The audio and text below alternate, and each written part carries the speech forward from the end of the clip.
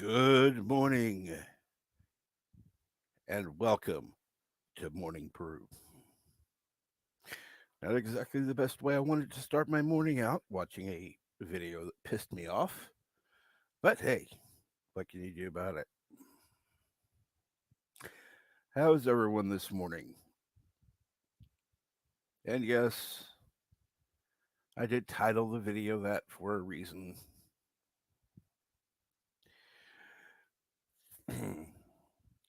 There's somebody I would like to stop by today who does not like the term New Year's. So, in order to avoid that, I didn't use that in the title.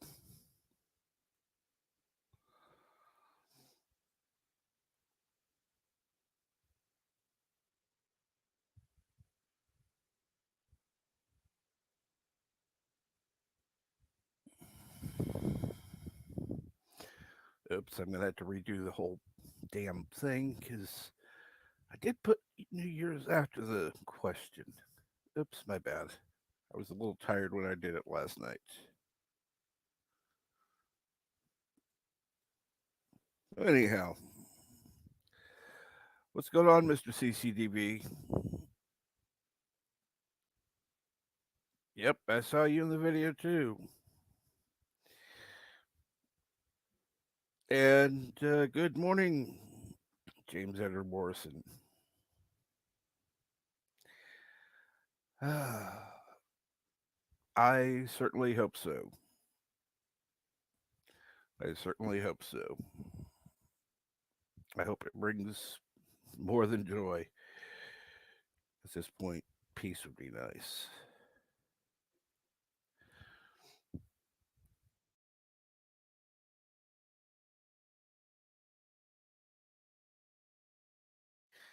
Uh,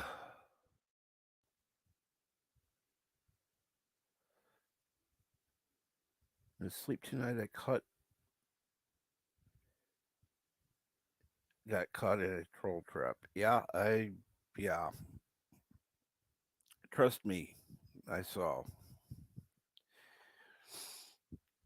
Thanks to LDG, I saw a portion of the video.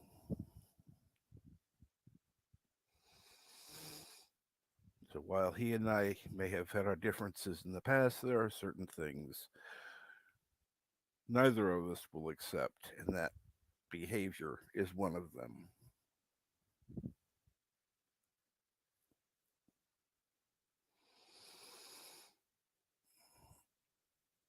I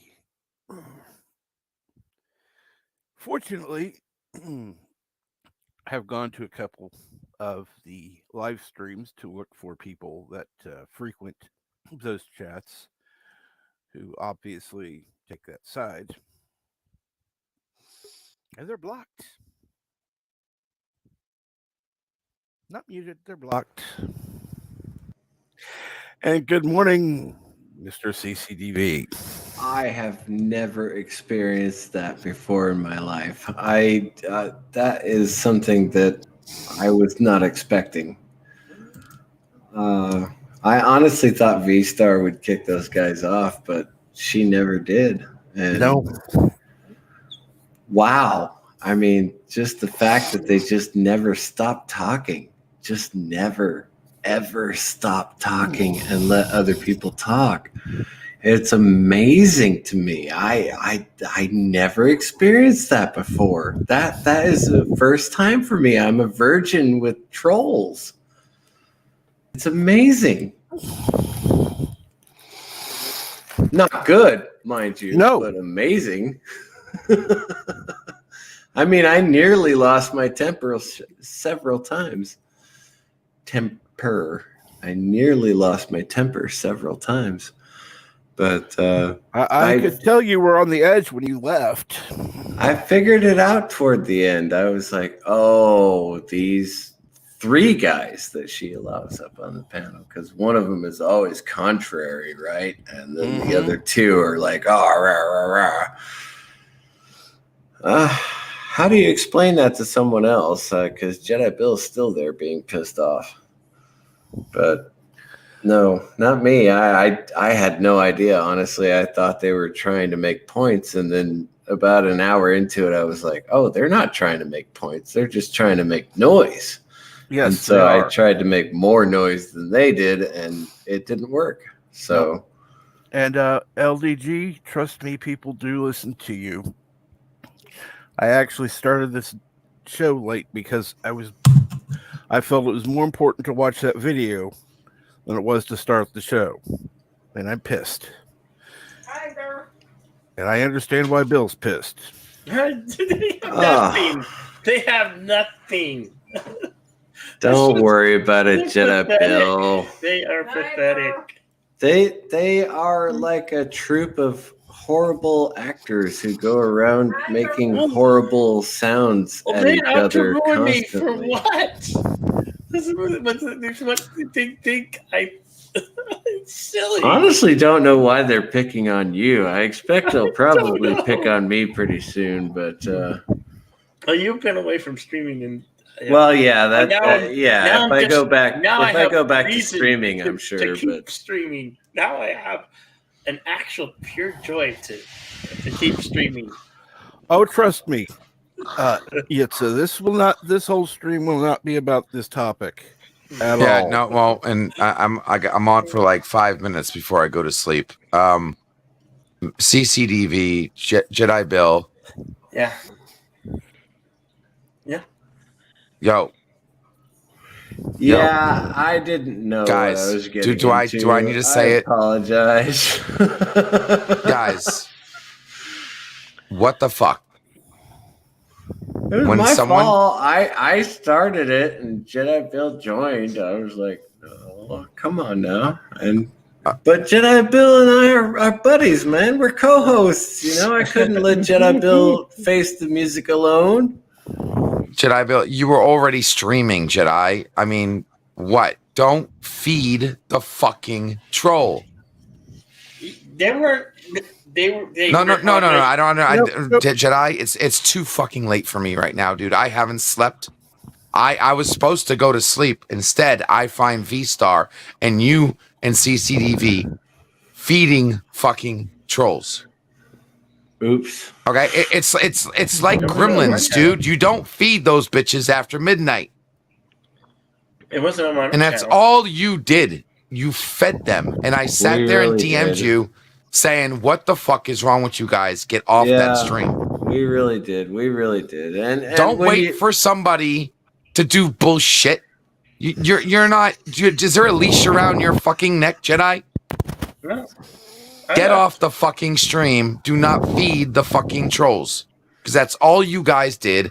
And if you guys get caught on their fucking channel making fun of you because they recorded the stream, Because they did. because it already happened to somebody else, all you did was feed the fucking trolls.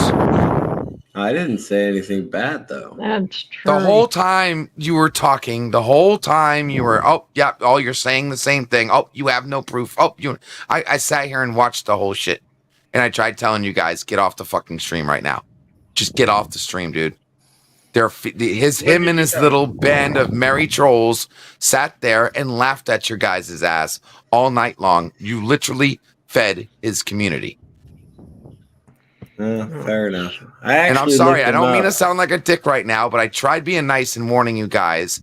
I tried to tell you guys what to do. It wasn't on my channel.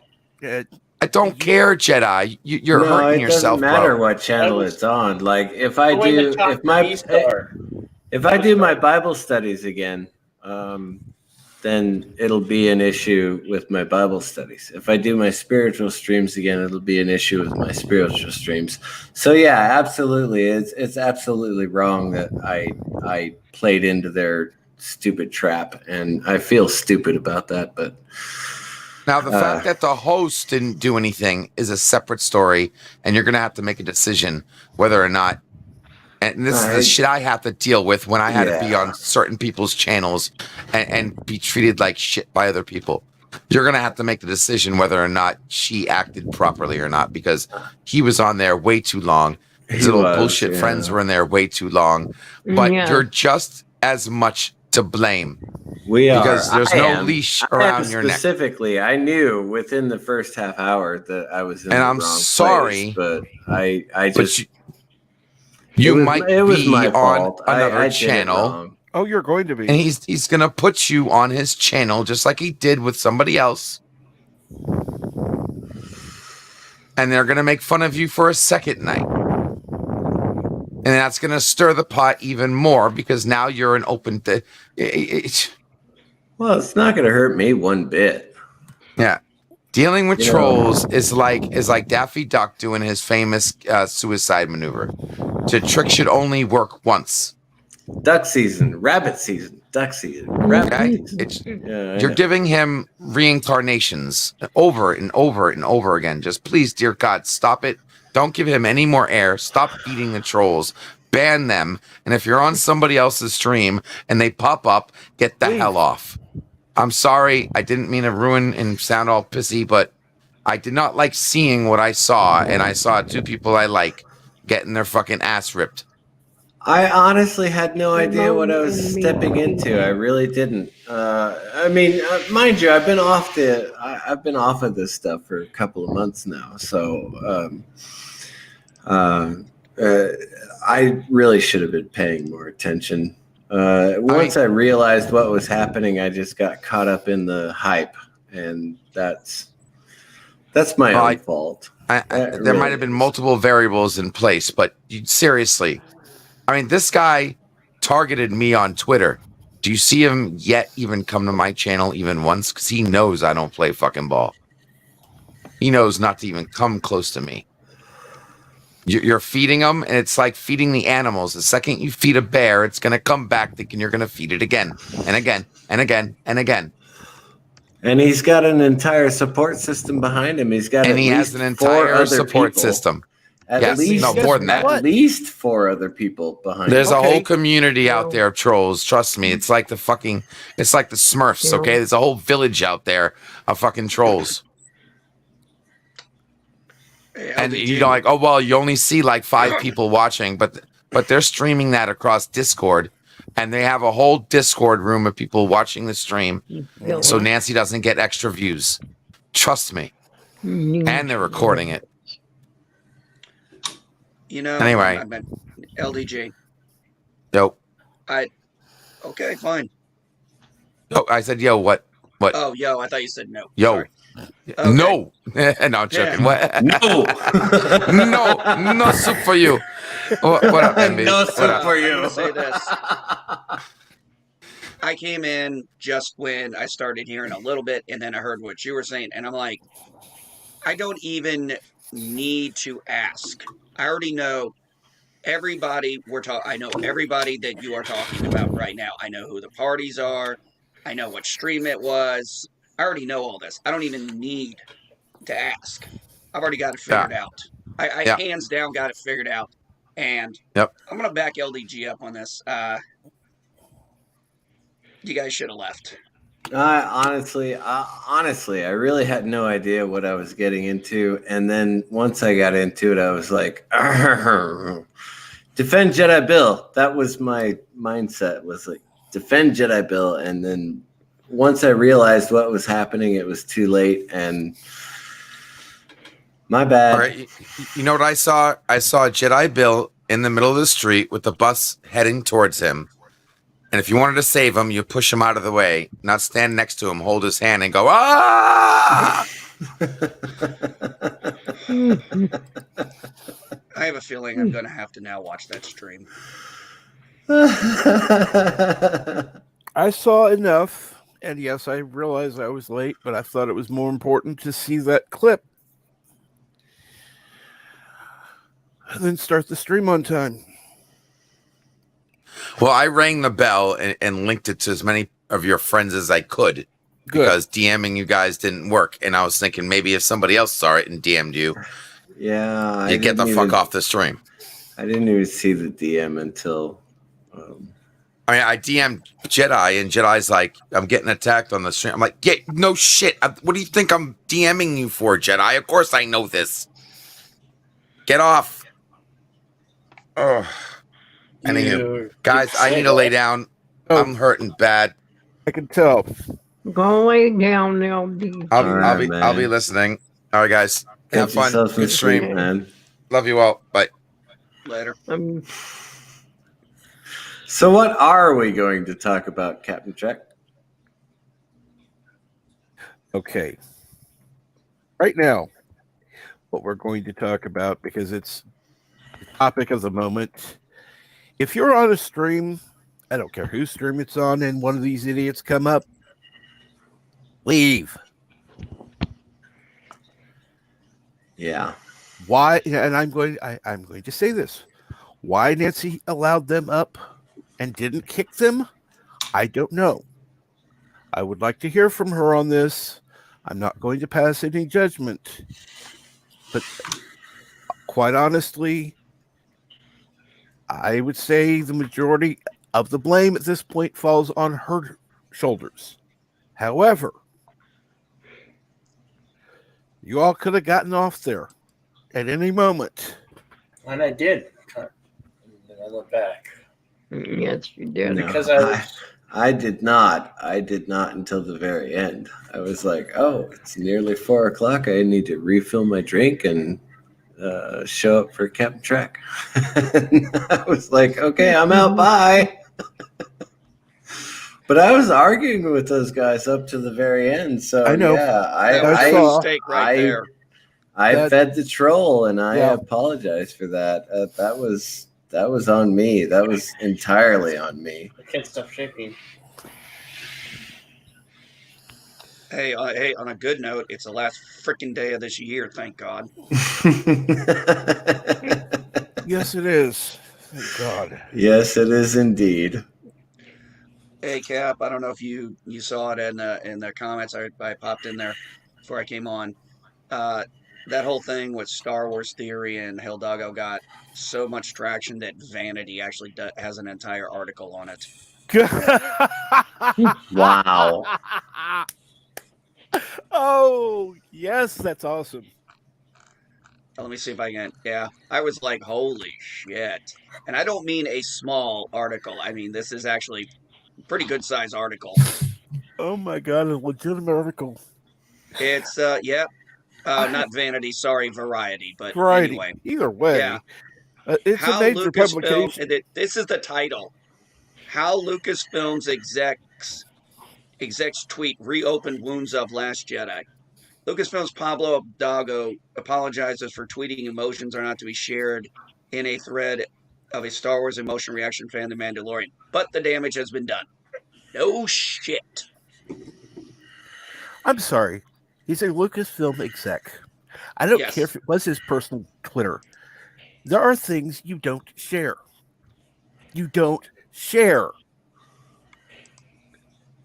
I just thought this was so interesting. Now I'm like, Hey. oh, it's in Variety. I I'm mean, like, there are ooh. people who have restrictions, just like There are people Mark who have Hamill restrictions, yes. could not make mention of things that happened in the movies prior to the movie coming out.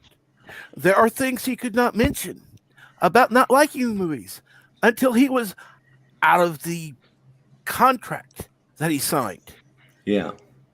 Okay, no, he's not going to come out the day after the movie comes out and says it sucks.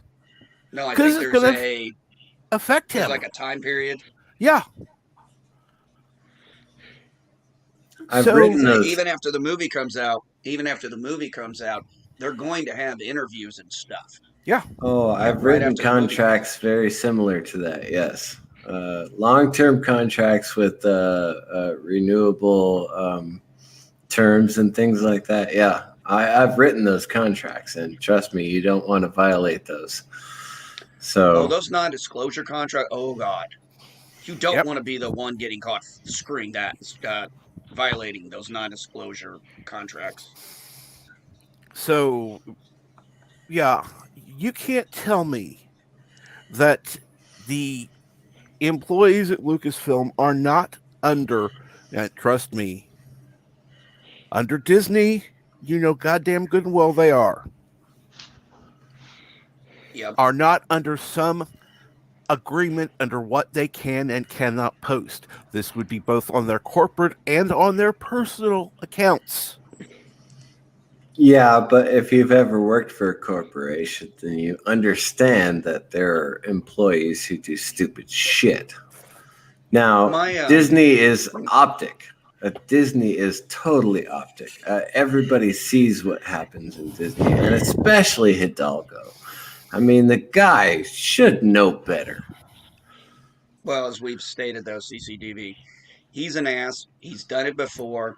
He just happened to do it to the wrong. It's like I called a trifecta. He did it.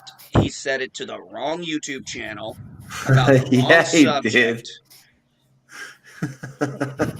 About the wrong subject. He picked the one guy on YouTube who has the biggest Star Wars platform. Okay, maybe that in itself wouldn't have been an issue, but he did it about a subject that was emotional for him, that resonated with probably most of his fans, his 2.7 million subscribers. I happen to be one of them. And I. And then uh, every YouTube channel I know of almost had a comment made about it. And, everybody was angry at Pablo. It's like, okay, dude, now you've crossed the freaking line.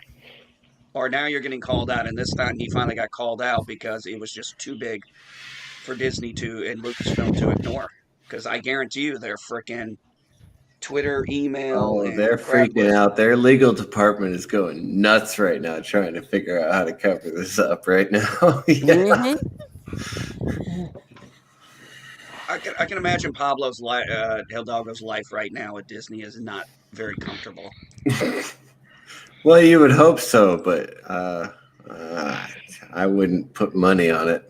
I wouldn't either. And you're more than welcome up here, Admiral JJ. In fact, let me drop the link back in. Poe, anyone is welcome, of course. Oh, good grief. I clicked the wrong window. There we go. Still have not seen Wonder Woman 84 yet. I don't intend to personally. I don't either. Unless my daughter or my family want me to sit down and watch it with them, I just don't have an interest in it. You know, it's pretty awesome. My mom, we created a wheelchair for her about 4 years ago, 5 years ago, something like that. Mhm. That had Wonder Woman, the old 80s, 70s, 80s TV show Wonder Woman Yeah. icon on it. We created a wheelchair for her for that. And she's been to multiple Comic Cons. She had her picture taken with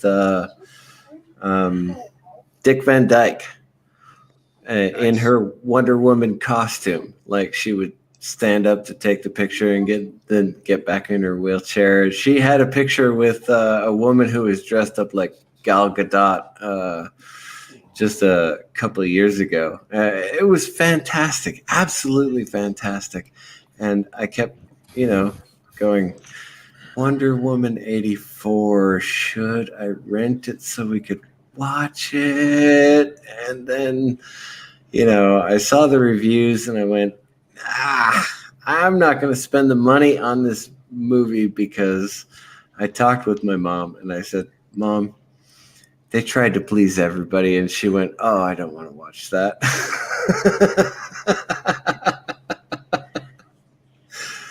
Because the Wonder Woman that came out just a few years ago, she watched that and she went, that's what Wonder Woman is supposed to look like. And then, the reviews came out. And I was like, they tried to please everybody. She's not as powerful. She's not as smart. She's not, she's got devices and things like that. And it's just, ugh. And she went, oh, I don't want to watch that.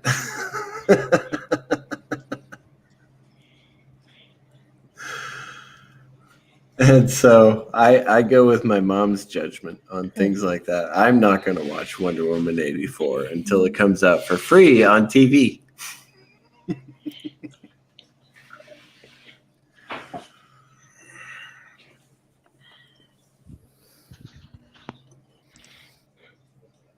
Anybody gonna watch Cobra Kai tomorrow?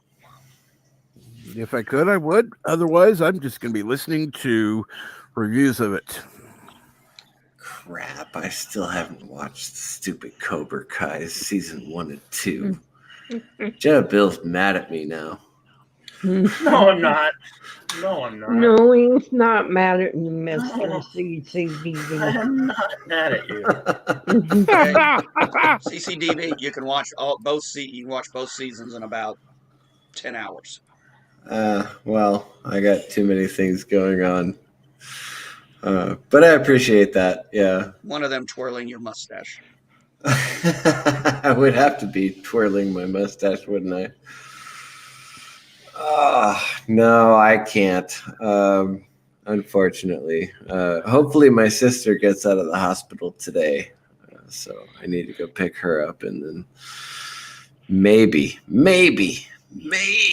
we can get my brother out of the nursing home so we can have his birthday celebration at midnight, because he was born on the 1st of January. How is he doing? He seems to be recovering a lot of his faculties, but I'm afraid that if we bring him home for a special night and then take him back to the hospital, he'll be really pissed off at all of us. Yeah. So I'm thinking that we probably should not do that this year. Especially since my sister is staying in his room. Yeah, that would be a little inconvenient. But no, this New Year's sucks altogether. My sister's in the hospital, my brother's in the hospital, and I hate fireworks. So yeah.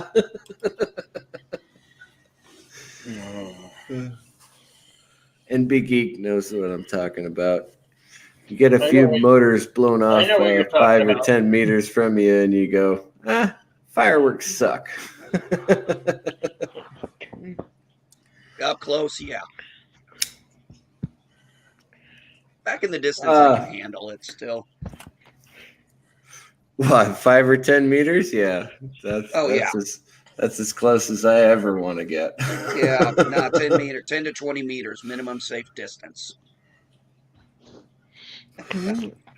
But down here in the, let's say, the southern western portion of the United States, lots of people end up going across the border to, let's say, a country. We'll call it Mexico. Yeah, and they come back with literal mortar tubes, and they literally drop mortar rounds into these mortar tubes, and they fire them off, and they explode overhead, and you go, oh, what pretty lights. And then I'm here in the garage going, would you just stop, please? Just stop, please. I don't want to hear that anymore, ever again, for the rest of my life. Please, just stop. Cap, check the private chat real quick. Yep, I have been.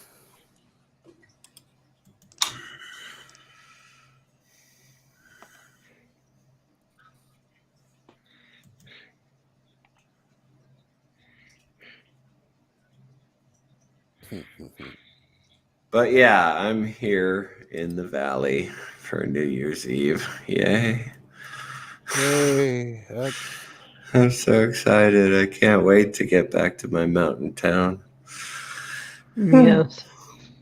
My wife and I have actually pretty much all but certain we are actually going to move closer to home. Tell me that closer to home is, let's say, the mountains of Arizona, and you want to buy my house for retail price. Yeah, not likely. It's more or less getting, I made it very clear to my wife. I was like, I'll go to Kentucky. I got no problem living in Kentucky. I'll live in Indiana. I said, we can pick one of those two places that are right in between the drive to see your family and to see our grandkids stuff. But I was like, there's no fucking way on this planet I'm moving back to the People's Republic of Illinois. I can't. You can come down. My nerves are up. Nina. You want me to give you some nerve pills? Yeah. Not nerve pills. You want me to give you some nerve pills? I don't know. Do you think they would help? You could always just come smack me in the head. That might work. I don't know. What do you guys think? Cap, you want me to answer that question? Can't stop taking. Hey, if you two Go want to ahead. move into my house, that's fine. But you got to pay the full rent. You can't just pay what you're paying in that slum that you're living in now.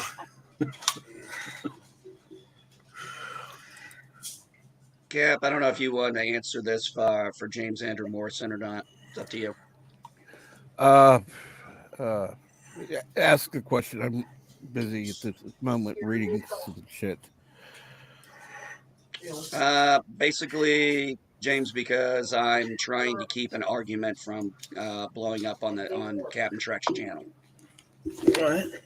Your nerves and may work. You think I should be on drugs? It's not. I'm done feeding the trolls, NB Geek. You don't have to worry about it. Well, it's not you I'm worried about. I'm worried about Cap.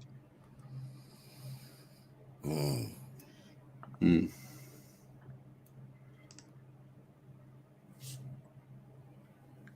I gotta start watching Echo Base Network more, man. They really do. Oh, some good stuff. yeah. And, okay. And that lovely madness, who's that?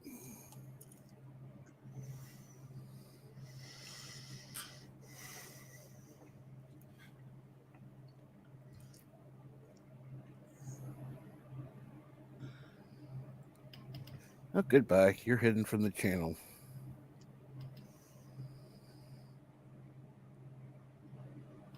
There. That's done. Easy peasy. Okay. I know. We know who it is. JJ, we know who it is.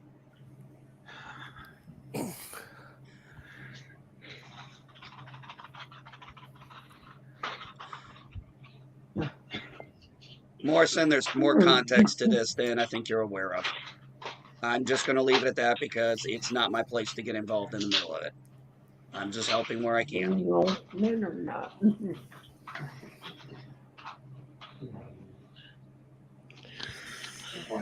Now, as far as the Star Wars thing, yeah, that Hidalgo was it. Yeah. Yeah, it was Go comment shut it. till Miss LDG ran his mouth. I think that was comment held in. I'm honestly, guys, I'm really tired of talking about Star Wars. Okay, let's talk about something else. Losing a friend channel. That's what I thought was trying to. I don't. Okay, so I watched a show on Netflix a few days ago. What was that show called? Now I gotta look it up. Oh, Sorry. I'm not sure it'll come up on recently watched or not. Oh, it doesn't have recently watched anymore. It says continue watching. Oh, doggone it. Yeah, I honestly hate have that no change. idea what I've watched anymore.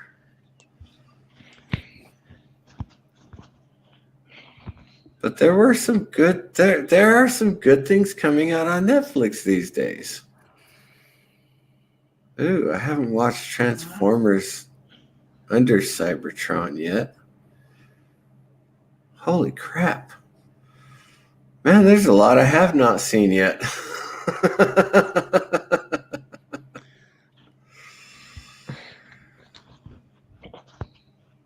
I'm watching the Frankenstein Chronicles with Sean Bean. It's not bad. It's not great. It's kind of just I put it on just Yeah. it's worth watching. I'll finish out the last season and call it a day. I think I have one episode or two left. Yeah, and that's pretty much where I'm at right now. I'm not on the YouTube as much as I used to be, right? And so basically what I'm doing right now is catching up on a bunch of stuff that, I mean, Netflix for a long time was suck ass, and then I go back on it over the last few weeks, and I go, there's a couple of good shows on Netflix. And then, of course, Hulu just has the standard. Hulu hasn't really changed. Amazon, of course, is charging for everything now. Even their free content is garbage now. So you just got to keep going back and forth, I guess, between the three major streamers and just hope for the best. And right now, I think Netflix has the best. Just the last couple of movies I saw on Netflix were pretty good. But I'm really picky. I don't know what. As Yeah, far wait a as minute. I don't know movies are why concerned. James Andrew Morrison has such a problem. I don't get it.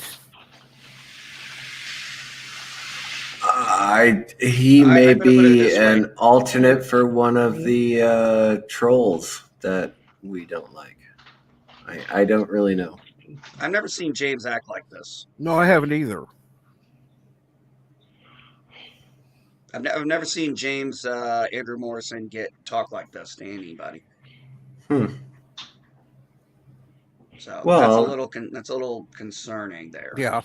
But as I said, James, there was an issue on another stream that why was I doing what I did? Because I don't want that argument from that stream to spill over into this stream. The issue has been dealt with and it doesn't need to be blown up here. Right. That's what I'm doing. And if you want to call that censorship, I don't give a fuck. And trust me, I read everything that was said in those messages that were deleted because I can. They weren't asking questions. No, they were just making noise. It was just insults. Constant all it fucking was, noise. James. And ironically, they insulted me to the point where person was not asking a question. In fact, I will highlight what that person said. Give me just a moment. They were expecting me to devolve to their level and insult them back, I imagine. And I never did. To my knowledge. Now, I may be mistaken, but I don't. And greetings, Joseph. I'm sorry that I was not able to. Let's see. Whatever. Well, fine. That's your business. Go ahead.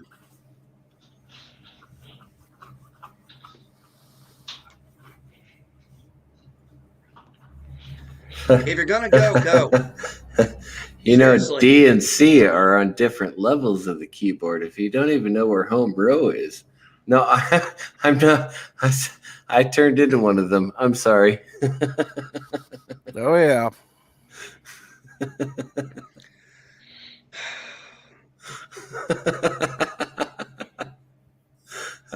I really am bad when I haven't slept and I've been drinking a lot.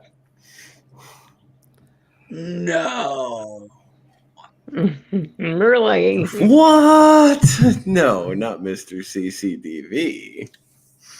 No, he would never do that. Mr. CCDV is a saint.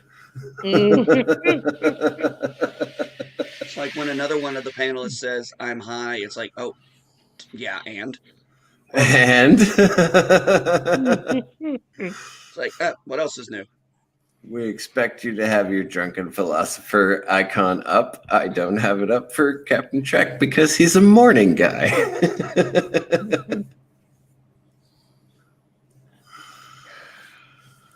Oh, jeez. So, yeah, streaming services, blah, blah, blah. What are we talking about now, Captain Trek? Oh, we're not talking about anything anymore right now. We're just That's true. We're really not talking about anything right now. Does anybody have any Cap? Do you have anything you're looking forward to for 2021?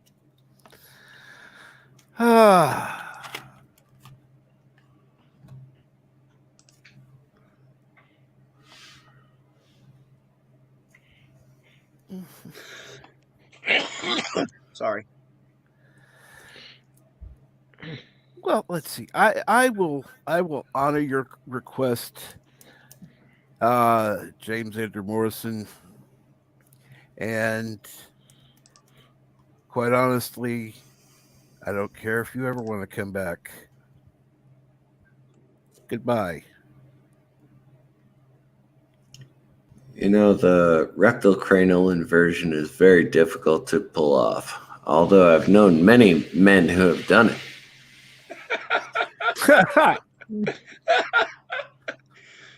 What is it? What was that best scene from Liar Liar? You've got your head so far up his ass, I don't know where you end and he begins.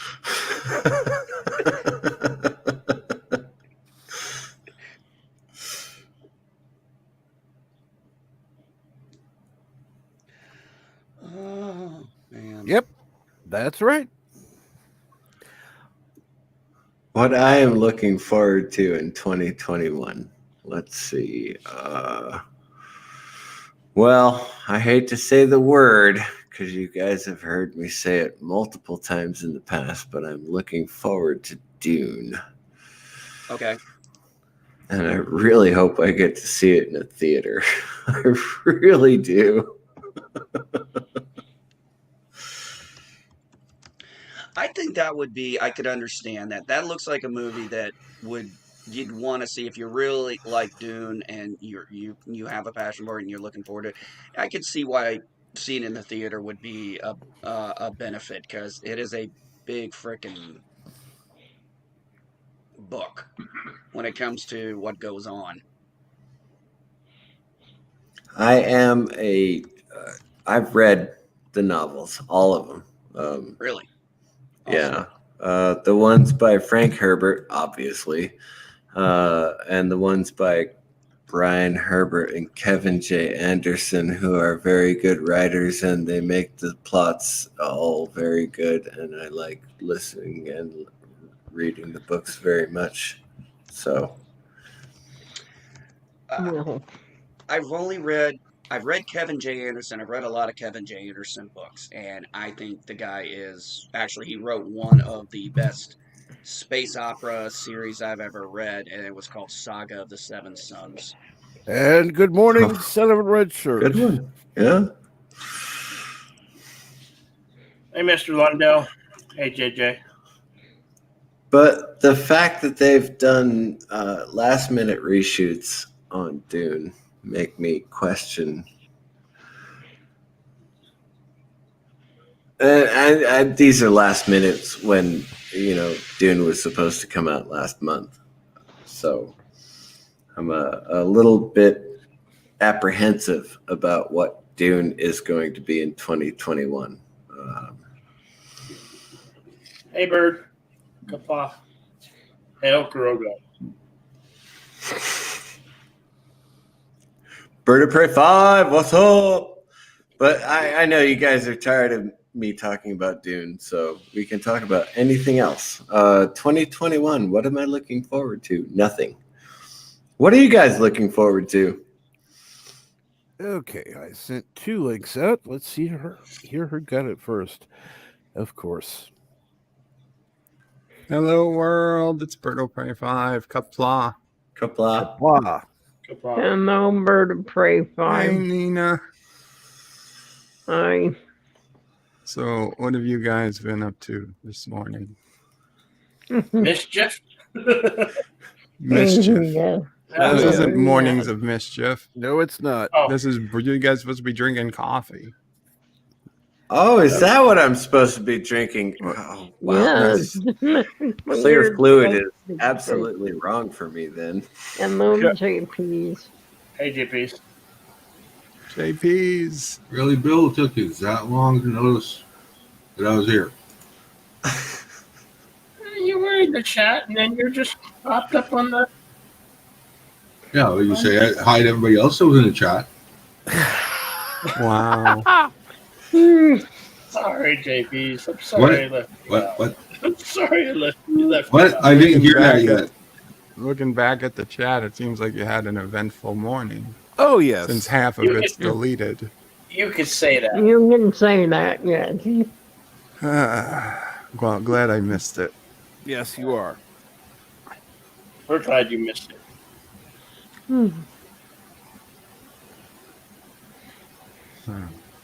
I don't know. I never had a fight with a troll before. Well, you did tonight. I did tonight, yeah. That So was popular that they had nothing on me. I know. probably the dumbest thing I've ever done, but and mind you, I deployed with the 10th Mountain Division on a bad ankle, so I've done some stupid things.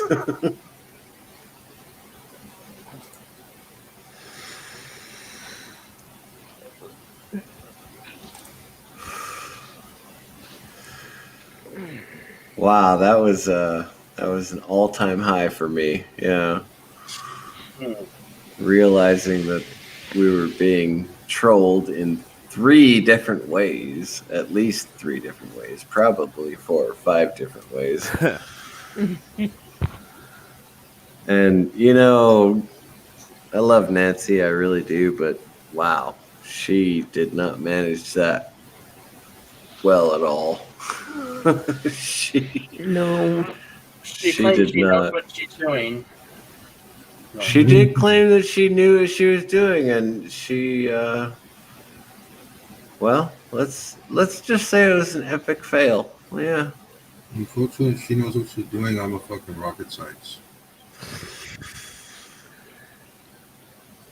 Let's see here. She said she knew what she was doing, and it turned out better than she expected. That makes me wonder what she Oof. expected. I don't know what she expected. Maybe Then. the whole thing was a setup. Maybe the whole thing was a setup. I don't know. I was just trying Well, if it was a setup, it never paid off. No. Didn't pay off at all. Well, the reason I was there is I wanted to be friends with her again, but now that's questionable. Oh, she's hidden from the channel, by the way, so she couldn't comment if she wanted to.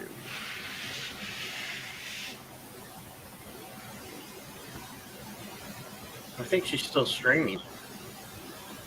That does make me feel like an epic fail, though. I mean, I really wanted to reconnect with her as well, but We're only human. We make yeah, mistakes. no worries. What the hell for? So anyhow, what have you guys got planned for today? Anything special planned for New Year's Eve? Whether it's at night or before you go to bed, type of thing.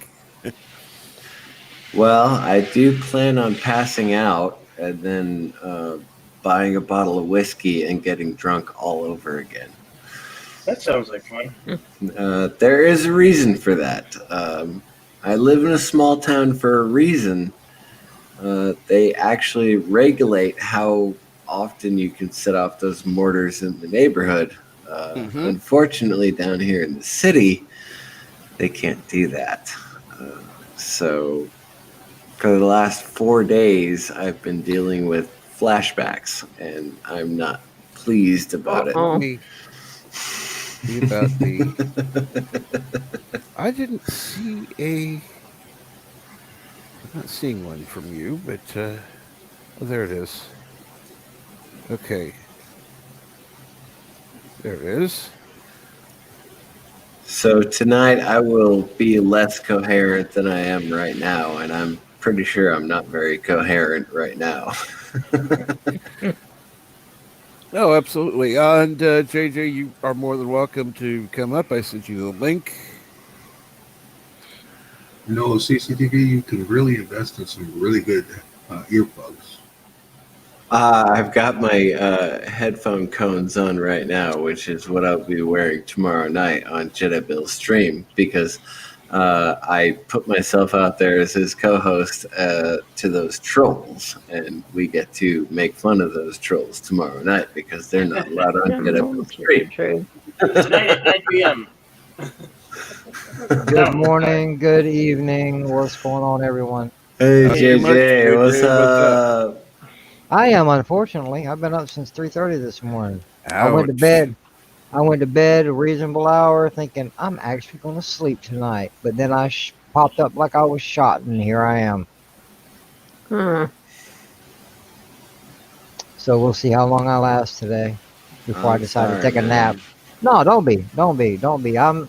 You guys know me. I'm an insomniac. No, Most of I the know what time, it feels like though. In the middle of the night, right? Like 3 o'clock in the morning, right? And you're yeah. just having this beautiful dream, and then you go, "Ow, god damn it! Ow, ow!" It's like I I don't know even Yep. that have to go to the feeling. bathroom. Why is my leg hurting so much? You know what? It's funny you say that because more than I like for it to happen, I always stretch a certain way and get a trolley horse. Oh Oh, hell yeah! yeah. Oh my God, yes. Roll over in bed and you go, oh, that feels good. Ow, son of a... Now I'm awake. Yep, Damn it. yep. I'm up. Or Damn it. there's worse ones where you're woken up by morning wood that feels like your dick ran out of skin. Wow, I can't say I've I haven't experienced that. had those since I was a teenager. Yeah. Oh, wow. But good for you, man. Good for you.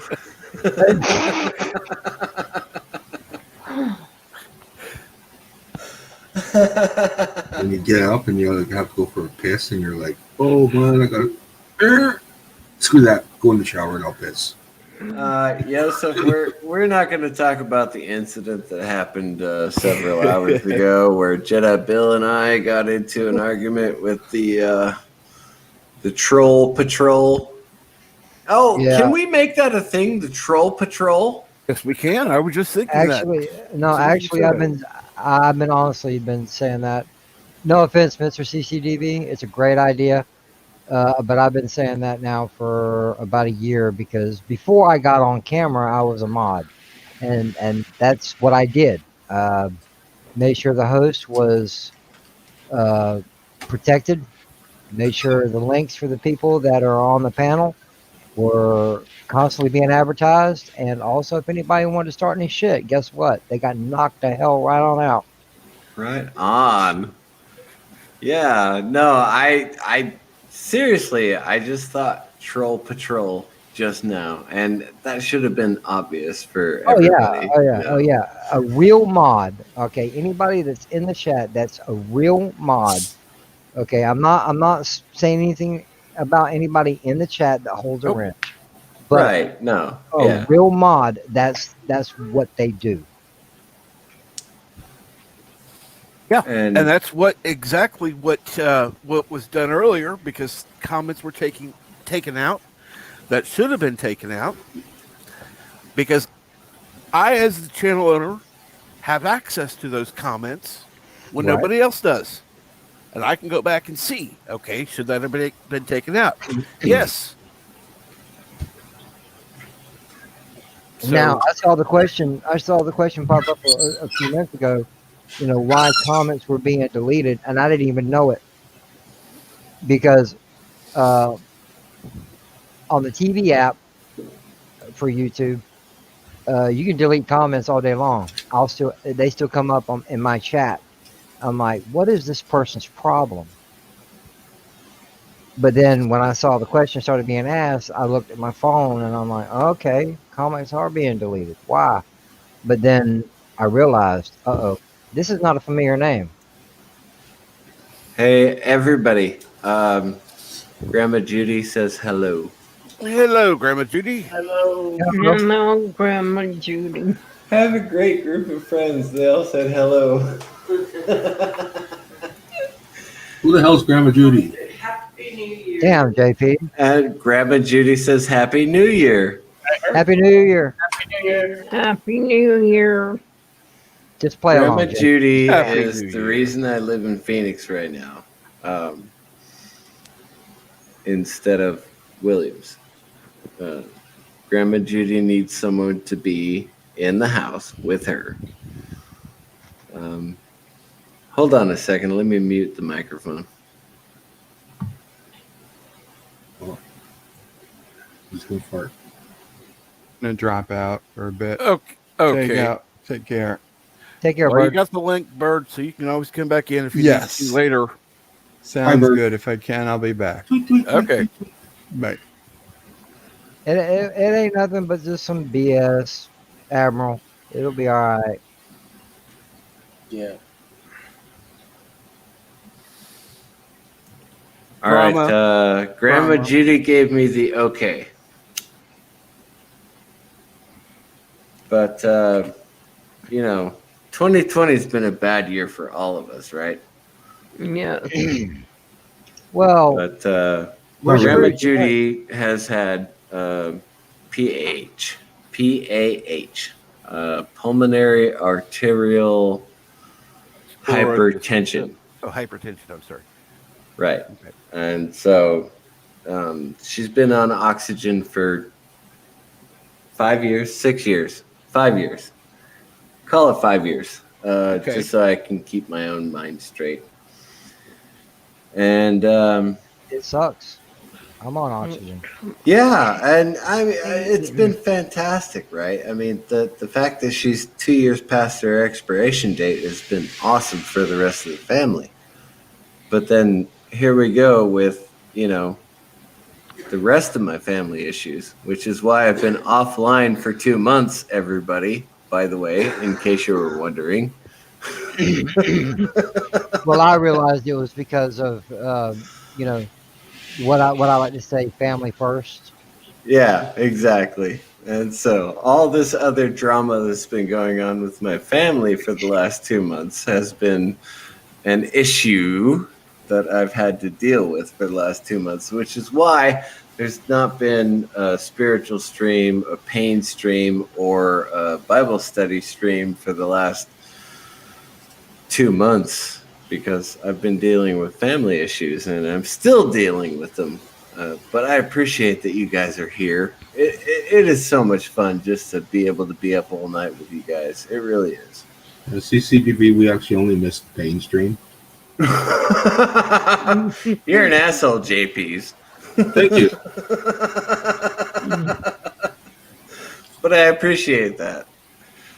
And maybe in a few hours I'll do a pain stream. I don't know. It depends how I feel. I kind of miss the cooking videos. Well, Now, that. here's the thing. When this all started, I called my ex-wife and I asked her to come pick up my son, Digit 11, who had all of the raw files, and they were supposed to be sent to Yitzi Lemons. He never did that. And so Yitzi Lemons does not have the raw files of my last cooking stream. So What's ironically, he doing? What was he supposed to be doing? Editing? Yitzi was actually going to create some animation for the cooking stream, because I did shrimp scampi. And so I actually showed how to clarify butter properly, because I showed you guys how to clarify butter in a microwave, which worked specifically for chicken piccata. But I showed how to clarify butter properly on the stove, and then did chicken piccata, shrimp scampi properly on the stove as well. Right. Along with a beurre blanc, the sauce that goes over. Trust me, it is absolutely beautiful. However, the raw files never got to Yitzi, and so I feel kind of bad about that. But I need to go buy a new SD card reader to plug into my computer to make that actually happen. So it'll be a while before that video gets uploaded. However, there's no reason I can't do like an apple pie video or something like that. So I may do a cooking video in the near future. I just don't know when. You got all the memory cards and stuff like that. You just need the reader, correct? Correct. Yeah. Okay. All right. You can, if you wish, you can DM me. We can work something out. Okay. Well, Readers are not that expensive. no, I know, and it would have to be a USB hub along with a reader. Yeah, I Actually, know. you know what? No, actually, I got rid of my speakers. I don't need the USB hub now. I just need the reader, so I can grab that from a truck stop for crying out loud. So yeah, it's no big deal. I can do that real quick. But I need to upload the videos and send them to Yitzy and see if he can do the animation, because Yitzy hasn't done animation in many years. And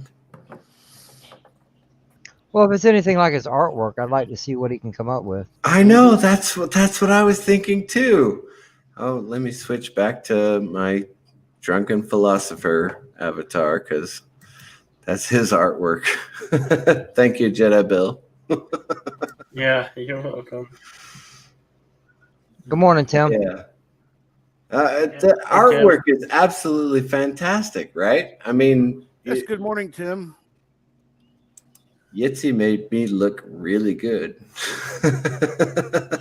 Well, all the avatars I've seen Yitzy do, um, all the Bills, yours, Nina's, Deej's, and everyone else, it's just splendid work. Here's mine. That's my And Yitzy original. I That's really cool. do. Honestly, Yitzy, I really appreciate that. Having to push people out of my life for a few months has been trying. Yeah, trying is a good word. Yeah. But repairing my relationship with Digit 11 and getting into the rhythm of being in a garage instead of my own Should we house get some instruments and start a band? I should start a band, right? It would be literally my garage band. Well, believe it or not, And there's we a lot can of. call it the garage band. If that's going to be your permanent resident from here on out for the foreseeable future, I've seen a lot of people turn garages into studios into some aspect. Oh yeah, I'm not worried about it right now. I don't know what the final prognosis for my brother is, and this is literally his house. I may be paying the mortgage, but it is his house. Well, So that's understandable. I'm just saying, if you're going to be there and you want to keep being on YouTube, and even in the slightest aspect of it, to have you a desk, a chair, have your stuff set up to where if you feel like it or if you're able, you can jump, do a stream, be on a stream, just a lot of simple fixes. Even a good old fashioned stool with a workbench, that oh makes no, a great day. I actually brought my computer desk and my chair down here. I Okay. literally set this garage up as well, a quarter of the garage as my house. So hopefully you guys will be seeing a lot more of me in the coming months. But again, that all depends on. It's a fluid situation right now. There's no way I can tell you right now that my brother's coming home next week. My sister's coming home this week. There's no way I can tell you that. Oh no, I What would I can never tell you expect right you now to. is that I'm living in the goddamn garage. There are worse Yes, places to live. he's not Yeah, happy with yeah, no me. doubt. You could be in a parking lot somewhere in your truck. Yeah. Hey, trust me, I had one time when I was going through my divorce. I ended up getting the nickname by the guys in the house as Token because I was the only white guy and I was sleeping on the couch. Right on. They, Cool. they started referring to me as Token. Whenever anybody came over, they were like, yeah, this is Ippolito, this is Prince. Larry was the guy introducing, goes, yeah, that's Token over there. Yeah. And I just started laughing. At first, I was like, is he talking about me? I was like, oh, yeah, I am the token white guy. I like that. you know what? I've been to parties like that, so I fully understand. Hey, trust me, the nickname stuck for the whole time I was there. Oh no, I've come to understand that I'm not allowed to say that anymore. No, it was just while I was there. It was just funny. But, you know, they were good guys. They were good guys. One of them was the guy I went to Airman Leadership School with, and man, he was awesome. I haven't talked to him in years, but he was Let's awesome. see. And actually, to answer your question, at let's see. I was gonna say Greenwich Mean Time, right? Yes, So Greenwich Mean Time. Yes. it's already tomorrow there? No, it's it starts not. tomorrow Okay, at 10 so a.m. Greenwich Mean Time. So whatever 10 a.m. Greenwich Mean Time is. So whatever. Well, maybe it is. I don't know what Greenwich Mean Time that's is right. 2 a.m. for us. 3 a.m. for Captain Trek. At 4 a.m. this morning. 4 a.m. Okay. This morning was when Samoa and Christmas Island went into the new year. Oh, they're already in the new year. Yeah, there's a couple. Yes, so is New Zealand Australia. went into the new year. And at 5 cow. a.m. my time. And the little island of the Tonga is technically the first one, but yeah, basically Christmas Island, Quebec, Samoa, it's all at 10 a.m. Mountains of Elysium is here. Hello, Mountains of Elysium. Good Christmas morning. Island is already in the new year. Hey, that man. happened at 4 a.m. this morning, my time. So at 4:15 your time is when New Zealand, and then most of Australia is not for till 1 p.m. Greenwich Mean Time. You know that Much of Y2K Australia at 7 a.m. my time. That Y2K costume party I went to back in '99. We should have known. Excuse me, I'm going to say good night to everybody. Good night, Nina. Good night, Nina. Feeling Good night, Miss well. Nina. We have a stupid cold. I hate Get you some this. rest. Get you some rest. I will. Good night. Good night, Nina. So it's 12 p.m. It's 12:09 Greenwich Mean Time. So Australia should be celebrating within an hour or so. So what you're saying is we should have known before we started drinking that we knew that the world was not coming to an end at Y2K. Correct. Yeah. Well, you know, the couple people I know in Australia, right? They're anywhere from 12 to 16 hours ahead of me. It was a lot more fun to pretend that Arizona was the middle of the universe on Y2K. I think everybody thought that, no matter where you were at. Oh, yeah. I didn't care. I truly didn't care, but I didn't either. I dressed up as a vampire, for crying out loud. You know, it was so honestly, much fun. it was 1999, and I was in the Marine Corps, so trust me, they were like, they came in and they said, look, don't fucking worry about that stupid ass goddamn Y2K bullshit, okay? We're still going to CAX in February. Fucking deal with it, you morons. That's the way to do it right there. He just threw out the cats, man. That's awesome. Hey, that's how Marine Corps, that's how the Marine Corps I don't think was. you should say that word. Which one? Never mind. Yeah. Cats. Trust me, there wasn't too many words that weren't allowed to be said. I pretty much got called most of them. Although I think my personal favorite was the lieutenant calling me a slime ball. Right before he told me he was gonna give me an NJP, and then I snapped straight to attention and said, "Read me my rights, sir. I request trial by court martial." Was that a second lieutenant or a first lieutenant? Second lieutenant. Yeah, that makes sense. He said, I'm putting you in for an Article 15. I said, sir, read me my rights. I request trial by court martial then. He goes, what? I said, I will not accept the NJP. For those of you who do not know, a second lieutenant is a O1. That's 01. That means he's a private in the military. He really has no clue what the hell he's doing. He really doesn't. O2, first lieutenant. Has about 2 years under his belt.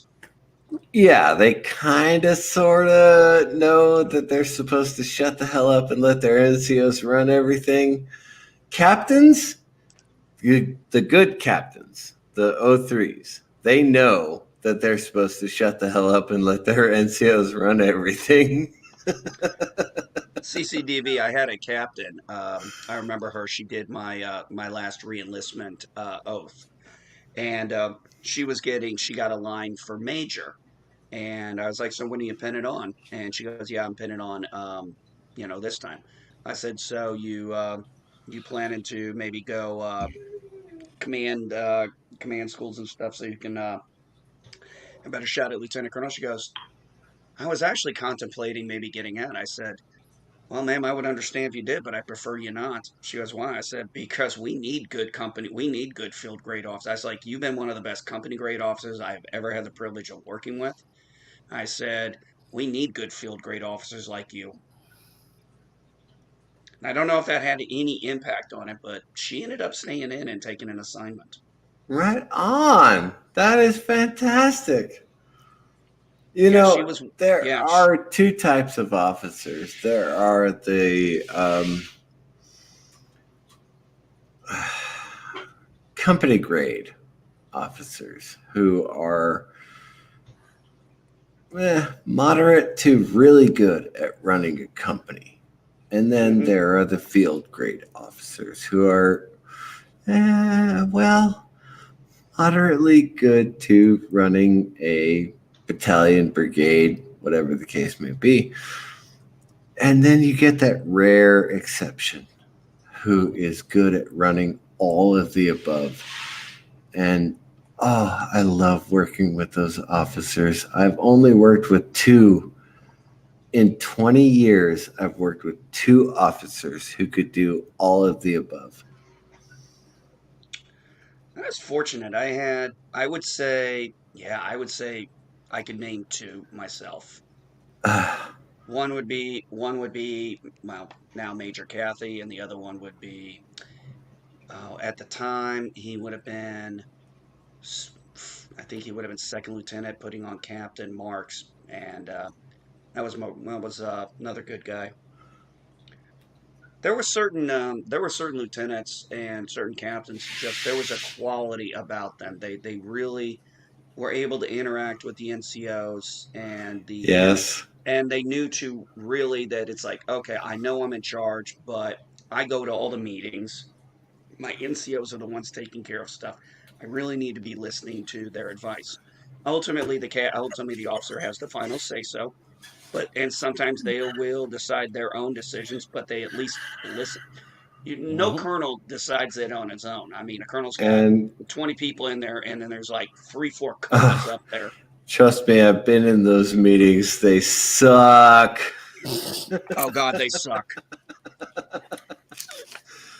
But, Mission briefings suck. I don't care here's what a anybody funny says. story. Ironically, and this is literally ironically, I ran into a lieutenant colonel who was my second lieutenant when I was a private first class. Okay. And this was, God, how long was it after that? Let's see, 96 to 2012. Somebody do the math.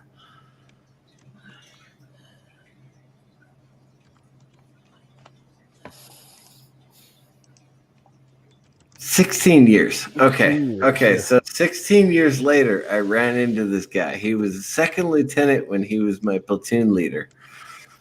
And when I ran into him, he was a lieutenant colonel. He's probably a general now. I honestly don't know. I haven't followed his career or anything, but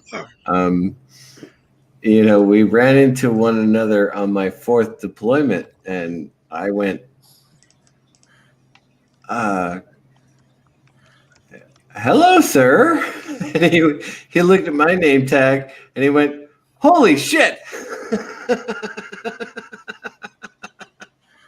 He remembered me. I remembered him. He said, "General or Admiral at the time, Admiral. I really want this guy on my staff." And the Admiral went, "No, he needs to go up to Mosul." And I went to Mosul, and then I went to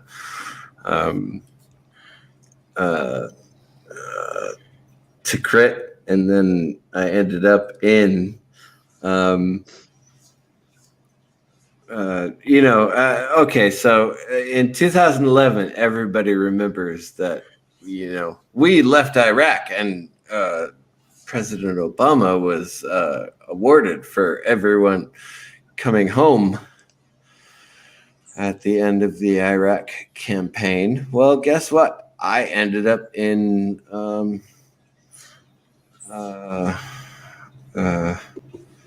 one of those not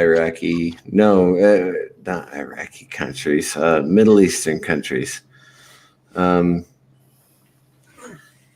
I was there for 4 months waiting for my contract to end. It's like, wait a second, we're out of Iraq. I was sent to Iraq to write contracts for Iraq. And no, I ended up writing contracts for Afghanistan for 4 months. 4 months after we left Iraq. But our glorious former wonderful president got credit for bringing all of us out of Iraq in 2011. Wasn't that wonderful? Qatar. That's where I ended up. Qatar. Now, Qatar was not a bad place. I actually enjoyed being in Qatar. Nobody complains about going to Qatar. Good. Hey, CCDB. When I was in the Marine Corps, I ended up at Camp Lejeune for 3.5 years. Well, there's your problem. No, you weren't infantry, therefore you weren't shit in Lejeune. I was a radio operator, I mean, I had my job. I was at Headquarters Company, 6th Marine Regiment. I was in the comm platoon. Our colonel, our CO, was full board Colonel Robert Neller, and he he was there until a little bit of my time. I was there from I got there in '99. He left somewhere around 2000 to take over 3rd Mardiv. And here's the thing. Yeah, that's a nice upgrade from a regiment. That is a very nice upgrade. Division. Yeah, it is. Yeah. Well, my buddy, one of my buddies who was the chaplain's assistant / bodyguard, which people didn't know this, he was actually one of the few religious people who could carry a weapon. Yes, he was allowed to carry a 9mm. Yeah. Because he was the chaplain's, he was the chaplain's assistant / bodyguard. Yes. But so my buddy Matt Stoner, him and I talk on Facebook, and he told me, he goes, "Dude, you're never gonna guess who is retiring from combat out of the Marine Corps." I said, "Who?" He goes, "Neller." I was like, "Neller, Colonel Neller." I was like, "Our colonel, our regimental commander." Yeah, he's like, "He's retiring." I was like, "No shit." Okay, I hadn't kept up with the Marine Corps, so I hadn't really, paid attention. It was combat out at this point. Wow. And it was so funny because I looked up the picture of Neller as combat out of the Marine Corps. Son of a bitch looks exactly the same as he did when he was a full bird colonel.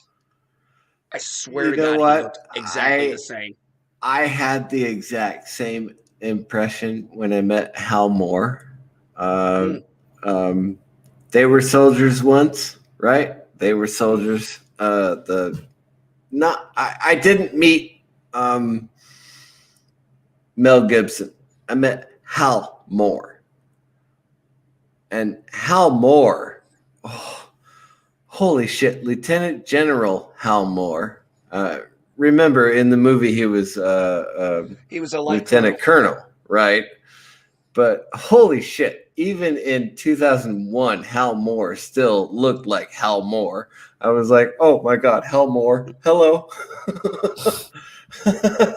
I couldn't stop shaking his hand. I was like, hello, Hal Moore. You're wow, you're Hal Moore. Under Commandant Johnson, it was Commandant Jones. I served under Krulek was Commandant when I came in, and Jones took over during my time in the Marine Corps. I was actually part of the radio unit that was helping to land his helicopter because that's how he liked to fly, apparently. And do on you Cape know how to Lejeune. land a helicopter? Because I do.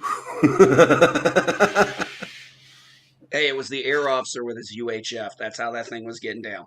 I actually got a chance as a still wet behind the ears E3. I got to actually have a conversation with Sergeant Major McMichael, the Sergeant Major of the Marine Corps. Now, you want to talk about intimidation as hell, meeting the highest enlist, being, still fresh in this, only been in maybe a year, a little more. Right. Yeah. Meeting the highest ranking enlisted man and him actually having a conversation with me. It was only a few minutes, but still, that was kind of like, oh, that's a like, memory that lasts. Awesome. That is a memory that lasts, baby. I understand that completely.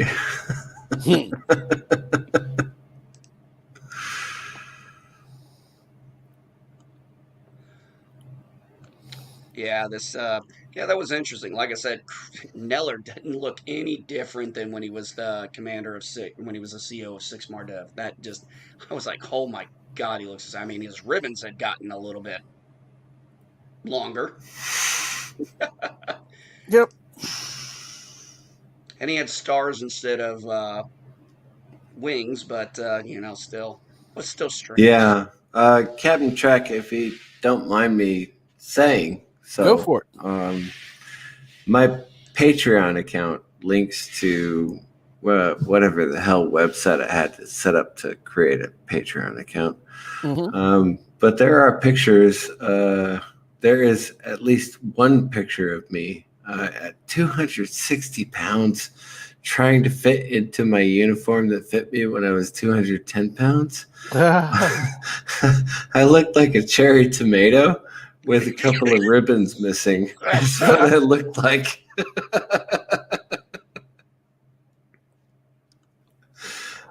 I looked like a cherry tomato with a couple of ribbons missing.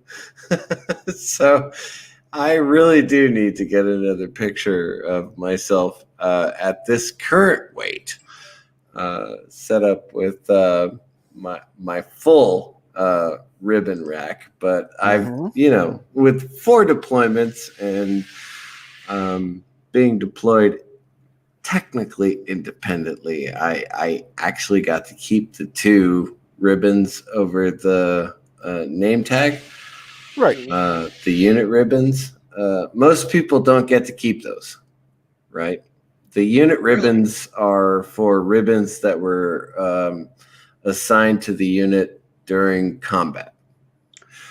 And yeah, but most units, I know what you're talking about. Never mind. Yeah. I'll explain it in a minute. Most units have had those since World War II or Vietnam at the very latest. But my 2 ribbons were from Iraq and my last deployment, Iraq, Afghanistan, technically, but it was really awarded for my time in Qatar because I wrote so many contracts in Qatar.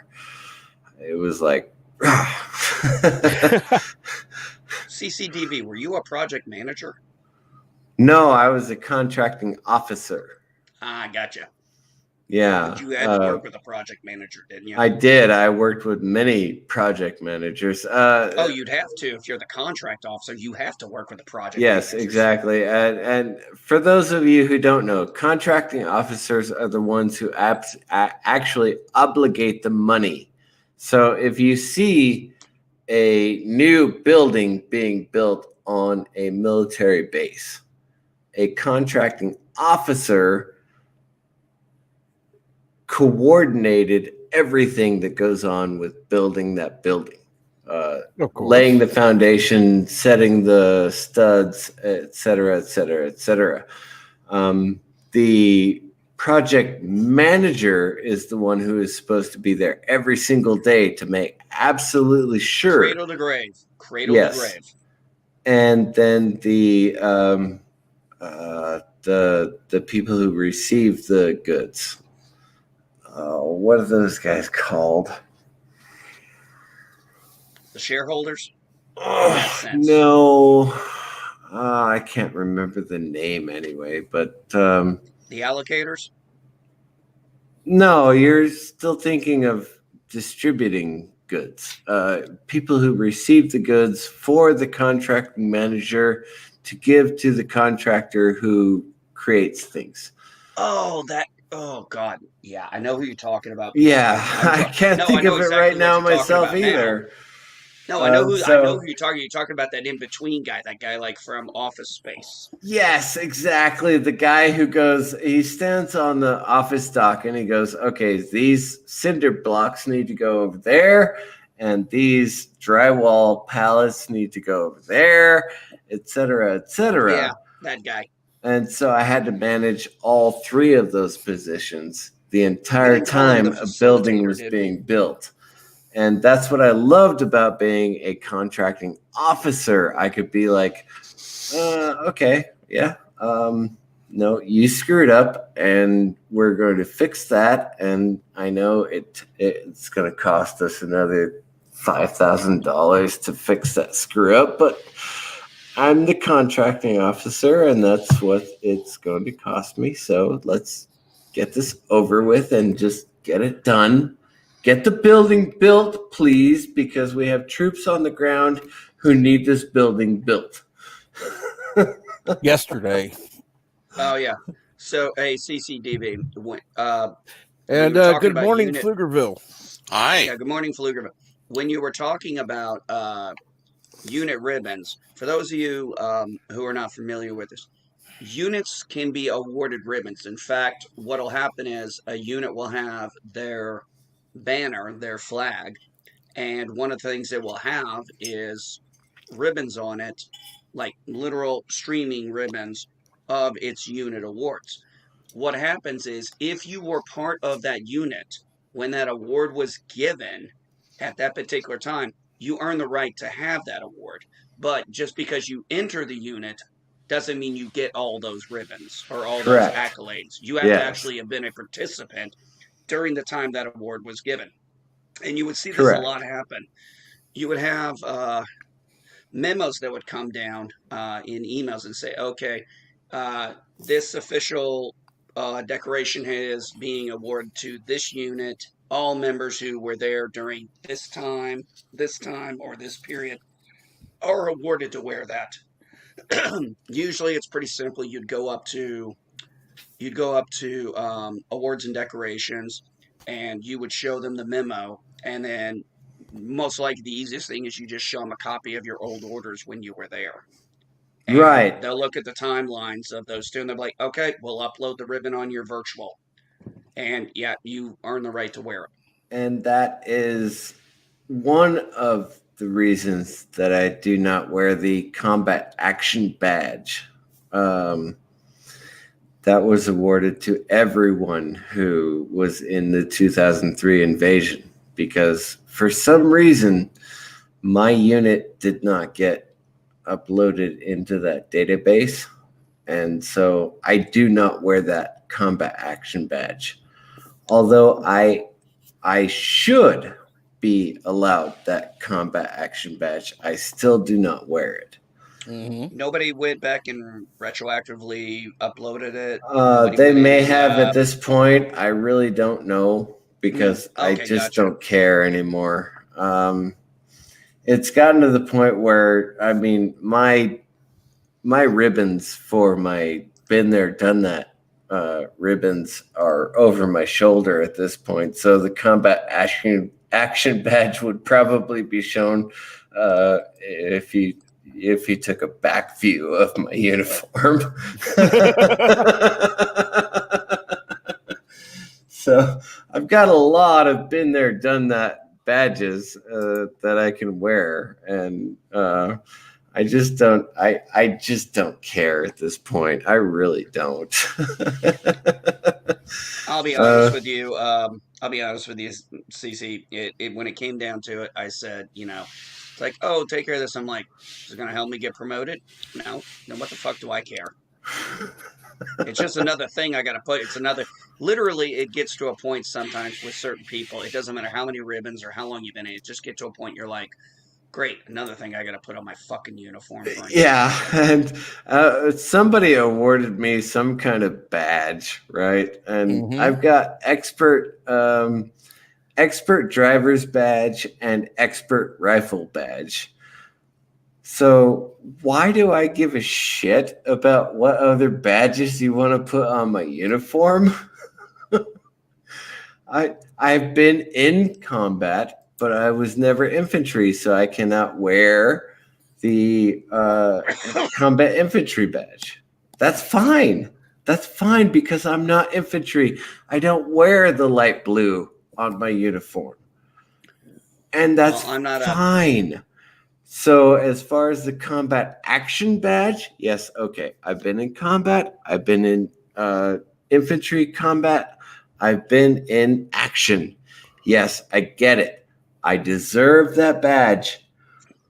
Am I going to make a shit about it? No, I'm not going to make a shit about it right now because I'm not in the military anymore. So I don't care.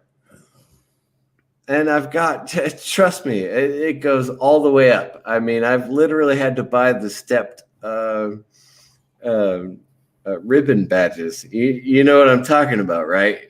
So ribbon badges come in rows of 3, and most people never go above 9 badges, right? I've got fucking 12 badges. I've literally had to buy the stepped badge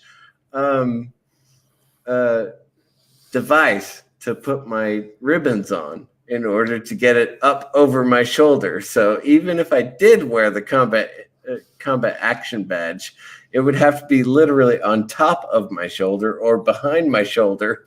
I literally could not wear it anyway. I got a funny one for you, CCDB. I actually met a guy in uniform. Go right, honey. Yeah. Okay. He had a decoration, and it's a pretty good one. I don't remember which one, but he had so many. When you get an additional award to that, they put devices on it. Silver and then gold, yeah. Yeah, you start with the bronze ones, and then if you get 5 or more. Yeah, I've got 2 silver so you can have silver, Army bronze, achievement badges. He had badges. so many silver devices. He had so many silver devices on that one ribbon. He had to actually get a second ribbon because he was awarded that many times. Because there were not enough knots to put on it.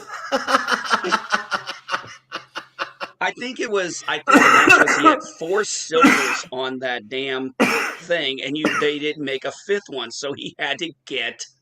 And so it's like he had to get another ribbon. I was like, why do you have double? He goes, oh God, you don't want to hear this. So I was like, no, I do want to hear this story. That's the reason I don't have an extra Army Commendation badge, because I have a silver Army Commendation badge, and I can't, they don't make gold Army Commendation badge. So I would have had to get another one. But my 4th deployment was Joint Commendation. So I have Joint Commendation as my highest award. 18 years, senior non-commissioned officer. My highest award is a Joint Commendation badge. Hey, if it's any consolation, CCDV, I never got an achievement medal for anything I did. I got one commendation medal, and that was when I did the Defense Intelligence Agency, and it was a joint operation. You know what I got that thing, and you know what?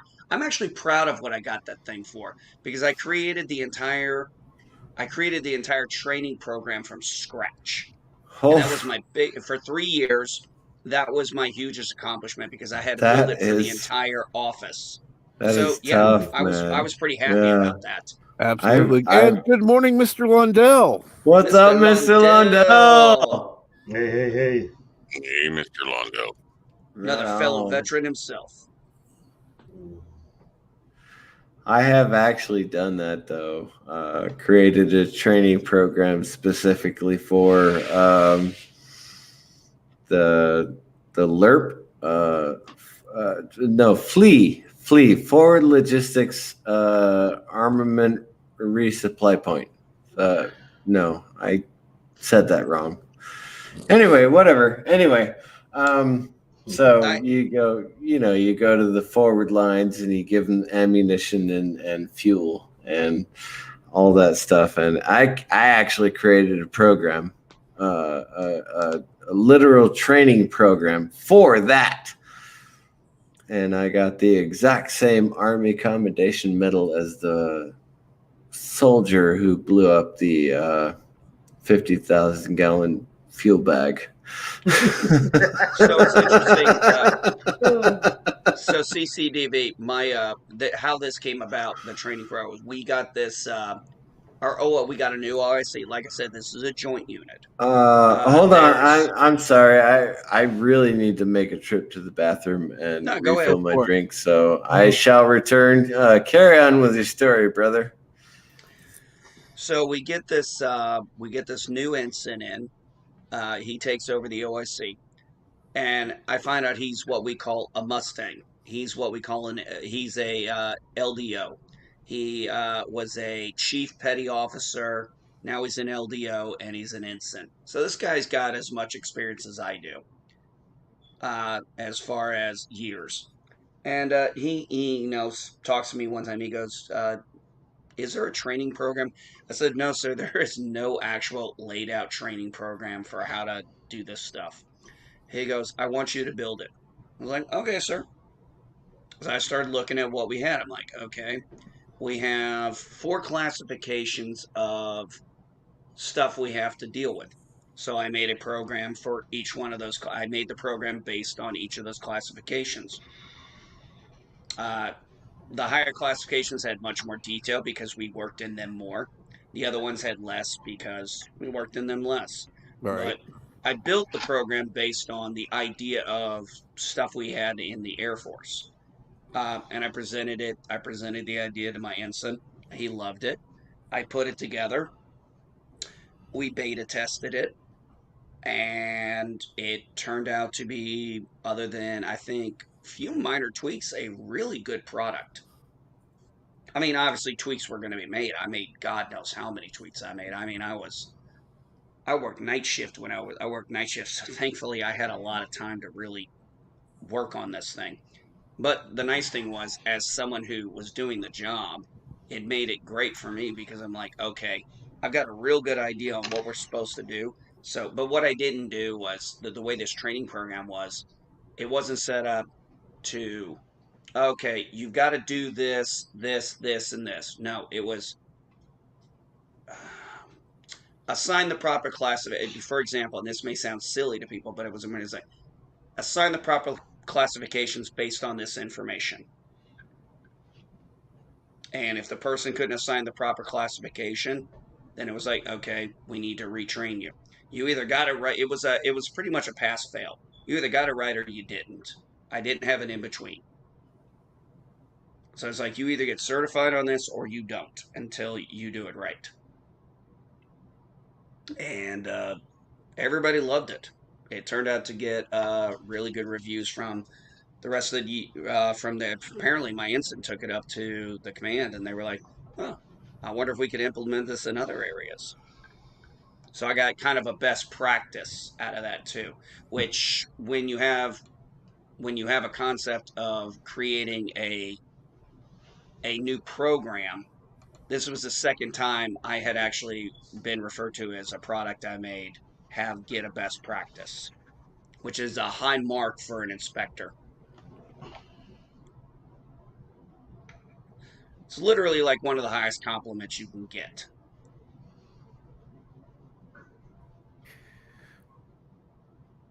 So, Mr. Lundell, what have you got going on this morning? Any special movies? Mm, Deluge. It's a pre-code uh, disaster film, so it may be kind of interesting. Disaster. Yeah. Yeah, That sums up 2020, by the way. So, 2020 was not that bad. People need to quit bitching. No, oh, seriously, quit oh, bitching. It's not what we would. It's not what we've been told it was going to be. It's not as bad as people have been making out. Okay, it's just another year, and you should be saying you should be. Thank you, Lord.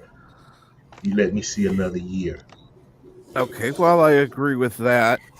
I disagree because we have been fooled by governments into believing a virus, which is honestly no worse than the fucking flu, I is know. locking down every fucking country in the world. Yeah. What are you going to do about it? What am I going to do No, about it? what are you going to do about it? What That can I should do that about it? that should be the question for almost 300 million men and women. What are you going to do about I'll it? tell you what I'd do about it. What? Okay. Get bare armed and fight the tyranny It of don't have to. evil It men. no Jedi. It doesn't have to be Mm-mm. that extreme. But what are you Hey, going to do guys, about it?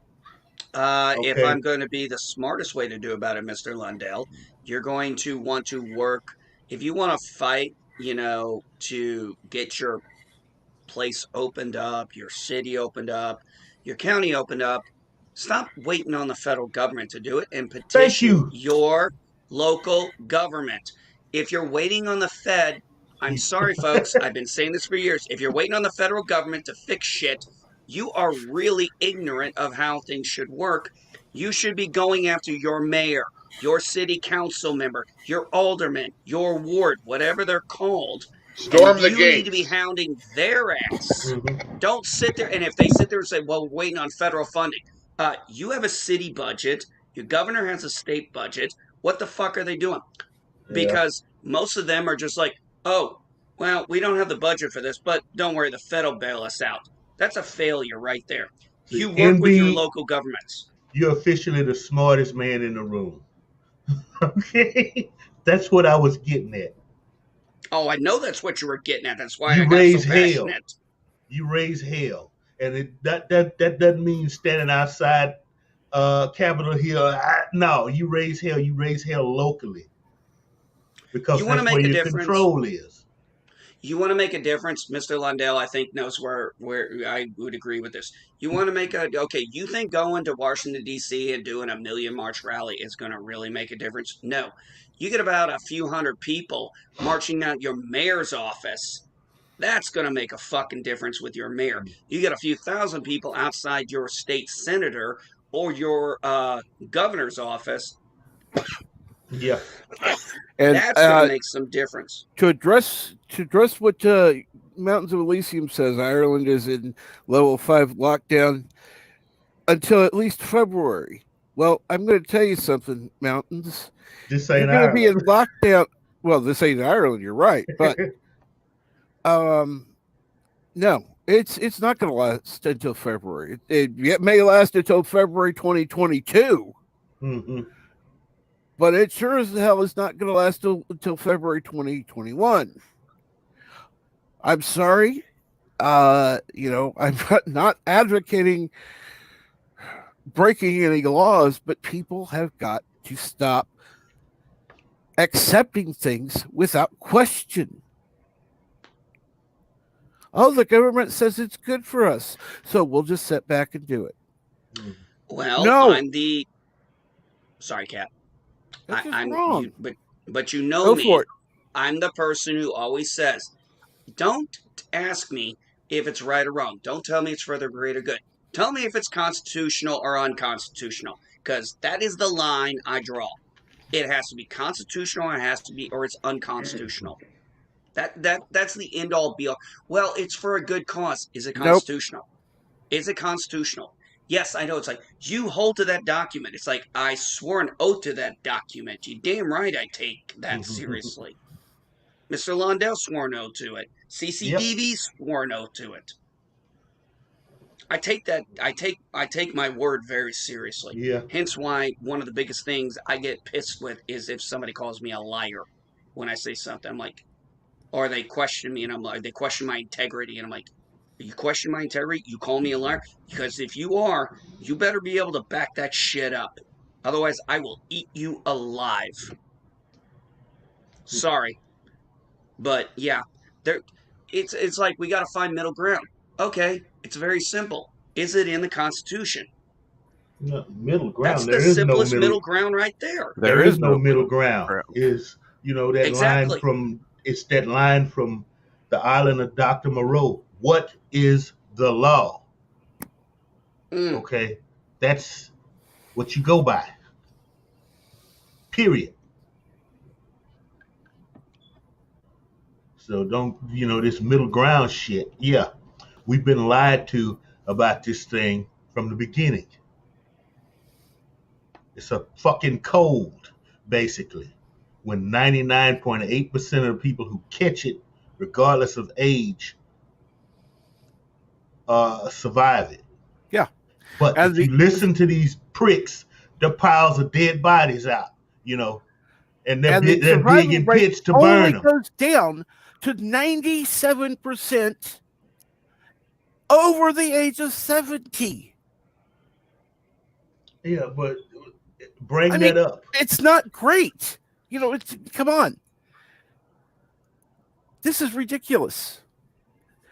Yeah, how many flus have deaths have there been attributed this year? Oh, we haven't heard a word about the fucking flu. Nope. How many of them were actually? How many of them were labeled COVID? That would Because be a when I took legitimate question. when I had my COVID test, they not only tested me for COVID, they tested me for the flu. Mm. And we want to get Oh, I don't technical. The trust the flu is fucking another news, honey. You form know of that. COVID.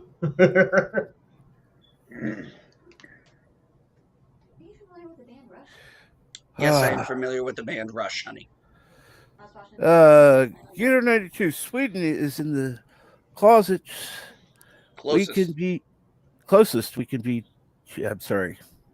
Closest we could be to a lockdown, considering our laws don't allow for a real lockdown. Thank Well, God. unfortunately, the U.S. has not adopted to that.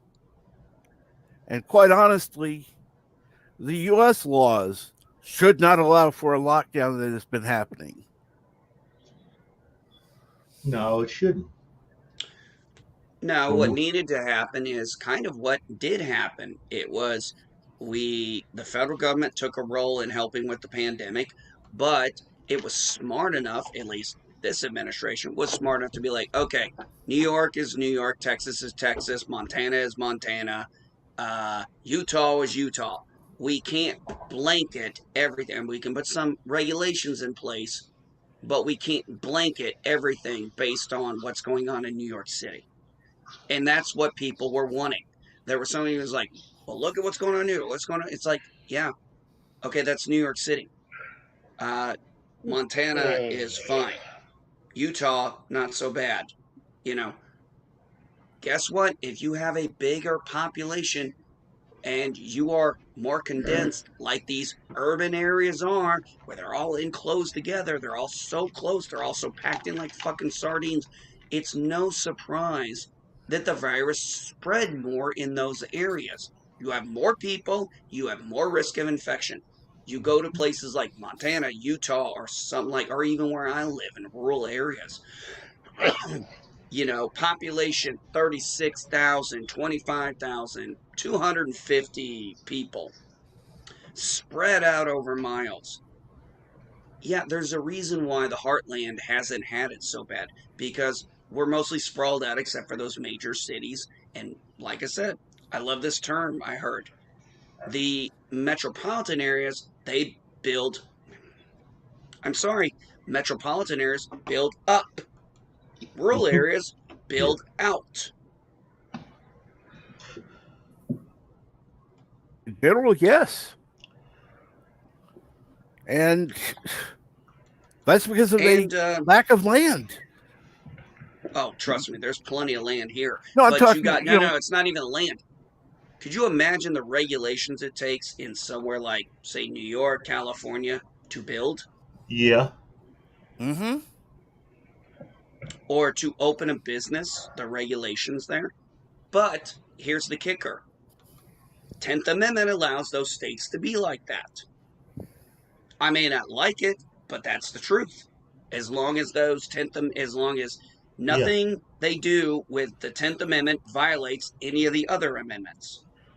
That's why every state has their own constitution.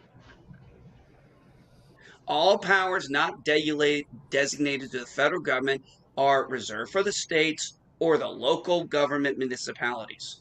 That was Yes. the whole crux right there. So, yeah, you can have a little bit of tyranny in certain areas, but the arrogance of idiots like people saying, I think it was, I forgot who it was who said, he goes, yeah, those flyover guys, they want to be like New York.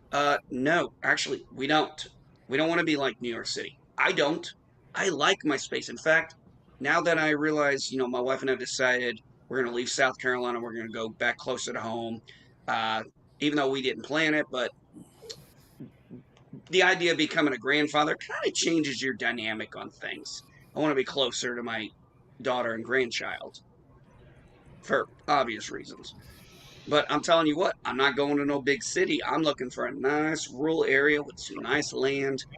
Better If I got to go 30 minutes up, if it's like, okay, it's 30 minutes to the nearest big put city, I'm Pepsi like, in the corner. I mean, really, come on now. Let's What? well, I mean, what we need to do is start talking about something positive, because everything that's been right now, everything is just negative. Let's talk about something positive, or I'm just gonna have to go. Okay. Sunshine, lollipops, Go and for it. unicorns. Yeah. No, I'm telling you, go for it. Say it. Yeah. Start it. I don't know where to start, but I know where I don't want to be. Come on, Flug. you brought it up, man. somebody mentioned Dune earlier. I mentioned Cobra Kai is coming out tomorrow. Yeah. That's right. There are positive things we can talk about. 2020 is almost over. Cobra Kai might be kind of fun. I know I'll be binging the hell out of that. Have you you haven't seen it yet? No, I've watched all of it.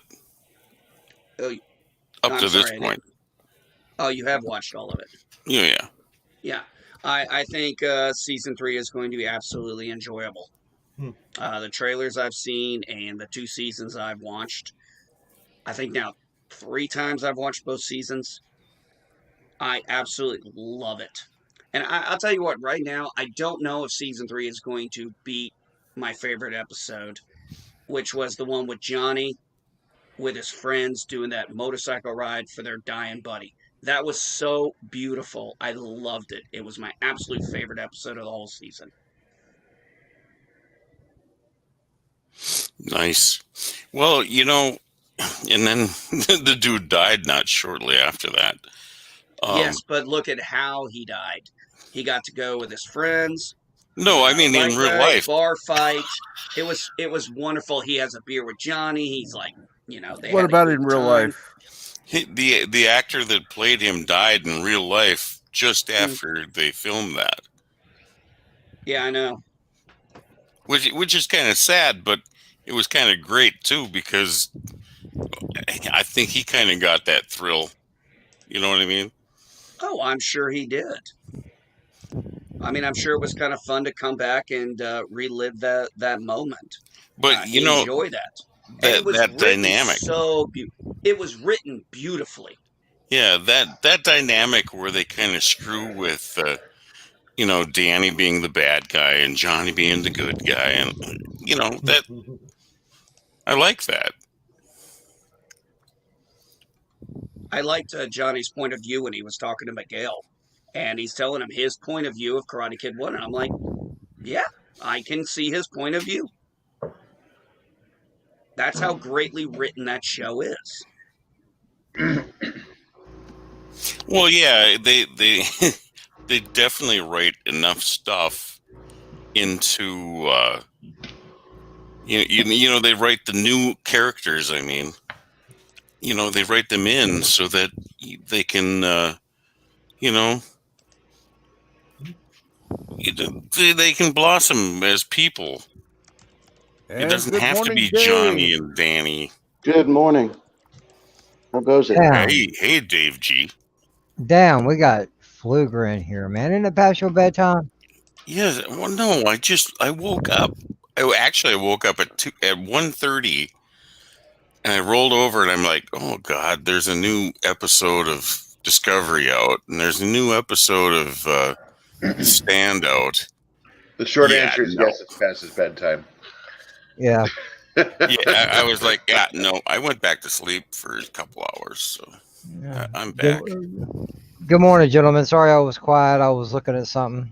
I figured you were busy. Well, I got long before you started streaming. I got a DM from LDG. He goes, "Check this shit out." So, and when I heard you guys talking about Mr. CCTV, when you were talking about what happened earlier this evening, well, I believe I found what you were talking about, and I was just doing my own little thing with it. Right. So, um, I'm trying my best to get this guy taken off the internet. Thank you.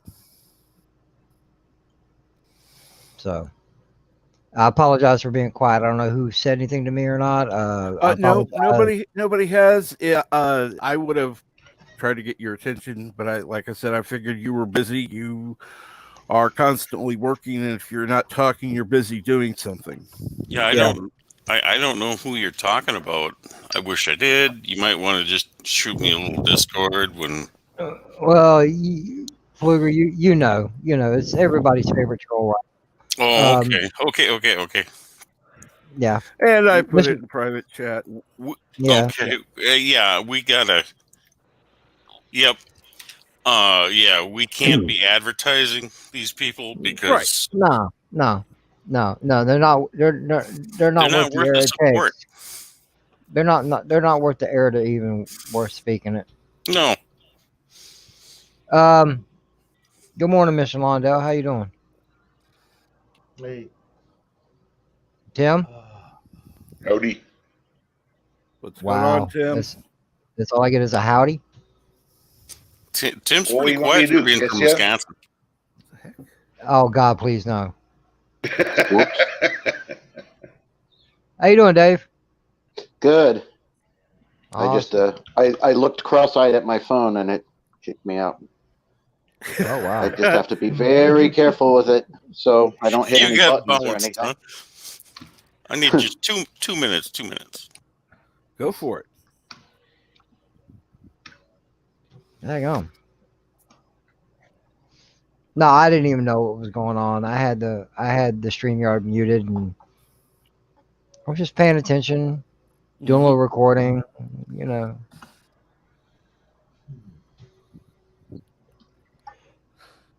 But anyway, with that being said, it's 8 o'clock my time. I'm gonna go ahead and jump off here. I got some errands I do have to get done today. Absolutely. Thanks for having me on, Cap. I'm sorry I wasn't more Interactive? That's fine. Interactive, yeah. I apologize. I'll You're, make it up to you one day. you're always welcome. Thank you, Captain. Have a great day. All right, I'll do my best. Everybody have a great night, great morning. Hopefully, I'll talk to some of y'all soon. Take care. Later. Alrighty.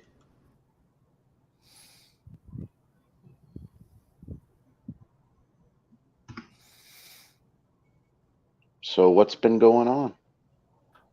Not too much. Let's find something nice and positive to talk about. Yeah, it's got to be Oh, positive. I guess something negative has been going on. I just logged on. So Yeah, got to be not positive. too long people. ago. Gotta Yep, be that positive. sounds good. Yeah. Incense, peppermints, all that kind of crap. Yeah, let's do that.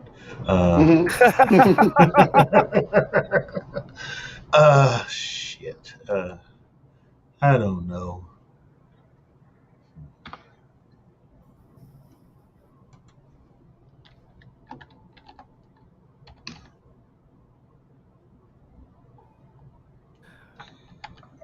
So, what's been going on with you, Dave?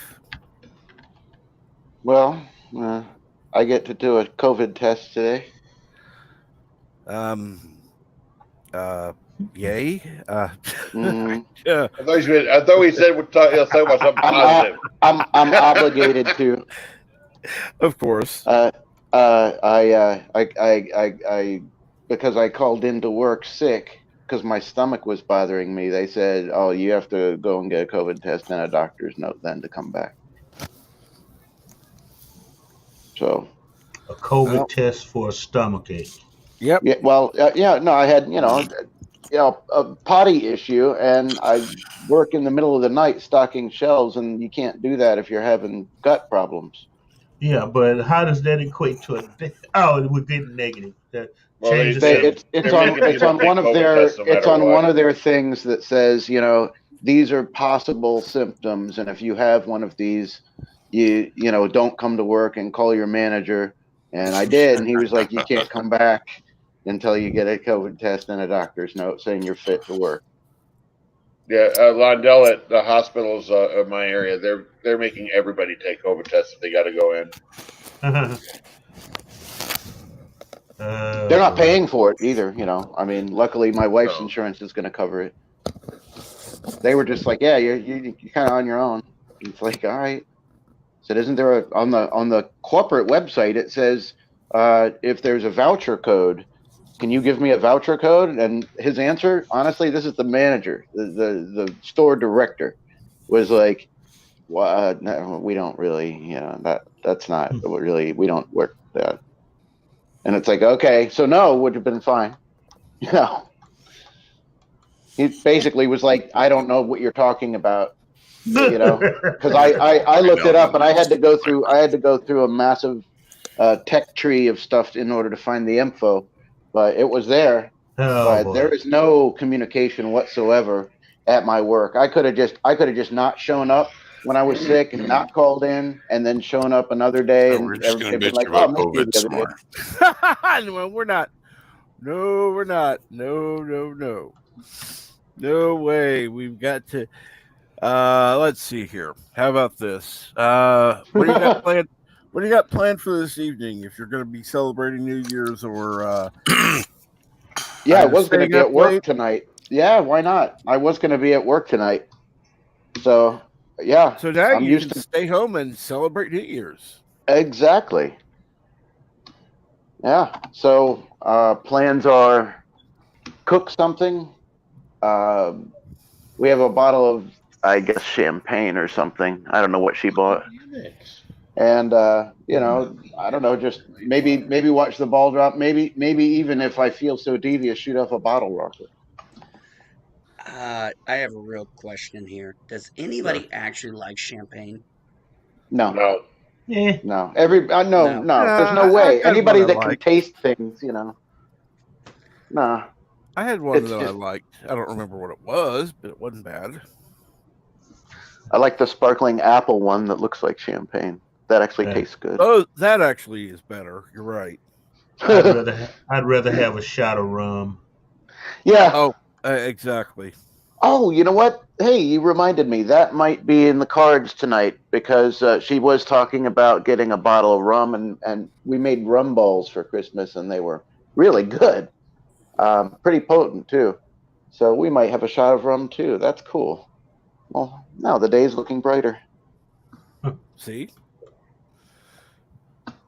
Make some rum balls for tonight.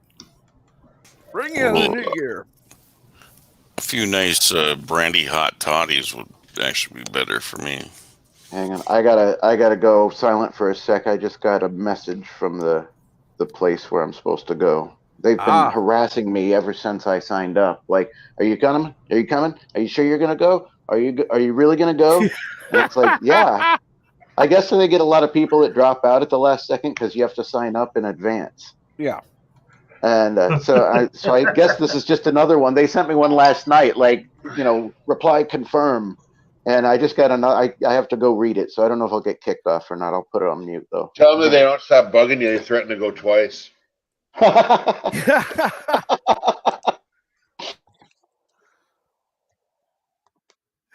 Oh. I still can't believe I'm actually looking at moving this year. This is crazy. Well, technically, you're not. Well, No, you're I'm looking planning. at it, but you're not going to actually be No, moving I think this it's pretty year. much. Nah, it's pretty much been decided. Well, you're moving next year. Exactly. Is what he's you saying. cannot be moving this year because by the time you get everything planned, it will be next year. Well, that is true. Oh, good. I He can could worry be about it really, next year. really good at logistics though, and have it done. I bet he could do it though. Oh, I'm sure. I was watching that, and I did love that house. That looks pretty nice. Well, see, It did. We're not. Unfortunately, apparently, they're saying there's. They were saying there's the realtor was saying there was issues with it, not being insulated. I'm like, yeah, but it's solid wood. I'm like, I'm not really that overly concerned. There was a couple issues, but I'm like, we'd have to have an. I mean, obviously, for me to use a VA loan, an inspector would have to come out. Oh yeah. There was actually another place I found. It doesn't quite look like that. It's smaller in the land department, but it was a 4-bedroom, 2-bath, and a decent size unfinished basement that actually looked really nice. So we sent that to the realtor and said, we're looking for something, maybe along these lines too. Yes, I want some land, but I've got to be flexible in some areas because I am moving back to the Midwest. Because we are moving back to the Midwest.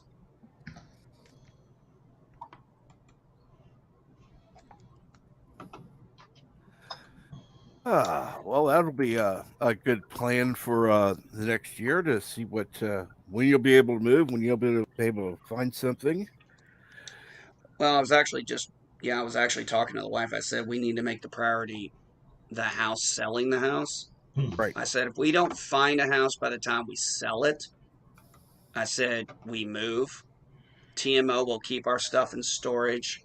And we can either grab a small apartment if we need to, or stay with family until we find a house. I mean, I'm just saying, I try to plan out different concepts of action. Yep. You got a plan A, B, C, and D, if not a plan D as well. Word of advice: go the apartment route. Don't try moving in with family. You'll want to kill each other. Oh, trust me. Apartments are bloody expensive nowadays. Well, but the only thing with that house you were showing us, it had to have been last night or whenever. Were those pillars? The wooden posts. There was a lot of water damage down on the bottom. Yeah, we did notice that. And I don't know what in the world that was all about. Well, like I said, that's why, of course, with anything, you're going to have an inspector, a professional inspector come in and look. Right. And, know, it's wood floors and, what have you. So maybe they just use a garden hose to clean out the... What's wrong with that? Room. That's how I clean out my apartment. Well, no, we did ask the question. how long has the house been vacant? And they said it's been pretty much vacant since it went on the market. It went on the market 4 months ago. Now, here's the thing. I don't mind a fixer-upper, but there will be certain things that if there's certain damage done, like, for example, it's got wood. So if there's termite damage, that has to be, the VA will not sign off on a loan until that's fixed by them. I'm telling you, you want to move to a little town in Arizona, I'll give you the address.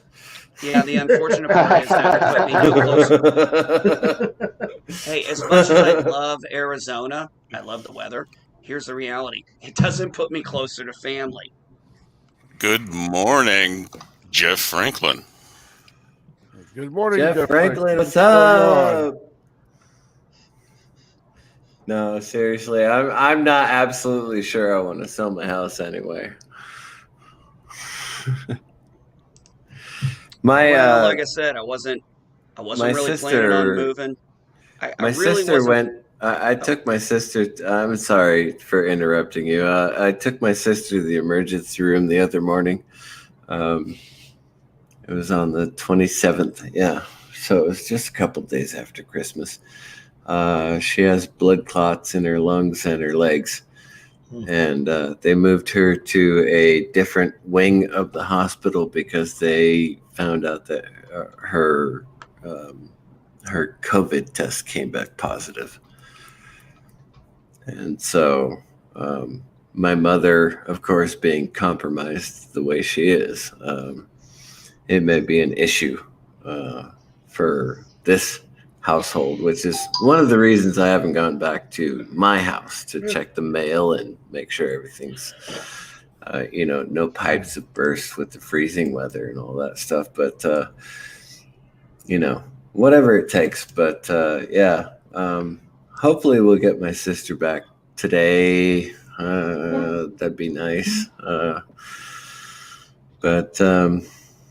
Yeah, my sister, my brother, my mother, and I are all in a 2-bedroom house, so you can suck it with your little tiny bedroom shit.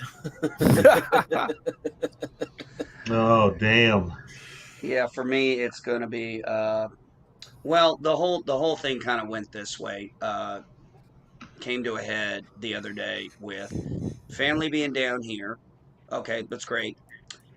My daughter being pregnant, and found out my ex-wife is threatening our daughter if she doesn't let her see the kid. And I'm like, okay, this shit's got to stop. We got to do something. So I'm actually, since I don't think I've gotten an email back yet, I'll be making a freaking phone call up to my hometown and be like, thought y'all gave a shit. So it was kind of like, okay, if we can get right in the middle, about 2.5 to 3 hour drive each way, that is a perfectly fine, easy drive for us to do. It's a whole lot easier than a 12-hour drive going through mountains and stuff. So yeah, it's kind of like, plus, I'm not going to lie, I really want to be closer to my daughter and my with her having a grandchild. Or not having a child. Being my grandchild. Let's get that right. I ain't that old yet. Wait for it.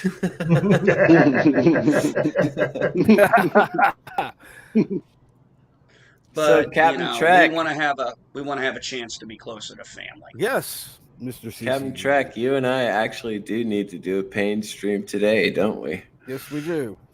Oh, and man. I got somebody backstage. And let me see here. Is that my reintroduction to the internet? Is pain stream? I was hoping it was going to be one of my biblical streams, but what do you guys okay, we'll do a pain stream. Look, it's Doctor Who. He's not the doctor. He's not the doctor. He might be a doctor, but he's not the doctor. Honestly, Sylvester McCoy was one of my favorite doctors. Mine too. No, that's when the shit, for me, that's when it really just started to crater. No. It was earlier than that. That was Colin Baker when it really cratered. Colin Baker made Doctor Who unwatchable, and then the show started to climb out of it with Sylvester McCoy, exactly. With Sylvester McCoy, yeah, and Sophie Aldred. And it was getting it really was getting a following again with Sylvester McCoy, but it was too late, man. It was too late. Andrew Cartmel. I guess I was just burned out on it by then, you know, because they had started, they had found, you know, some of the very early ones in black and white, and they were showing them. And by the time they got to this Doctor, I was just, let's find something better. It was. Okay, I understand. If you look at the last couple seasons of the classic run, a lot of the beats that made the new show popular when it first came out, you could see that in Doctor Who back then as well. Yeah, especially and Sylvester McCoy was he was really good at the role. He really was. I mean, he made the role his, right? So it was quirky and it was campy, but it was also funny, and he was also stern. I mean, he was stern with Ace multiple times. Yes, he could be very stern with Ace. And then, of course, it was all over with. And I was like, oh, what happened to Doctor Who? But Sylvester McCoy really tried. I mean, I don't know if it was him specifically versus the writing staff going, we really screwed up with Colin Baker. We probably should have gone with Sylvester McCoy from the beginning, but whatever. Yeah. I don't blame Colin Baker. No, Colin Baker had ideas of his own of what the Doctor should have been, and it had gotten so campy by the time. Well, they cut the budget so much that they couldn't realize anything that they wanted to. The writing staff wasn't all that great back then either. I'm surprised the show wasn't canceled then. I mean, it was canceled, but only on hiatus for 18 months. And they brought it back. Had the trial season, which was... and then they canned Colin Baker, and then they brought on Sylvester McCoy. Yeah. Like you said, I don't think Colin Baker is to blame for what happened to Doctor Who. No. But maybe an example of that. I'm sorry, Mr. Londo. Maybe I'm just spoiled, you know, because there was the constant reruns of Pertwee and Tom Baker, so maybe that just spoiled me. They became. It probably did. Both of them are just iconic Doctors, and then when they found as many of the original first airing episodes of Hartnell and Troutman, you saw how great, and you saw the potential that the show originally had, and how they capitalized on it. Yeah, maybe I just got kind of spoiled. So fair enough. Yeah, and again, Tom Baker was our introduction to the Doctor on PBS. Yeah.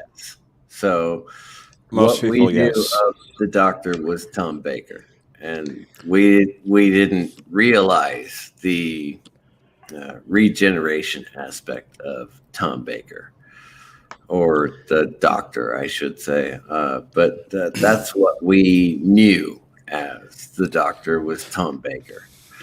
And so every time I watched an episode with the previous Doctors, and honestly, Pertwee was one of my favorites, is one of my favorites. Because I honestly thought that John Pertwee did the best job as the Doctor. But again, Tom Baker is who I grew up with. So I'd say John Pertwee, Tom Baker, Sylvester McCoy, and then the original Doctor. What's his name? Yeah, I know. William Hartnell. Hartnell. William Hartnell. Thank you. So that I've got an American point of view as far as Doctor Who is concerned. I think I'm fortunate when it comes to Doctor Who, as I have probably one of the newer perspectives on Doctor Who, as I was only introduced to Doctor Who 7 years ago. And what happened was I was at work, we had some TVs in our office, and they had, well, whenever they paid the damn cable bill, we had cable, and I guess somebody would have it on BBC America, and Doctor Who would come up. And it was during Matt Smith's run. That much I know. And I saw an episode going on. I'm like, I have no freaking clue what this show is about. I was like, I don't understand this. One of my buddies there is a very avid Whovian, all the way from Hartnell's day. And I spent the next few weeks just kind of asking him questions about the Doctor. I started doing research. I was like, there's been multiple. He goes, oh yeah, there's this regeneration cycle. That's how they go through. I was like, damn, that's actually pretty smart. So they did it out of necessity. Yeah, considering the fact that it was a necessity accident, it worked out pretty well. So as I was researching it, I was like, oh, so the show had a break in between and stuff like that. And I was getting more to it. I was like, okay, if I'm going to watch this, I was telling my buddy, Gary, and I was like, yeah, I think I'm going to watch this show. He goes, oh, which Doctor you going to start with? So I was like, I'm old school. I got to start at the beginning. Like, I'm the kind of guy, if I'm going to start watching this series, I got to start from scratch. I got to go day one. So for me, it's like watching Star Trek. I've got to watch The Cage first.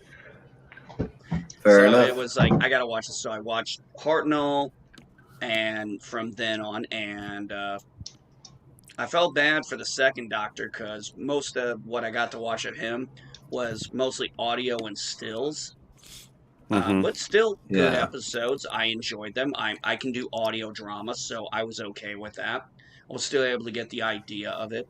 And then we got to Pertwee, which I thoroughly enjoyed. I'm going to be honest. I enjoyed Pertwee more than I enjoyed Tom Baker. It's kind of like Pertwee. I thought Pertwee was just... I liked him more. That's it. I'm not saying Baker did a bad job. No, of course he did. And then I just continued through to, well, honestly, up until Jodie Whittaker, and I've only seen the first episode. I haven't seen any since. I kind of like, for me right now, I've kind of found my end point was with Capaldi and River Song, the Husbands of River Song. I thought, if I was going to stop anywhere in this show, this would be a good stopping point. Yeah, I can see that. Yeah.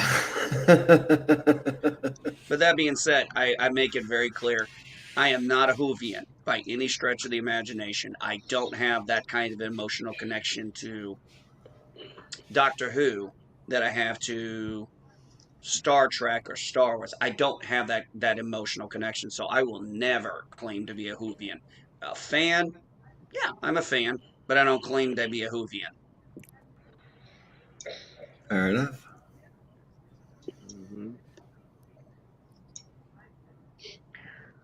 Good morning to all. Happy New Year.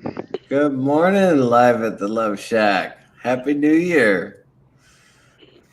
So, you mean you're not a fan of the great Elihu? Any big geek? Well, I enjoy Elihu. Okay. I can't help the fact that he hasn't gotten his chance to be the real Doctor yet. Well, he's an American Doctor. No, you can't have like that. I said, Tom Baker, the American Doctor. I guess I could see that. Wasn't it around Tom Baker's time that it started coming over to the States? What was that, Geek? I was going to say, will probably be... Wasn't it Tom Baker's time as Doctor Who when the show started actually getting brought over to America? Yes. Yeah. Although some PBS stations did Something like that. broadcast Pertwee first. Okay. Mm-hmm. Right, but Tom Baker was the one who did the telethons and things. Hey, Peter Cushing was not the first Peter Cushing was not the first broadcast Doctor Who in America. Peter Cushing doesn't count. He was human. For the first attempt, it was the first attempt. They tried to bring the show to America. No, wrong. A The show was movie. The show was already established, and they tried to make movies, and they used Peter Cushing as the Doctor. And England, those two movies have absolutely nothing to do with the TV show. Well, they're not canonical. Storyline. They're not canonical. But who made? They're not canonical. They're based on two stories of Hartnell. Who made? But who made those movies? Those movies were made in America or in England?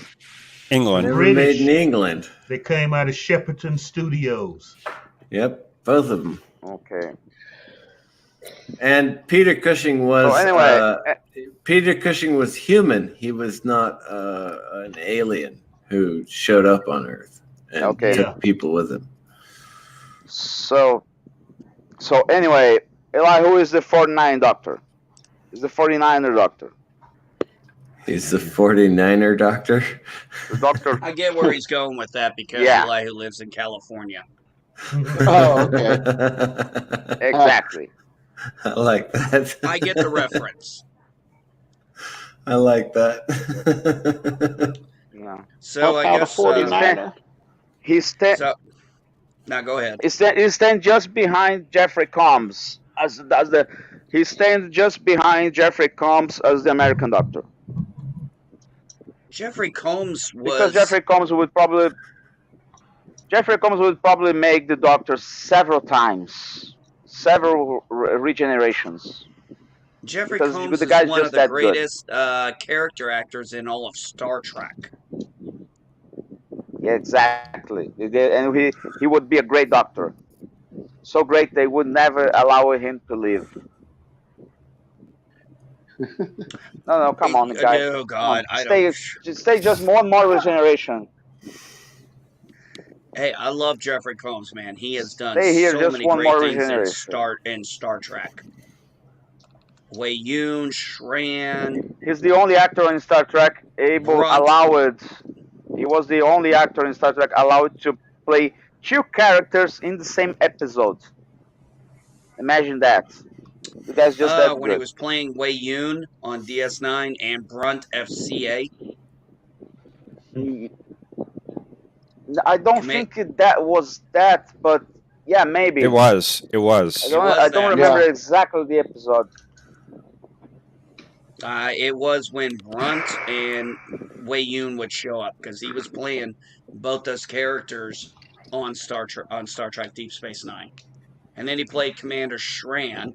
And actually, technically speaking, he was the first real Andorian we ever saw, because the Andorian in TOS was a spy, not a real Andorian. So he technically was the first. No, there was that ambassador. He was. There was an ambassador on Babel Tower. No. No, there was an ambassador. Yeah. Oh, yeah. Am I wrong? The spy was another guy. Oh, was there another? The spy was another guy. Not thinking of? No, if there's an episode I'm not thinking of, please. No, it's the same episode. I believe it's Babel 2 on TOS. Oh, that's right. There's another Andorian there. Oh, you're right. It was an extra. Yeah. I'm sorry. You're right. I guess maybe because I forgot about the extra, I just, kind of take him as being the one who, well, I mean, in all reality, he kind of was what we started to learn what Andorians were like. Well, we can thank you the Enterprise. We can thank you the Andorians on Enterprise for the best ever racial slur against humans in the history of Star Trek. The pig skin. They come up. They come up with the pink skins. They come up with pink skins for everybody, not Don't just push the white people. pink skins to the thin ice. Exactly. Oh, They I would find loved. that to be remarkably prophetic. Oh God, Prelude to Exeter. What a oh God. It's been What a a that's long awesome. road, but we lost our host somewhere. What the hell? Don't push Oh, the pink damn it. skins too close to the thin ice. Oh God, we Sunny lost Beach. Captain Trek. We lost Captain Trek in the thin ice. I'm sure he'll be back. The guy who played We lost him in the thin ice. I just heard what you said. That's funny. Now, who was the guy who played that ambassador? I The have no Vulcan idea. ambassador in Enterprise, the one who Enterprise? Shran actually tortures. Oh, in I heard Enterprise. he's Oh, I you're talking know about his Ambassador Soval. Yeah. Right. But I don't remember the name of the guy. The actor. I always enjoyed. I love the I know they didn't have a lot of scenes together, but I'll tell you what, those two had great chemistry in the opposites they did. All I remember is when I saw Ambassador Soval, the first thing I thought of was, Kung Fu, the Kung Fu Legendary Journeys returns, man, because no. when they made that show, he was like David Carradine's son in the show. It was funny. No, two different people. Yeah, no. Alien Nations. I can't believe I can't believe you all said Alien Nations. I'm like, oh, was it Alien I thought Nation? I was the only one who made. Oh yeah, you're right. You're right. I got my Alien Nation. Yes. Got my actors mixed up. If you're into sci-fi, you saw Alien Nation when it came out. Oh God, yeah, I watched the Alien Nation too. Oh yeah, and we got screwed with a season finale, and then they basically retconned it to where that season finale didn't actually happen, and they made those TV movies, and I loved it. I loved it. I was like, thank you for doing something right. Well, the TV movies actually wrapped it up better. Yes, they did. Mm-hmm. I actually love that series more than the movie. With I don't remember him on usually- Babylon 5 Mountains. When was he on Babylon 5? I'm trying to think of him Season on there. one. Usually, remember in TV, usually they do the other way around. First they made the TV movies, and later they make the series, like they did it on Tech War. Remember William Shatner's Tech War? Tech War was not good. That was no, that could be- concept it could was be a new better. concept at the time. That was a new concept by a new company. They did the Hercules movies. They were making made for TV movies. So they did I loved Hercules, those. Midnight Run. Xena they did came out of there Hercules, too. Midnight Run. Welcome back, Tech Captain. War. They were experimenting with TV movies, and some of them ended up becoming successful series, and some of them didn't. Yeah. Tech War did good in the mini movies, but only got one season, and they killed off one of the best characters and then tried to replace him, and that just, I was like, okay, I'm out. You replace the best character with this supposedly badass chick, and I'm like, I'm not buying it. back. So Jeffrey Combs played Harriman Gray in Babylon 5 in season 1. He was a human telepath in Psychor. A spooky little Psychor too, just always bothering Ivanova. I don't remember. And she wanted to crush his throat. I completely missed Jeffrey Combs on Babylon 5. Oh, I honestly don't remember that. Oh, Londell, now I remember what you're saying. Oh, your mother, you're scanning me. Oh, I'm sorry, I wasn't mean to, but it's so loud. It's like, oh, your mother. And then she just walks out. It's like, dude, you're lucky she didn't kill you. Yeah. Nah, I know what scene you're talking about. That show Because was she powerful. hated And she that hated actress psychics. And she had just started basically to get along. Telepaths. No. Let's correct that. She did not hate telepaths. She hated Psychor. She hated Psychor and what it represented. Yeah, she Oh, was. she because wasn't what too fond of Psychor any. did to her mother. Yeah, well, You she got to wasn't remember, too. Ivana's mother had to make a choice. When you're a telepath, you either join Psychor, take drugs, or go to jail. Well, she took the drugs, and there's a scene where she talks about with Talia. I watched my mother slowly fade away until she killed herself, and she blamed Psychor for this. Did I ever tell you guys that I met Walter Koenig? No, or at least not me. I My don't recall goodness. hearing. That was I haven't interesting. I was actually walking behind him at the Phoenix Fan Fusion because we're not allowed to call it Comic Con. But Is we were Comic-Con walking behind him. trademarked or something? I was like, "Wow!" He was wearing his Babylon 5 jacket, right? And I was like, Oh, "Wow, it's that's Bester? fantastic!" That started with a good joke. So I was walking. So there I was walking. Yeah, no. With I Bester. was like, "Wow, man, nice jacket." And he turned around and, "Oh, thank you." I went, "Oh my God, you're Walter Koenig." And now that's a character. Fanboy right there. That was a bad guy you could really get behind. Bester. Yeah. I think that was one of Walter Koenig's best roles, and I told him that too. I saw him at Gen Con in '95, I believe it was, and my friend got a signed picture with him, and I got to meet him. I didn't pay for the signed picture. I really, bought two other ones, and I was kind of tapped out. But yeah, nice guy, really nice guy. He's willing to talk to any fan about anything. He's just great. I really wanted to see Bester and Mr. Garibaldi duke it out because Bester he talked mad shit to Garibaldi. Well, Bester, like, no, you wouldn't take your fist and do anything with it. If you tried, it was because that's what Garibaldi was thinking. He didn't care much about telepaths either. Oh yeah, where when Garibaldi is their turnaround, he's like, I want to shoot you. He goes, I believe. He goes, you gonna shoot me? He goes, yeah, but I don't think anybody will care. And he's like, he's trying to pull the trigger, and he's like, let me ask you something, Mr. Garibaldi. On a scale of 1 to 10, how stupid do you think I am? Do you think I would have given you all that information and allow you the ability to kill me? I was like, oh no, no! I thought we were going to see Bester get killed, and we got.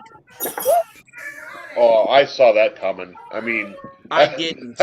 I see it enough sci-fi to know that that wasn't going to happen. Especially like I was remembering Demolition Man, and I'm like, oh God, yeah, it's going to be like Wesley Snipes can't shoot.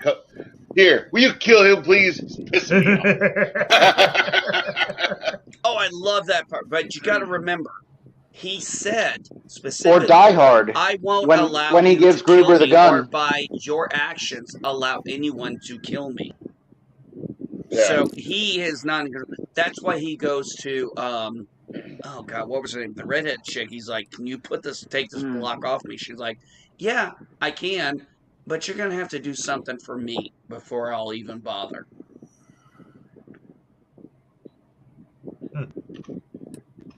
I mean, that's actually what, if you remember, that whole incident is why he started drinking again. Because Garibaldi had a drinking problem. Yep. And that actually got him back to drinking.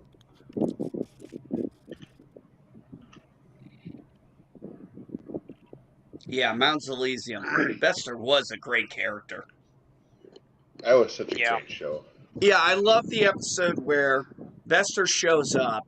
And there's Sheridan. He's like, we're not a part of Earth anymore, so what's stopping me from blowing you out of the stars?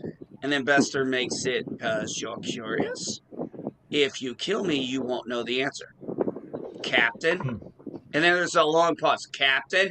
And then he goes, I'm thinking it over. Oh, good. They had some great writing on that show. Great writing. God, I couldn't help but laugh. Captain, I was on the edge of my thinking seat it over. I was on the edge of my seat when They had just seceded from the Earth Alliance. The Earth fleet was coming in.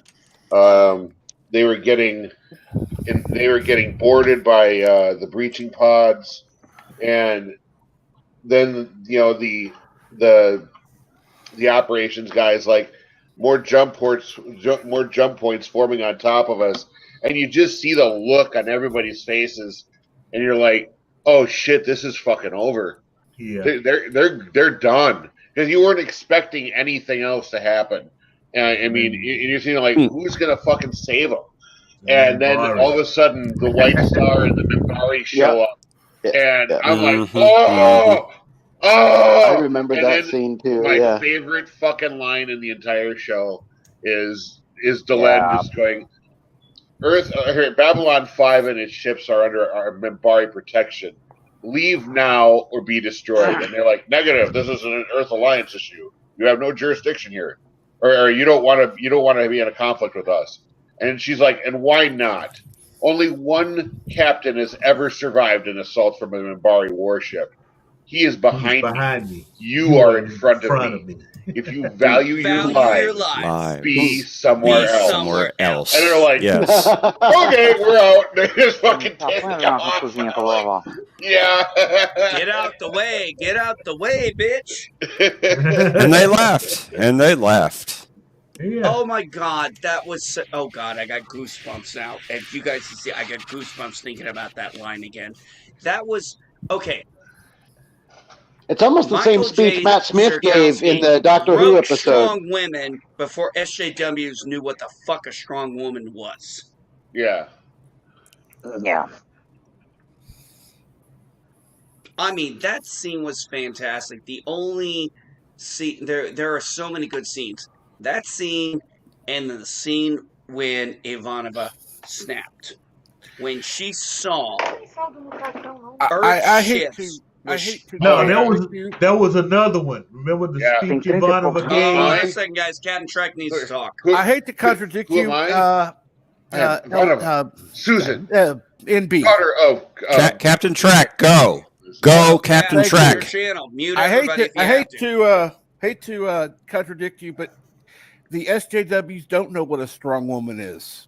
Yeah. They don't.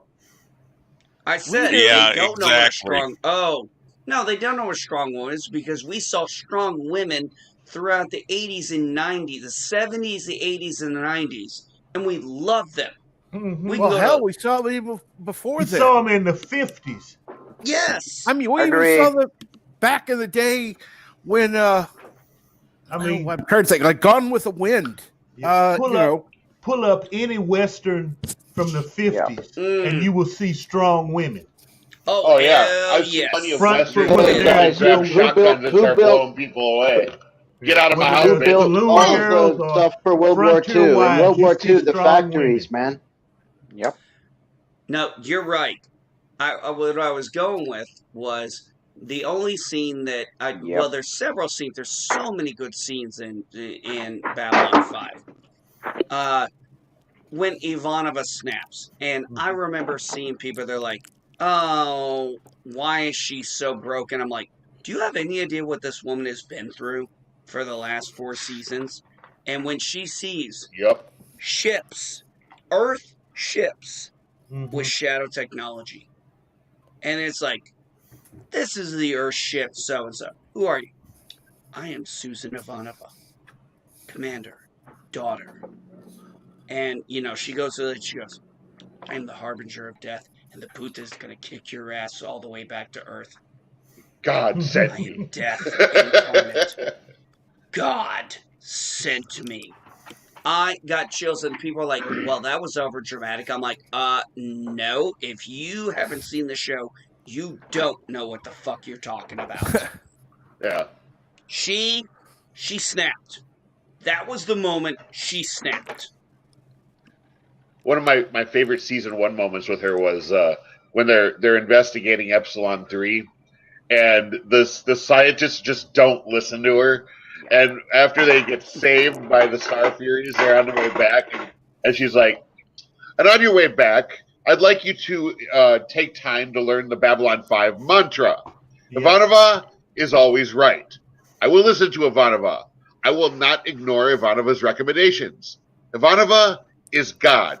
And if this ever happens again, Ivanova will personally rip your lungs out. Travel and control out. And then she turns around, the officers are like looking at her like, oh shit. She turns around and looks, they like go back to their business. Oh God, yes, that was so good. I will say the only scene I loved more than those two is the scene between the Vorlons and the Shadows when it's all that battle and it's like you Yeah, got we them have the both same there. mantras that on these spars. We just exchange Ivanova for LGG. No, I'm not gonna. No. What? No. I'm confused. No. What are you No. smoking there, Love Shack? Please, Love Shack, share this magic. Share this magical whatever. of reefer that you're partaking in. Is it a bag of? exactly why I'm not doing it. When Sheridan goes, when Sheridan talks, when Sheridan talks. We're Go waiting. ahead, Love Shack. We're listening. You have the floor. Well, you're talking about the time when Sheridan goes to talk with Kosh and say, "Come on, guys, do something," and the Vorlon. What? Trust is a three-edged sword. Well, we have a saying on Earth: "Put your money Okay, where your my mouth mic's is." failing or something. It's actually understanding is a three-edged sword. Yeah. Disobedience. We can hear you, Love Shack. Oh, the Costro's true colors. If you go, I wonder if his audio is delayed or Okay, can something. you hear me now? We can hear you. We've been hearing you. I don't know. We just don't understand what you're trying to say. I don't know what happened down here. Okay. Anyway.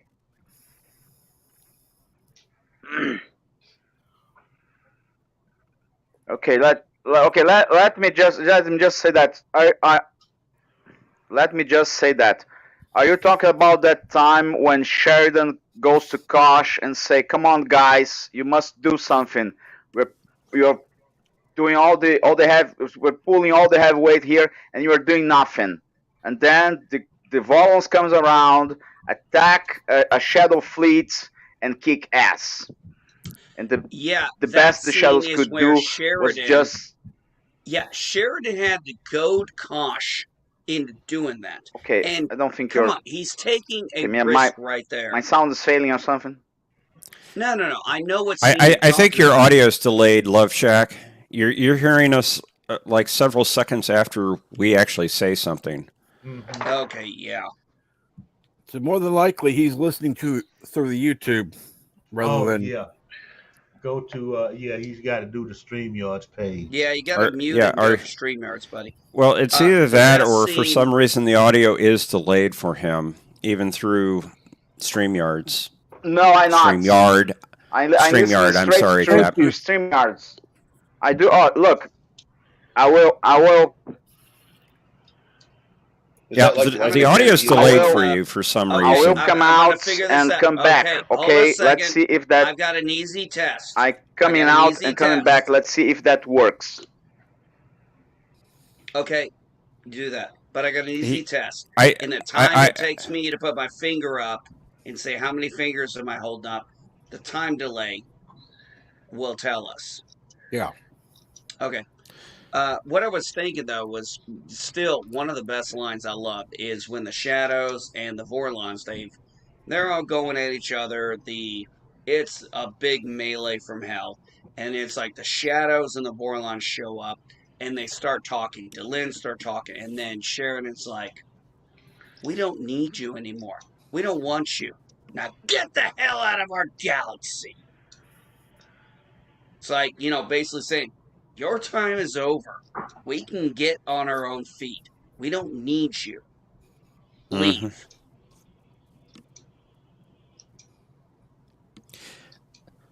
I think Love Shack has this issue all the time, actually. Yeah. I think that's partially why we have a hard time understanding what he's trying to say. I think he Not wanted just to. not just today. Say that. I think he And- tries to use a phone to stream. I think Mount Elysium said it best here. Strong women in Ivanova, Delin, Lita, Katharina, Sakil, Talia Winters. Yes.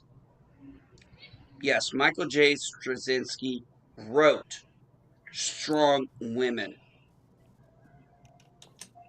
And I don't know what the definition people are looking for with strong women, because I thought all those women were all strong, just like the men. They complemented each other.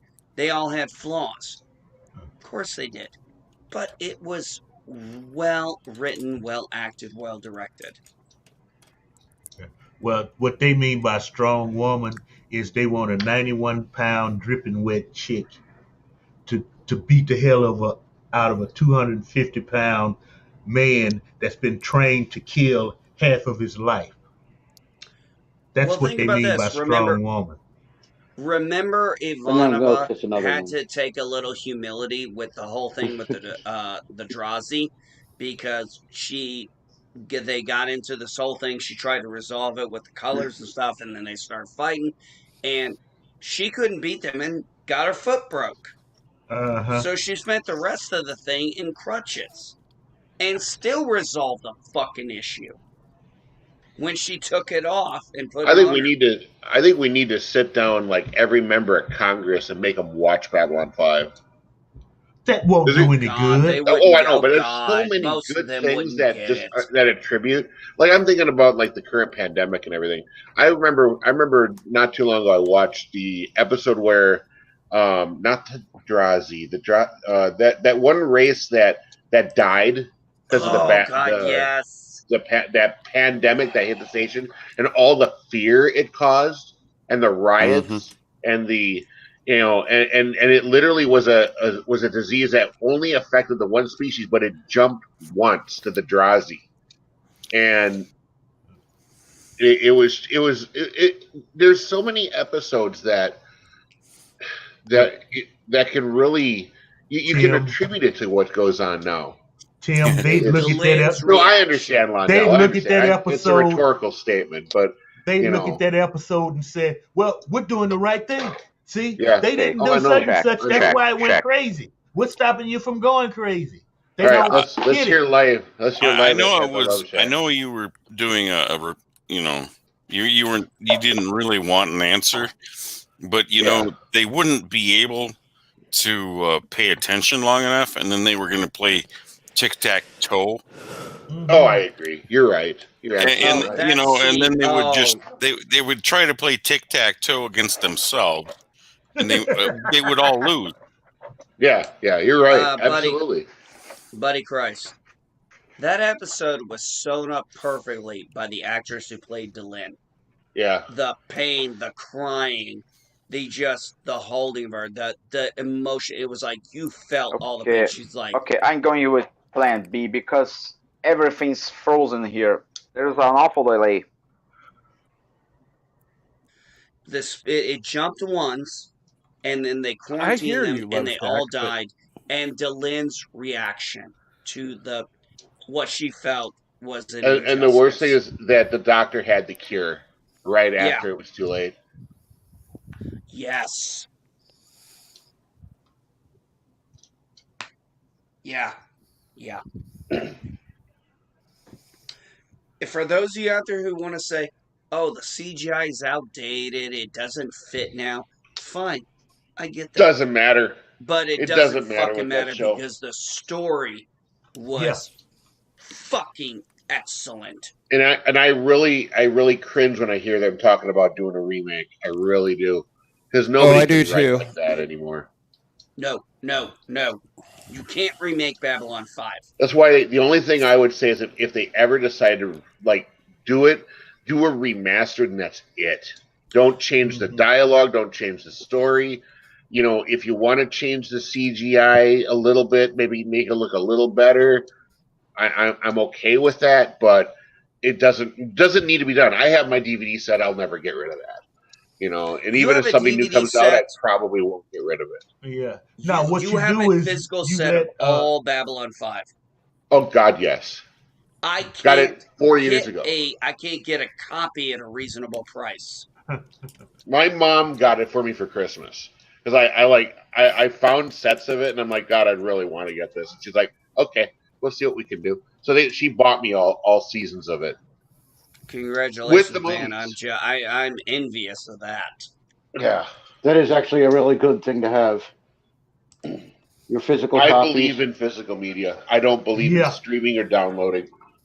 In fact, I Geek. once in a while a game or two, but Yo, it's like oh, you I got to be just gotta kidding have it me! physically. No, this has got to be bullshit.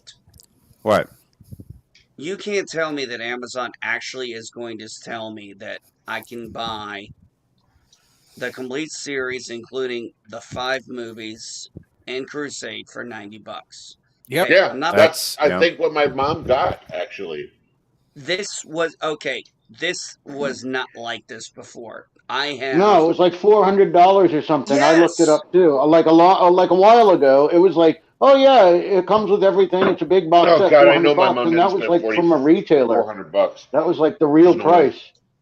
Yeah, it was 3 to get all of Babylon 5. Not even the movies, just the series was like Yeah, 300, $400 for the yeah. Damn. longest time on Amazon. So I mean now that I'm that's how looking much at it, that's how much it cost at Borders books and stuff like that. That was the retail price. That's how much those cost then. yeah. Okay, But final now check. 90 bucks, Check. man. Check. Yep. We hear you. Can you hear me? Screw Yes. this. Yes, we can hear Okay. you. Problem fixed. My What was the God. problem? The problem is my best cell phone doesn't want to work properly. I don't know why. Yesterday You sound fine now. it complained about overheating. It never overheated before, and it was doing nothing. It was just on a tripod, and I was talking with people on StreamYards. Well, that's not Now I doing use nothing. now I using my old cell phone to go on StreamYards. So far, the screen's not frozen. I can listen you properly. You can listen me, and everything's okay. So go on, Rachel. That's not doing nothing. StreamYards is extremely CPU Resource- intensive. Yeah. Resource Well, heavy. it froze, and when it not froze, I could not listen you guys talking around. Some parts are missing on the conversation. Now is everything okay? I blame yes. I blame my hardware. So MB Geek, get that set I because just bought. By the way, I'll let you know it's supposed to get here on the 3rd, but I did buy the Babylon 5 complete series. Includes 5 bonus movies and Crusade. I don't have Crusade. Cool. That's the one I don't have. Either. But I'm like, I'm sorry, $90. I'm not Yeah. passing this up. That The set my mom got was just the season 1 through 5 plus the movie box or the movie collection. So the 5 disc movie collection. So yeah, I have everything in that picture except Crusade. Uh, And I Did think you that get cost about $80 or Legend $90. of the Rangers? Got screwed. I know Crusade got screwed. Did you I'm get the sorry, Rangers? I don't care about the Rangers. All I care about Oh, it thanks is God. the idea that I'm going to have a physical media of Babylon 5. I've been trying to get this for 10 years, and it has been so outside of my price range forever. $300-400. $90 for all that? Yeah. Yeah. It's bought. Hell It's yeah. bought. It's done. I'm got Well, it coming in. I believe J. Michael Straczynski could had stopped on Crusades. We didn't really need Legend of the Rangers, except to piss No. off some Disney executives today trying to sell what's the name? Chronicles of the Rangers or something like that. The Rangers of the New Republic. They tried to do the Ranger thing once back then and didn't work. I don't think this is going to work now. You know, John Favreau is not Jesus. Can perform miracles, but I'm not gonna lie. When this box comes, I might actually tear up. No, I'm not gonna. I don't give a shit.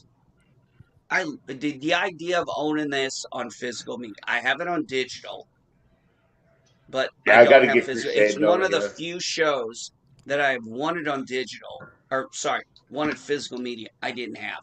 It's one of the few sci-fi shows I don't have. So yeah, the idea $90. Yeah, fine. Take my fucking money. I don't give a shit. Just give me my product now. I'm sorry. That is too good. That is too good for me to I had the pass whole up. collection on VHS once. My grandmother, as many people here I know, almost had the whole was collection it in had the VHS entire. once. My grandmother had all of Star Trek TOS on VHS, and as some Huh. people here know, that's how I got my introduction into Star Trek when I was 6 years old.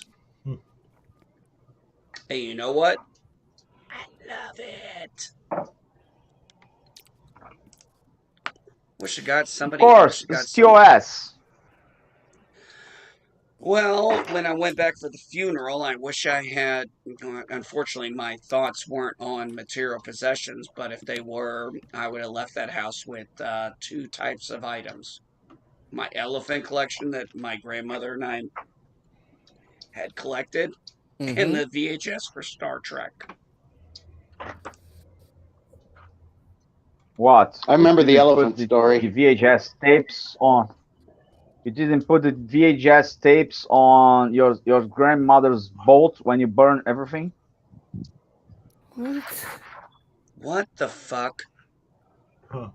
What are you on? I think you.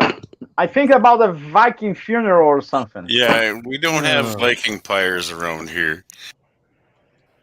Oh, that's a shame. You should have. Come on, No. come on, We don't guys, have make the it happen. canoes to push out in the middle of the lake. Cap, I need Yeah. to go. Well, you have a good day at work there. Yeah, have a good one, Brandon. Cap. Or not Cap, Jeff.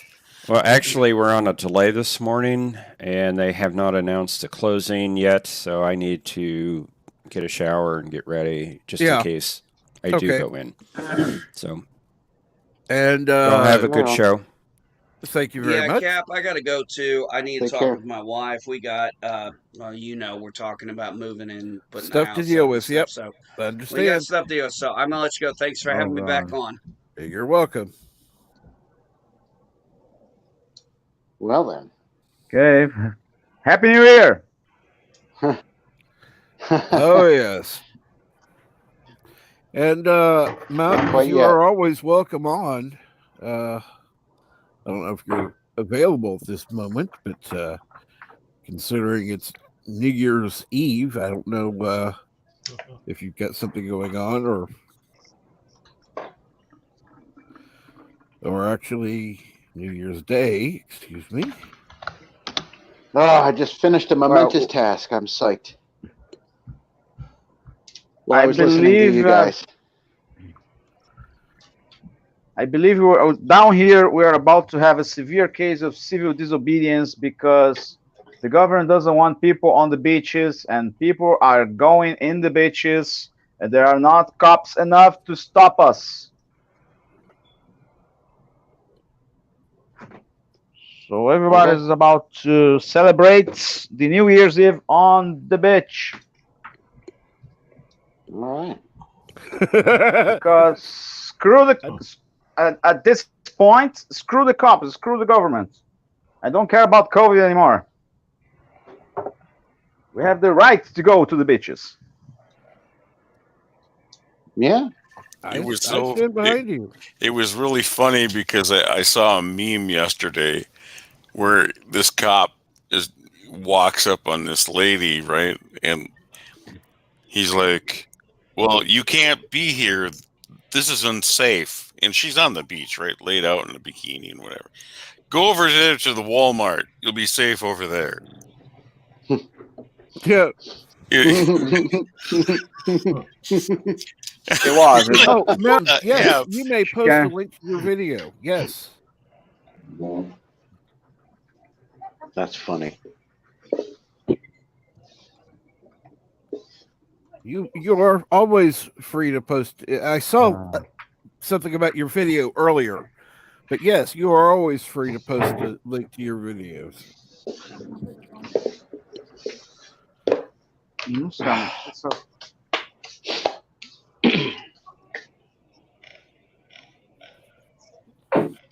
Oh, I need a glass of wine. That was tedious. Not you guys, not you guys. I was doing a repetitive project while I was listening, and I finally finished. My hands, it involves scissors and cutting lots of paper.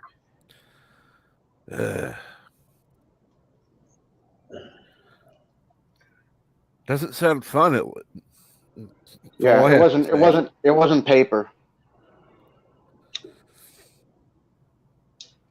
It wasn't paper. But finally finished. Cool. Yeah.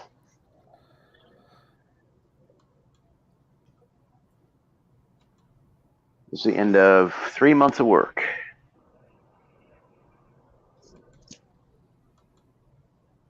What else is going on?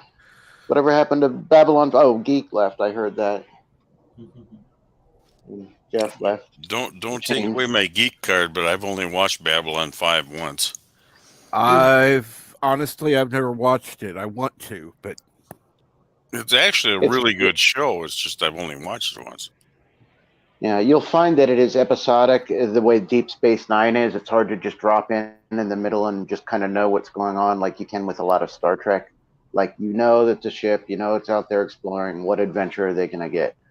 And this one is more like they make references to other things that happened in shows that, so it's hard to like go into season 2, episode 6 and know anything that's happening or the characters.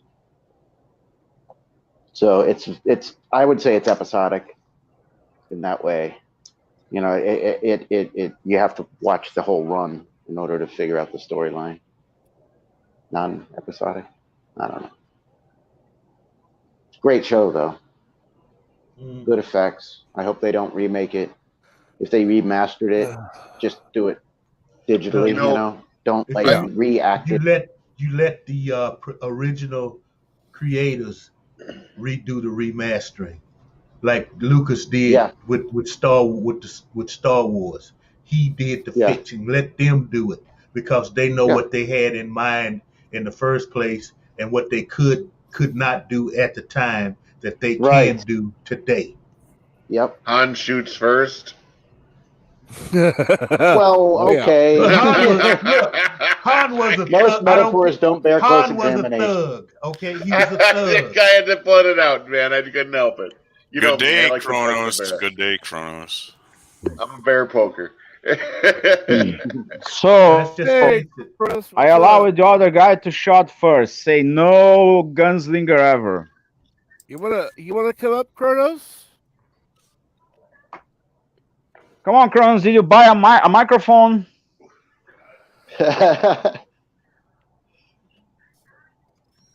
think we need to have a GoFundMe project for Kronos to get a microphone. Oh, no way. I'm not sponsoring any troll.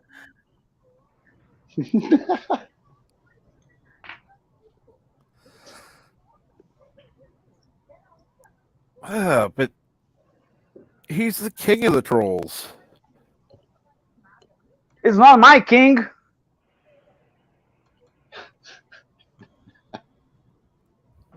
You still have to respect the position. You can't respect my ass. No. I don't respect my own ass. Why would I respect yours? Whatever you do with your ass is your problem, not mine. And this conversation is going too close to between PG-13 and R-rated for a Captain Track show? Well, it's always set to over 18, so Despite the fact that yesterday Captain Track surprisingly broke the R wall. Yesterday he proves he could be a very, very naughty boy. If you didn't how? see it, please go back, watch the video from yesterday. At the end of the video, he sent a link for LDG so he could add something on his thumbnail or something. And he was a very, very naughty image of a woman in a bikini.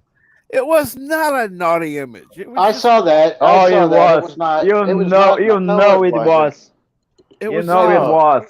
You She disturbing. was know it happy. was. Leave her alone. What? You It know. was disturbing, yes, but it wasn't naughty. No, it was not disturbing. I not go for disturbing. I go for naughtiness and kink. Okay, Okay, if Captain Track has some. Captain Track has if some. How can I say it? Sophisticated tastes in case uh, of women with in bikinis. I will respect that. uh, He's one of the finest that's minds in Starfleet and in the Federation. That's the kind of guy who deserves my respect and sometimes even my love. Come Okay, on, fellas, I'm calling it a he did stream he did a good myself. he did a good job. you have a I good gotta day, get. Mr. Yeah. Lundell. I know Yeah, you got later, some stuff to Mr. do. Lundell. Bye, All bye, right. Mr. Lundell. Happy New Year, Mr. Lundell. Remember, a cookie's just a cookie. Oh, you left already. I was Yeah. so late.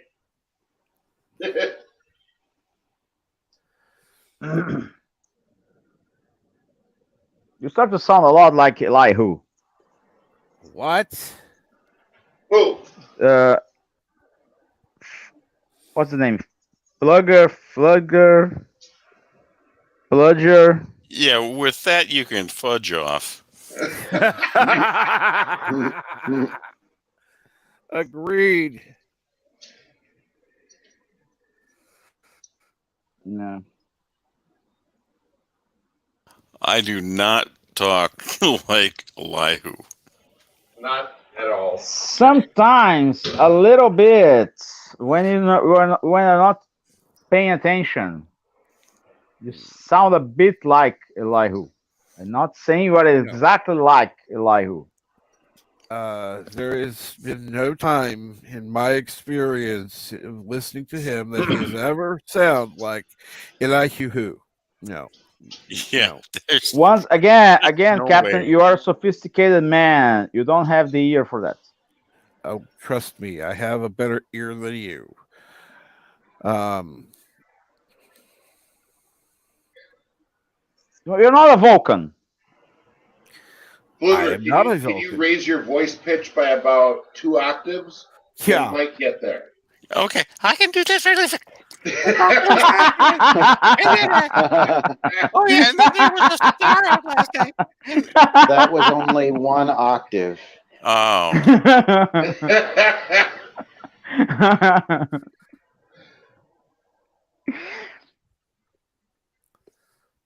Okay, guys, just me or are we running out of ideas? We were out of ideas an hour ago.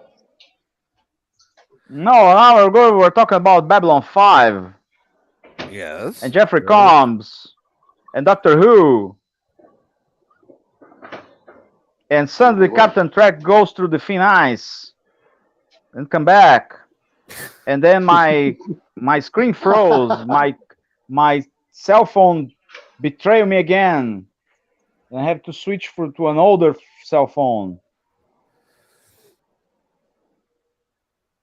And then we started to laugh. And now awkward silence.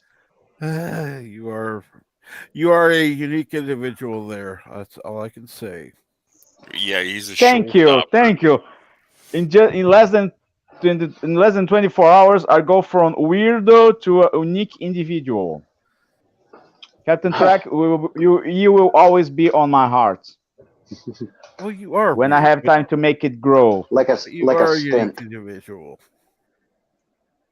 Thank you, Captain Trek. Thank you. That means a lot for me. Yeah. Kronos wants to know about the Expanse. Oh, the Great Expanse is show. Great awesome. show. I just Yeah. wish I could see Yeah, it before. Zero G finally done right, Yeah. Gotta and say, physics too. yeah, Basic they do a good physics. job of showing that it's not just fun and games in a beautiful starship, although they Yeah. are beautiful, but like any little problem's a big problem. The You feeling know? I have on the Expanse is that's what Star Trek Enterprise was supposed to be. They Yeah. have no shields, they have no transporter, Yeah, they they had have to no go back and be phasers. rearmed, right? Yeah, back to basics. It's Okay, good. It's good stuff. The that's stories are what good. makes the. And they have no instant communication between Earth and wherever you are on the solar system. No, no, no, no, no, no, no. Well, they did that a little with Star Trek too. You know, I mean, not the movie, but I mean as well. You know, sometimes When? you know how long was it going to take for a subspace communication to reach? Yeah, it won't reach there until then. Yeah, they've done Right. it before. They've done it in episodes. I got Yeah, to but it bolt, guys. I never. got to go to work. I'll talk Well, to you you have guys a good later. day. You have a Have good a day good at day at work. work. Bye, Timmy. Happy New Year. If we Gotta don't make see you Always a sure. pleasure to again. have Happy you New Year. on. Have a happy New Year. Yes. And remember, when going to Subway, don't ask for white bread. Ask for privilege loaf. Oh, See you later, guys. be careful, you might get it. Flugger the hell out of them. I did. Oh, sorry. I think was leaving. Sorry, guys. I confused the hosts. That's no problem. You can let's see what's going on today. So okay, The Expanse. Have you seen it? The Expanse. See, I saw the Expanse. I need to finish seeing it because I Okay. stopped at the first season. See, I haven't seen The Expanse. I have, however, seen part of what is it called? Farscape. Mm-hmm. Farscape is good too. It's Yeah. very good, good reading science fiction because come on guys, we are in the dark ages of science fiction here. We have little to no good sci-fi writing in the last 5 years. Except maybe for the Mandalorian. And that's a bit of a stretch. I haven't watched any of The Mandalorian either. I haven't. Oh, you should. It's 16. Well, no, I think it's something like 8 or 9 hours of your life that you will not regret because I, just half an hour episodes. I'm not a big Star Wars fan. No, Not well, even. that's not a shame. Honestly, that's not a shame.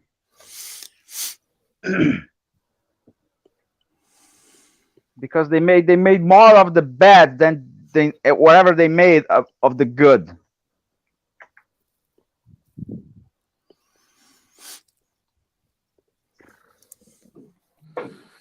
They're doing something, but most of the time, oh come on, did I really should have paid for that? I still What? struggling with if I should or not catch a Disney Plus signature, and they lower it again, so I will pay something like. Let me make the math here. Oh, when you try Something to like cancel it, they offer you a cheaper rate, right? no. They're like, we'd hate I to still lose did. you. I That just still means they've been didn't. ripping you off. I still didn't sign up. They offer 3 months free, and I will pay on my currency something like. I might be wrong on that, but the offer they made is something like $6 a month for Disney Plus. in American. Yeah, in American dollars. Let me check Well, here because the currency is different. Uh, I mean, that's if you divided by want to. I 6. won't Okay, say don't do it. I'm not supporting them okay. personally at the time, but Making the math on my head on my local currency, it will be something like $3 a month for Disney Plus because my currency makes anything from America be 6 times more expensive. So when you convert back the prices on my money on your money, it sounds cheaper. well, Anyway, $3 a month for the whole year. Okay, let's see. I have the calculator here. Let's make the math properly. Okay, actual currency exchange. Would it be easier online? But okay.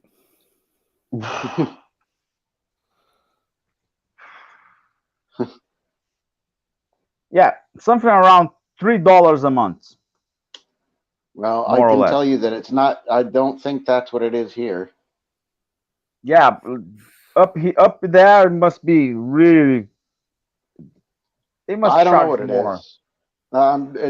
is. Things like that are usually around $9 a month, 9 to 14 or something like that, depending on how many things you want connected or what plan you have. If you have extra stuff, Right. but So thanks to the that's about a fact. standard price up here. So thanks to the fact I am on the tropical version of Tatooine, and where rains a lot, it's hot like hell, and we don't have as many McDonald's as you guys get. I can pay $3 a month for my Disney Plus. Yeah, because I'm supposed to live in a jungle planet. If that is something that is worth it to you, then I would suggest that you do it. If not, then don't. Right. Well, I can get the Mandalorian for free on undisclosed I know, sources. but if you think it's worth it I mean, that's one thing. If you think it's worth it to, The to problem pay is for it, I suggest what you. else I they get. suggest you should. Yeah. The I don't problem take is what stuff for else free. they offer. Well, I'm not a that's bigger fan of something. Ahsoka. And I have my doubts about the Disney management on Star Wars. If it's just Star Wars, I can pass and wait for a even better offer. At some point, I will start to sell this thing for $1 a month, and then America will be pissed off. Well, here's Because here's what? what a lot of them do is you can sign up. You get your free sign up. A lot of people do this, and then they have the offer. It's like, okay, let's say it's here. They say it's free for, well, they probably say a month. I don't know if it's 3 or not, but and then Usually a month. and then when you cancel after you watch the show you want, they say, well, we hate to lose you. Here's a special offer. Instead of $9 a month, it's $7 a month for 6 months, and then $9 a month. They do things like that to try to loop you in, and sometimes it's a good deal if it's something you want. I'd say do it if you can afford it, and it's something that you're going to utilize.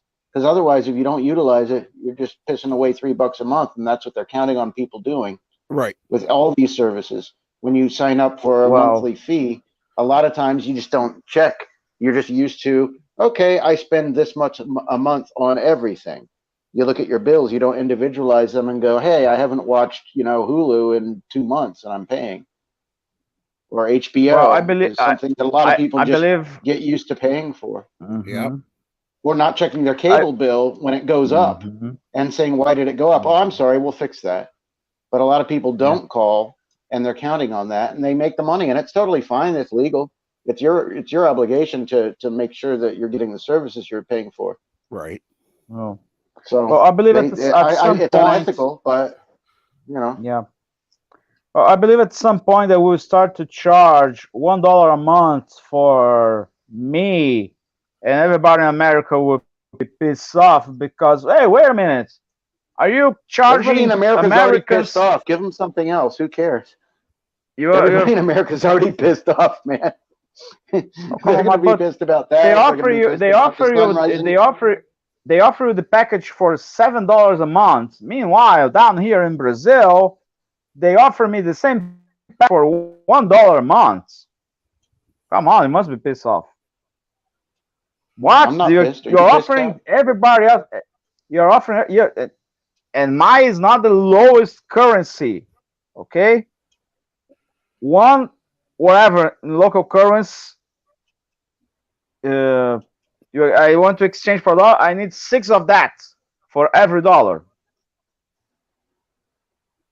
So Okay. if I try to buy on Amazon and bring something from America to Brazil, plus taxes, I need to pay 6 times more for anything. And that get me really pissed because I want to buy some really cool stuff I can't find here, but then the government comes around and see, oh, wait, come on, stop there. You must pay your taxes, and that's in dollars, son. Sorry, you must pay more. We are here to screw you. We are the government. We made taxes for that. It's awful. My government wants to be my partner on everything. Yeah. Well, it still doesn't piss me off that you're getting Disney El for cheaper. Presidente. No. El Presidente tries to bring the taxes on video games to 0. Then the representatives comes around. The damn judicial branch comes around and say, oh, no. You can lower the taxes on that. Keep that way. No, we're not allowing that. Screw those gamers.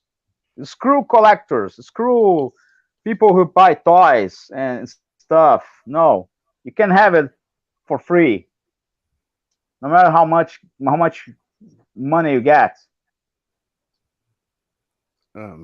That's a shame. Well, because commerce should it's kind of the same here. I think goes so. around. Yeah, exactly. It's not You really. are supposed to be on a global community. Everybody should be able to buy and sell from everybody. We're not. We're not, and probably won't happen for a long time. Yeah. Yeah.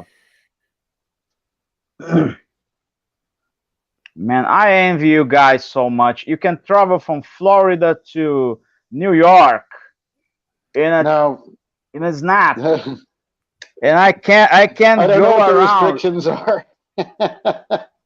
You can buy a ticket. You can buy a ticket, catch a plane, and go from New York to Los Angeles. That's easy. I can go. I can barely travel from my city to the capital of the state without expense some serious cash. I wish I could go travel and see the Amazon, so I can. It's too expensive. The planes down here the planes are down here charge too much. Well, I wish I could. For most of us too. Yeah, exactly. I wish I could travel and see the Amazon every weekend, but I can't. Sorry, no. Hell, I wish I could go I can just Disney every weekend, but being stuck in Kansas City, Missouri, and having Florida and California to choose from, can't get there. Just as a clarification, Captain, you are in Kansas City, Missouri, not in Kansas City, Kansas City. You are in the other He's where Winstead's is. Winstead's. Oh, I love Winstead's. Come on, who doesn't? I go every time I've been. I always make sure to go there. The one off the plaza. Yeah, the one yeah. on the corner there. Yeah, by the art museum. Man, that art museum. I swear, when I first went there, and because she went to the art school there, and I'm like, all right, really? I'm going to go to Kansas and see an art museum. I live in D.C. So, yeah, check it out. I was floored, man. That thing is Smithsonian quality, top, bottom, everything. I mean, it's really beautiful. For an art museum, it's not just a joke at all, man. That's a real serious museum, for a contender for one of the best I've seen, and I've seen museums all over the world. Oh yeah, it And is that's actually a surprising at how good it is compared to others. Well, yeah. I mean, and the outdoor lawn art stuff that they do, the big badminton birdie out there and stuff. Yeah. Oh man, that's just super cool. And the fact that it doesn't get messed with or vandalized, or, well, that I know of. You know, I never heard anything about it. And Rachel's in close contact with right all of her buddies there. And then there was that what's that? Oh, that store Hy-Vee, big grocery store there. Oh yeah. And I typed it in. It was the best autocorrect I've ever had, because we got dropped off there when we were visiting, and I texted, "We're ready to go. We're at Hy-Vee," and it autocorrected Hy-Vee to gubernatorial. What? Yeah. I couldn't believe it. How did you manage that? Hyvee, enter, autocorrects to gubernatorial. Yeah. And I think my autocorrect is dumb.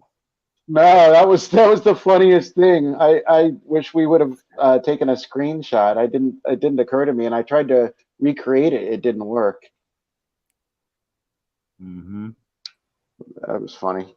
I love that place. The only thing I don't like about, once you're in the city proper, it's all right. I can navigate pretty well, but outside of it, it's really like just this network of interstates and railroad tracks.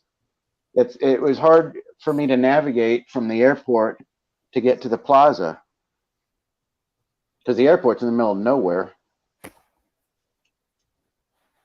No, that's how airports are supposed to be. Yeah, I'm not used to It's that. It's not a port. No, it's not the airport. He's talking about the whole town, the whole city. Where? What city? Kansas City, Missouri. The whole thing is railroads and interstate and Really? Yeah, you have these great little vessels of culture, and they're Let deep. me check that on Google Maps. You got to go there, man. You got to go there. You'll figure it out then. Yeah, I'm glad I visited there, and I probably never would have if it wasn't for my wife. And it's like, I consider actually maybe even going there if I ever give up my home here. I could probably have one of those freaking big houses over in what's it called, Prairie Village. Yeah, that's over on the Kansas side, by the way. But yeah. Well, right by State Line Road, I could just spit over it. Loading. And yeah, I've had so many good times there. I mean, it's such a great place. Now so there are some people that it's like, it's not a big deal. Not exactly in the middle of nowhere. But I like, well, the airport is. There's a lot of wear down there. There are warehouses around the airport. Yes, it's not exactly in the middle of town. No, I look in the whole city. I'm not including the downtown airport, but that little tiny one. Yeah, the little tiny one. Yeah. Look, the Kansas City Zoo. What? Oh, that's a great zoo. Yes, it is. Surprisingly, it is. It is. I went there on. It was like one of the hottest days that they had, and we were going to leave later that day, and we had to go see the zoo, and they had water sprayers up and stuff like that on the walkabouts, and we took the sky train thing, the ski lift that they have that goes over the giraffes. Giraffes are like walking right under you. That was cool, man. It was cool, and it's set up really good. It's a good zoo. Again, they really care about the arts and culture there. So it was I would say as good as the National Zoo. National Zoo's bigger, of course, but I found the animals looked like they were healthy and it was arranged well, and I just love it. What's the name of that music place that's right across from the zoo? There's like a music venue that's like Wolf Trap is here. It's like kind of like for larger bands. I don't know. It's So like far, I right see when you're 2 Walmarts. 2 Walmarts, a Country Club Plaza, Nelson Atkins Museum, Whole Foods Market, Blenheim Square Research and then Hospital. there's a church. There's a church there on the plaza by the fountain that was designed by Frank Lloyd Wright. Yes. St. Luke's Hospital of Kansas City. No. Yep, There's that's a fountain. downtown. Yeah. And they made that little town as a homage to Ray Parker Jr.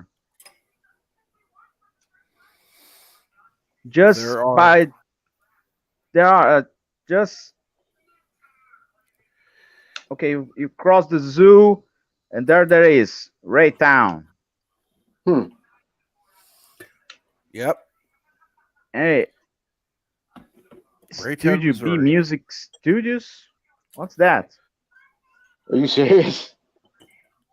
I'm serious. City is huge for music, man. Kansas City is huge for music.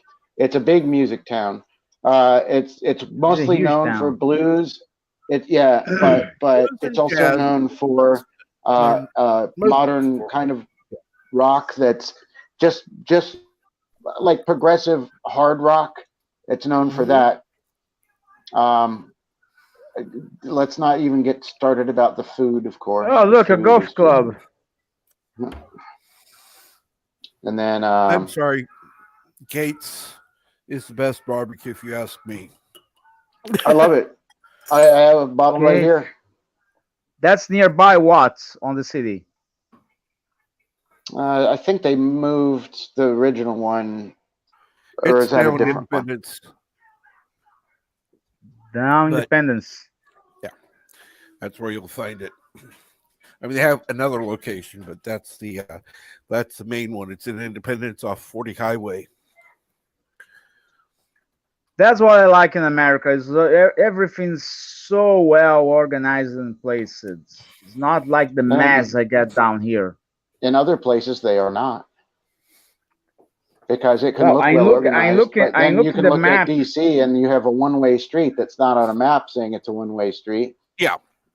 I looked the map for Kansas City. I still didn't look the map for DC. Let's put it this way. Right. There is a small town that I know of where if you Google how to get to a church that's just up the road. Okay. Yes. It'll send you straight up the street. Except there's one problem. Right in the middle of the town, that street becomes a one-way road.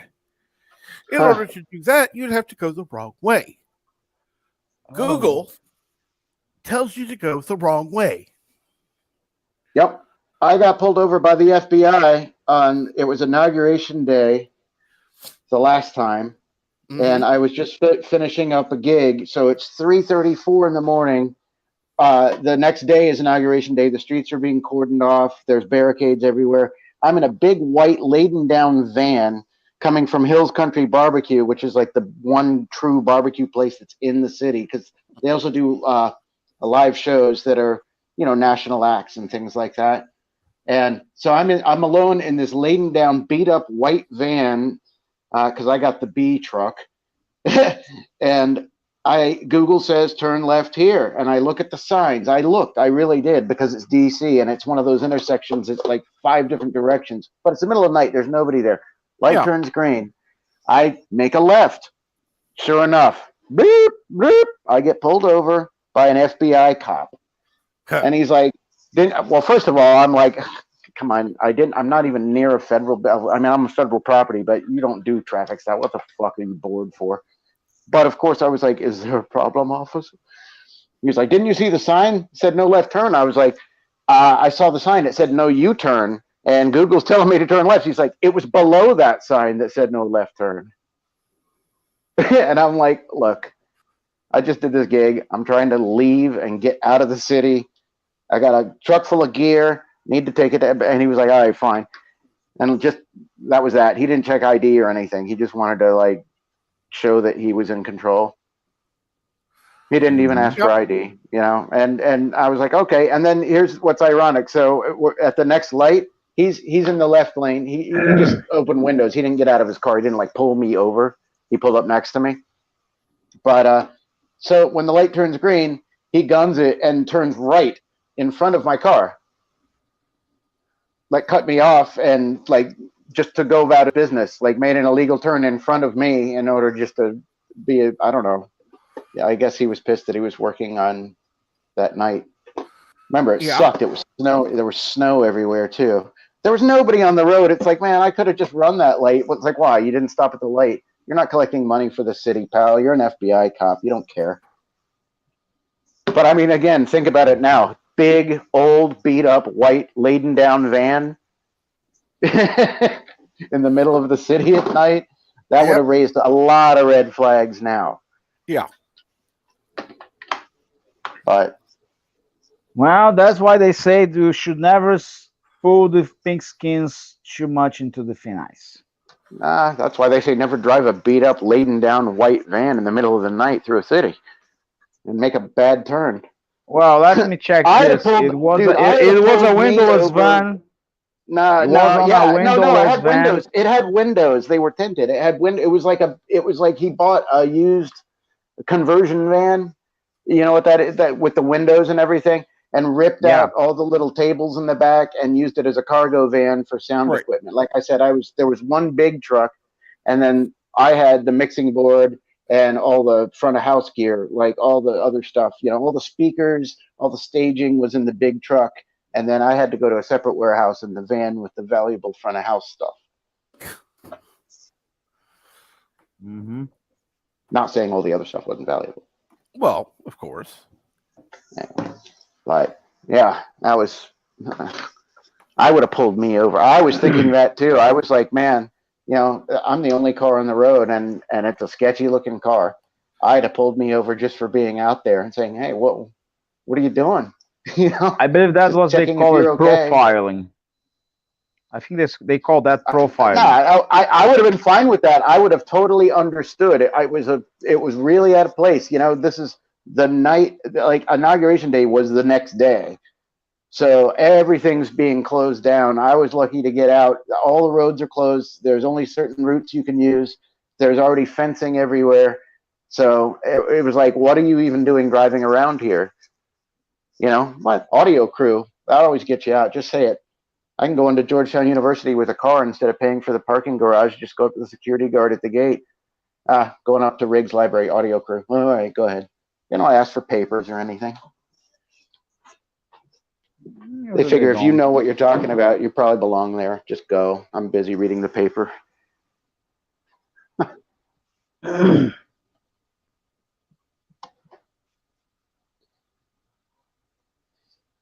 Oh, New host Year's. ran away again. Uh-oh. Oh, shit. Man down, man down. We lost the captain. He fell through the thin ice. Worse, there must be a wormhole down his chair. I don't know where he went. I didn't push him. He will be back. He will be back. Don't worry. Just give him a few minutes. He probably just needed to pee. Usually, No, when no. I need to pee, I just mute my mic. He's not Yeah, even with the I do cam too. open. I do too. He's not even with the cam open. Well, I usually do mine, on StreamYard. That's But remembering I'll me a mute my funny mic. story. I That's mute my remembering. mic all the time with the inline mic Mm-hmm. because That I'm coughing. reminds me a funny story about how I start on StreamYards. I tried once to join a streaming with, I believe it was PJ from the Orville Nation. Yeah. They were talking about Star Trek Picard, and with the best of my ability, I decide to try to come in with the cam open and everything else. The mic didn't help that much, but I tried to speak with the guys talking about Star Trek Picard while I was sitting on my toilet, Okay, shirtless. TMI. Yeah. Oh, welcome back, Captain Trek. Thank you. Connection sucks these days. Oh yes. So anyway, after that, when I get in a stream with DJ Odyssey, it became a rule. Okay, dudes, whatever you do, please don't stream from your bathroom. Okay? Correct. Whatever you do. And if you do it, cut your cam, please. And Mike, hopefully. Yeah. Yeah, when you flush. Oh God. Let me put it to you this way. Come on, Captain. It's not never. the worst thing I ever said on your stream. I have never used the bathroom while on a live stream, unless I was going, okay, I got it, and put the thing on mute and left. My computer does not go in my bathroom. That was the speculation when you dropped out. You were gone long enough to have a whiz. Yep. That's why we were talking about it. That's all. Yeah. Exactly.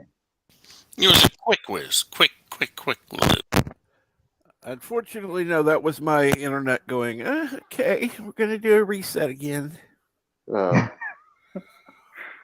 sucks.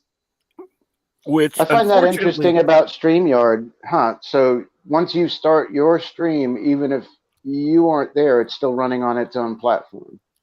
Correct. Huh. Interesting. So long as anyone is on the panel, it'll keep going. Which is a wonderful thing. And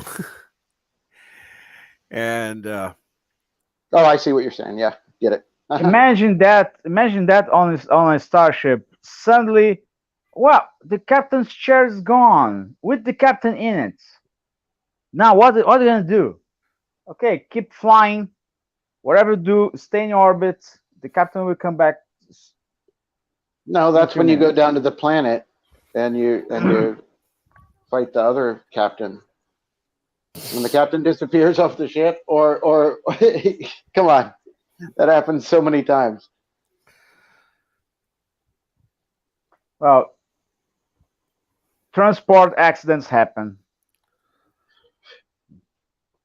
I don't know why they keep using the damn thing. Because so far as I know, there is only transporters on Star Trek and on Stargate. Nobody else ever did anything like it. Blake there was 7. There was Blake that 7 that used Osiris. teleporters. They called them teleporters, and you needed bracelets. But in Blake 7, they used the same thing.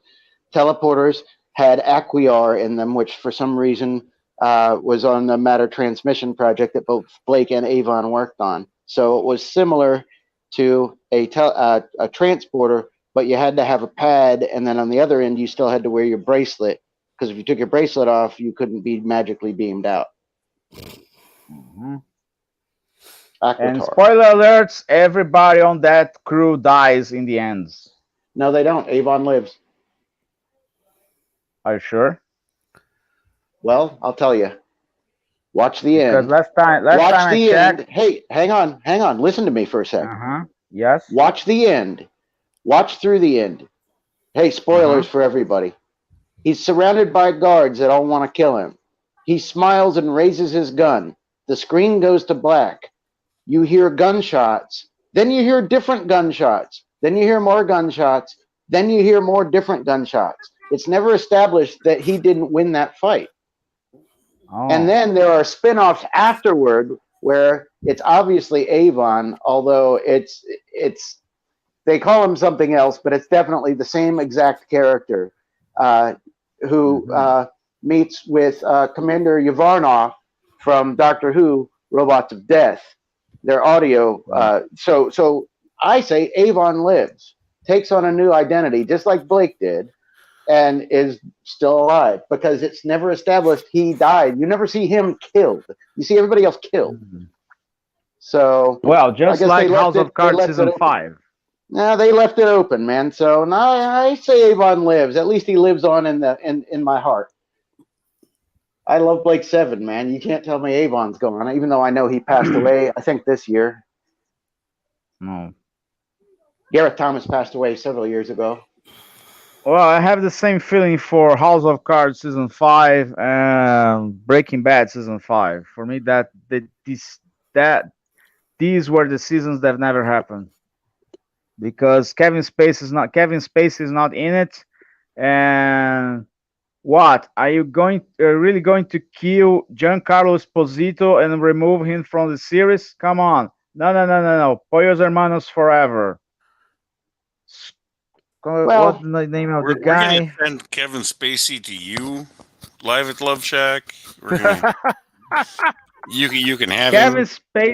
Kevin Spacey did nothing wrong. It's not. He was never condemned in a court of law. That doesn't mean he hasn't done anything wrong. Well, you can prove it. No, I don't have to prove it. If you've done something wrong, Yeah. you've done something wrong. Whether it's proven legally or not is a different matter.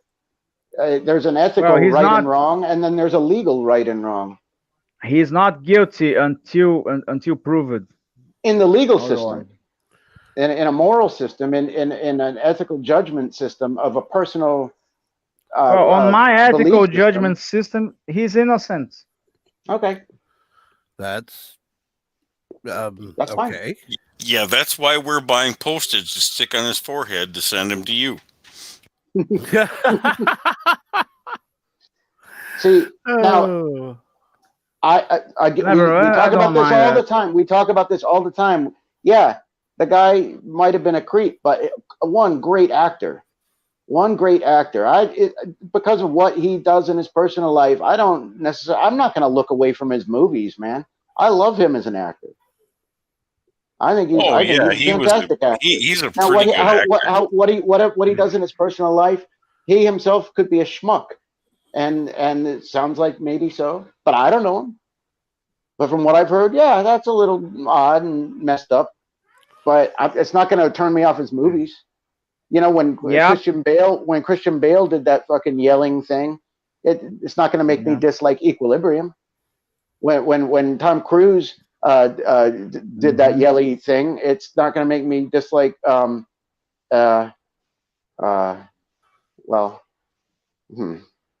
yeah. Anyway, you know, a good Tom Cruise movie. Yeah. Just think of one. You know, because to me, he's always Tom Cruise.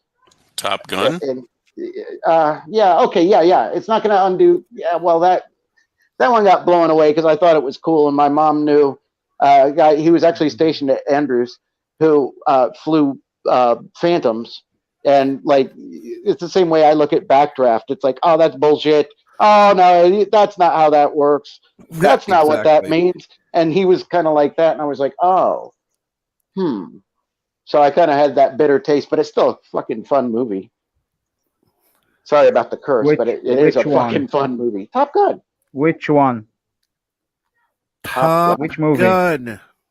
The movie called Top Gun. I love Top Gun when I was a kid, and I get a little bit disappointed when I grow up. Yeah.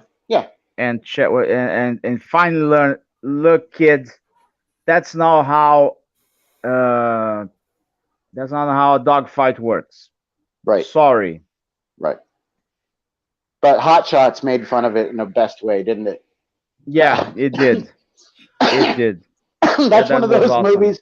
It's one of those movies where Hot Shots is the same as Spaceballs for Star Wars. Or Naked Gun, or it's that great slapstick stuff. And again, I find it's like Monty Python. I find less women like Monty Python style humor, and less women like the Top Gun style humor. Mm-hmm. Not none, certainly. I've met some that just love it, but it seems to me it's like, oh, you're not one of those that likes that movie. Yeah, I am. Sorry. Look, I enjoy when I was a teenager. I still enjoy it now. Yep. I may not laugh as hard as I did in the past, but it still is good. It still remains good. Yeah. And somehow the past few months, Monty Python moved from comedy to documentary. Yeah. Yeah, because they're all dying. Unbelievable. Michael Palin was just knighted, wasn't he? I don't know. I think he was. I mean that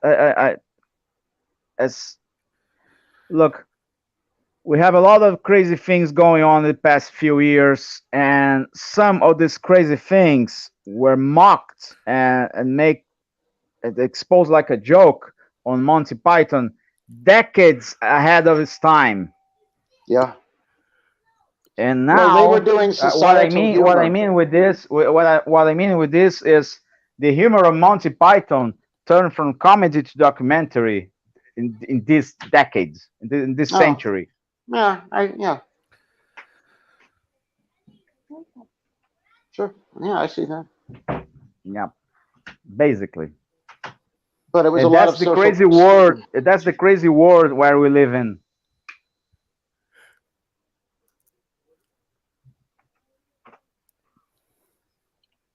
But thanks God we still have Captain Track. We do live in a crazy world, I'll give you that. Yeah.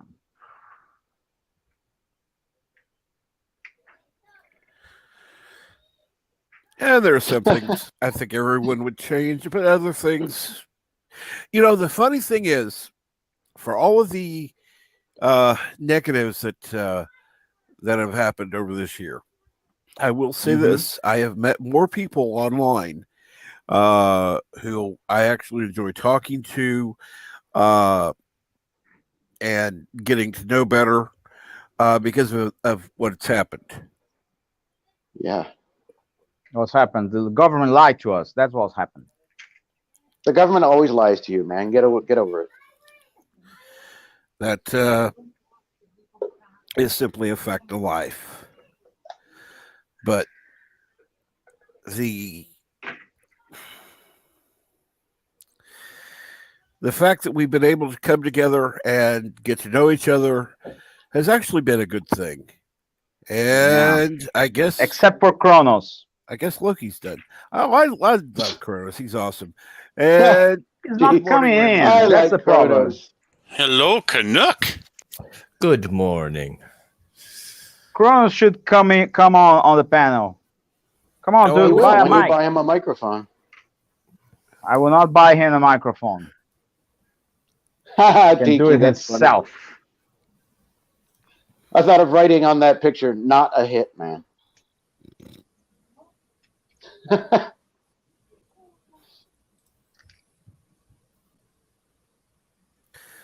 So what's going on this morning? Other than having to watch that awful show, not much. I can't stay long. I've got to run to the store. I was out of cigarettes an hour ago. But I promised I would be here, so I am here.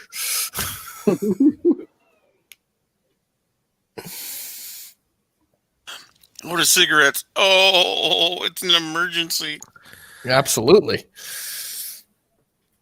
Oh yeah, I would agree. Now, if I say I'm out of smokes and out of coffee, then people just stop calling me for a week or so. Out of smokes and out of coffee, it's like get the fuck out of his way. Yeah, pretty much. You get a little moody, huh? Yeah, just a tad. A little. That would be like saying a nuclear bomb makes a slight explosion. Yeah. And in makes it comparison pop with the like sun, a firecracker. Yeah, it's no biggie. You know. 200 megaton, no big deal. No big deal. Shake that off, no big deal.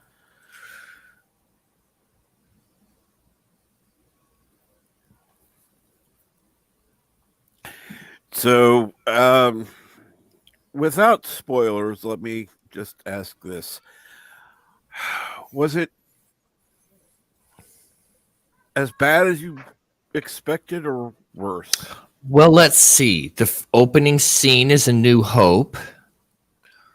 They rip off R2-D2. They rip off Die Hard. oh my God, they're talking about that, right? You're talking about STD. Yes. So they rip off Die Hard. They rip off Empire New Hope. They rip off A New Hope. The opening scene, it's shot for shot. Then let's see. Oh yeah, Tilly grows a backbone. I think he was growing something else. And then that green chick actually finds her sensitive side, which is weird. Oh yeah, Stamets admits that he's the father of what's her face, the they character, or claims fatherhood of said character. That Adira. Yeah, there we go. Yeah, it's caused me to drink at 6:30 in the morning. And in the end, nobody dies. Oh yeah, except the bad guys. Well, no. Blue Boy dies. Blue Boy? Yeah. The Andorian without the antennas? Yeah. He gets vaporized like a motherfucker. Yeah. Meh. See, I don't care about spoilers. I haven't watched it yet, but it makes me laugh to beat hell. Oh, you'll like this one, Pfluger. Next week, Burnham steals Kirk's line. What, the needs of the many outweighs the needs of the few? No, that was Spock's line. No. Burnham is told why God needs a starship? Wait, please. No. No, not that line. No. Burnham is told that she is an unwinnable situation. And her exact line is, "I don't believe in unwinnable situations." Sound familiar? Shit. Oh, that's funny. No. That's funny. Girl, I would like to Kirk. See, now you're I would like you to like say that her. show better than I would have if I hadn't. I would like to say to her, girl, your life is on easy mode all the time. There's nothing in your life is hard. Trust me, you're an idiot. Come on, you are playing Power Rangers. You're not on Star Trek. Oh yeah, that's another thing. Hey Cap. Yeah. Remember how that ancient 100,000 years or whatever the fuck it is of sphere data? Oh yeah. Basically took up all of the hard drive of the Discovery. Yeah. Yeah. Well, now it's in 3 of those little droids. Oh God. It is Power Rangers. That thing is Zordon. What's that? They just changed the name for Zora. Oh yeah. Is he smoking something funny? And now the droids at the end saluted Captain Tilly and told her that they're at her service. Oh Jesus. Captain Tilly. Captain Tilly. Captain Ensign Tilly. What? Captain Tilly. No. No way. Wait a minute. Saru dies? No, Saru's in the nebula. Yeah, I'm sure Don't they worry about haven't. That doesn't mean she can be promoted from number She's 1 to acting captain. Oh, I'm sure in Burnham. snap. I would say Burnham probably promoted her. Say, you're the captain now. Oh, okay. And Burnham does another Vulcan death knockout punch just for fun. Oh, and you'll love how she does it. She taps Stamets on his shoulder and he drops like a sack of potatoes. Why she knock out Stamets? To stop him from spore jumping back, because she's got to do something else. Oh, she was still on mind control. Oh, she has her own agenda. Why she didn't remove the thing from his head? Because that was already done. Oh God! That was when he was giving the impassionate speech about his whole family is stuck in the nebula. You see what Tiki of Doom says? Captain Tilly goes, moo. Yeah. Oh my God, Captain Tilly. That's just Captain Tilly. the ungodliest thing I've ever heard. Okay. We have to wait, what, 3 or 4 years to listen to that? Hey, Professor Brainy Specs. Hey, Ramlin. Are you off today? Thanks for bringing me back up, Cap. No, I can't stay very long. Apparently, we are not closing today. Welcome back anyway. I can stay for maybe another 10, 15 minutes. Okay. Oh, that's cool. Oh, that's good. Yeah. Good. Yeah. That's So I better thought I'd than pop nothing. back up. So did you hear the wonderful? Oh, yeah. Yeah. Thanks, Ramlin. Thanks for all that wonderful news on the latest brilliant episode of Discovery. Oh, yeah. Well, they've got the best scientist in 3 parsecs. So. And she almost break the Kirk record. Kirk goes from cadet to captain in just one movie. Tilly goes from ensign to first officer, and then now she's a full captain. No, she's she has the title of captain and the rank of ensign. Yeah. Yeah, it's Captain Ensign Tilly. That makes no sense. Ensign Tilly, and why is Foley stoked? Why is? God. I'm sorry, I like Foley, but why in the fuck is he stoked? Okay, in what kind of army or navy I must sign in for that? Hey, you can have the rank of ensign, but you're acting captain. No big deal. It's all good. Happens every day. Don't worry about it. And I'm then sorry. At least Next Generation never put Wesley Crusher as captain. Yeah, that's right. No, that's because Star Trek Discovery went, what? What was that? Wesley Crusher was the most annoyingest character on Star Trek? Hold my beer.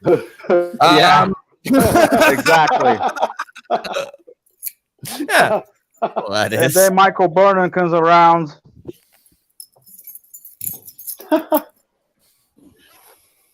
And they don't understand why everybody's so pissed off. She was the best thing ever.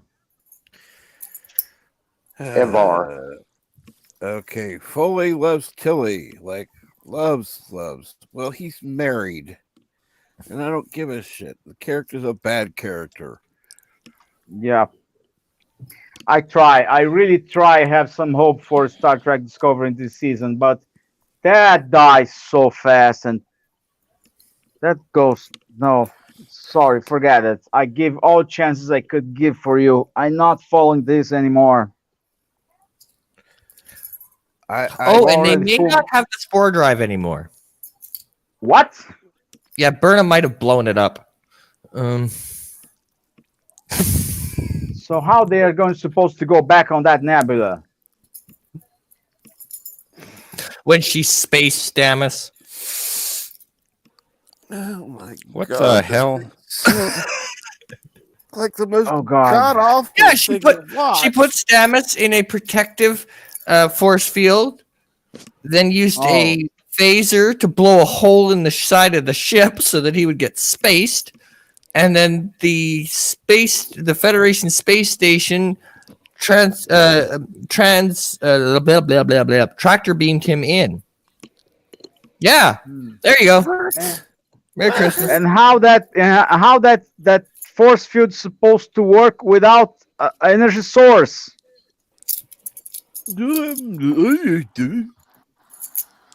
They hid it in his anus. Oh my god. Oh yeah, because it's gay. Well, I mean, Burnham. I mean, all the computer is hacked. The Book's ship is pretty much toast because, oh yeah, Book kind of penetrated Discovery with his ship roughly. Okay. Flew it right into the back hangar bay. Yeah, now we know why the door's open. So yeah, he crashed that sucker into the shuttle bay. Oh yeah, and here's a good one.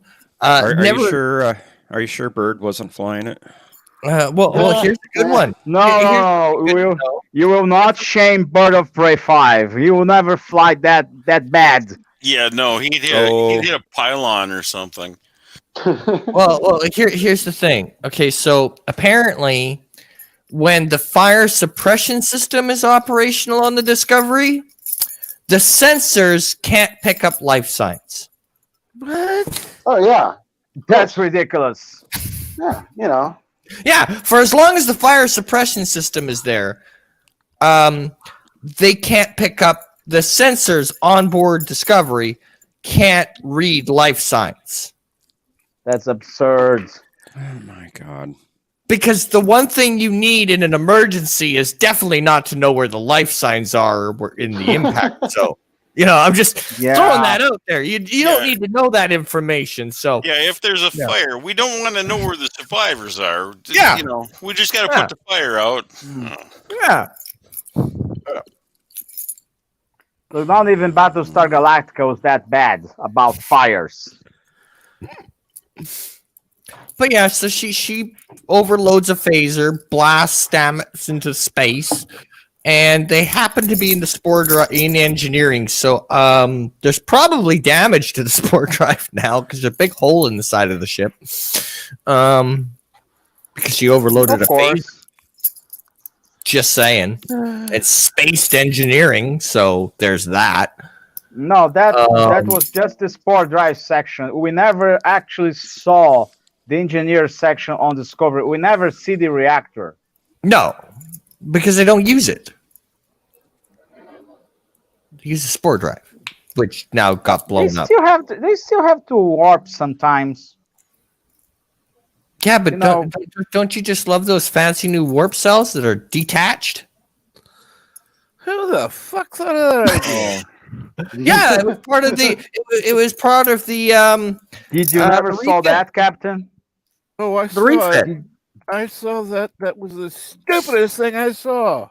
It was part of the refit. They're detachable now. Hey, Captain. You know, you remind me with your comments. You remind me of Kiff from Futurama. When the captain says something ridiculous, and he goes,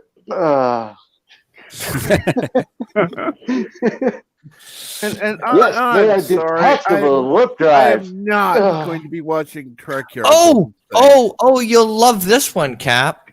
So the Admiral explains that every single replicator on the Federation right now is run off their own shit. So everything they eat, drink, and everything is basically made up of their shit. And he actually says the line, well, it's not bad for shit. Oh my god. Oh my god. I mean, I'm sorry. It's one thing if you're thinking about boots being made out of shit. Or, you know. Everything. Oh god. Food, apples. Oh yeah, it's all good. Don't worry about it. Emergency bulkhead 1-5 failed. I'm sorry, sir. It was made of shit. So that means everything now is made of crapium. Great. That's just great. Oh, I No, was. that I easily want to explains all hear those how. shuttles on Star Trek Voyager. I want to hear how. As much as I don't want to hear Trek Yard saying how fucking wonderful the series was, I do want to hear his opinion on how Foley's opinion on the shit part, because away from Trek Yards, he's actually more reasonable. When they're on Trek Yards, it's like I don't know if they're smoking something or what, because they get overly positive on every fucking thing about the show. Oh God. Oh God.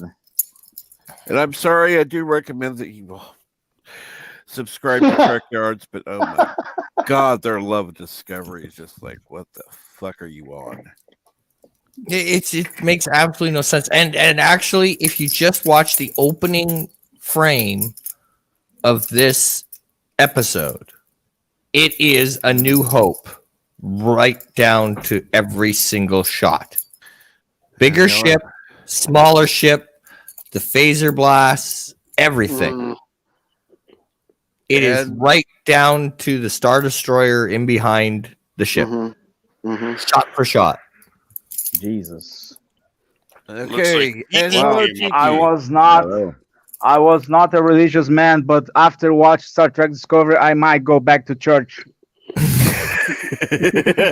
But anyway, Cap, I promised you I'd be here. I got to drop. I got to get a couple You gotta things go done. get some smokes, yeah, and got some other stuff to do. Probably gonna get some more alcohol. Probably. Well, it is anyhow, New Year's Eve. Yes, it is, and I will talk. By the way, are you still going to have that stream tonight? I might do a karaoke. I'm not sure. Okay, I know you talked about possibly doing it. That's why. Yeah, I haven't made up my mind yet.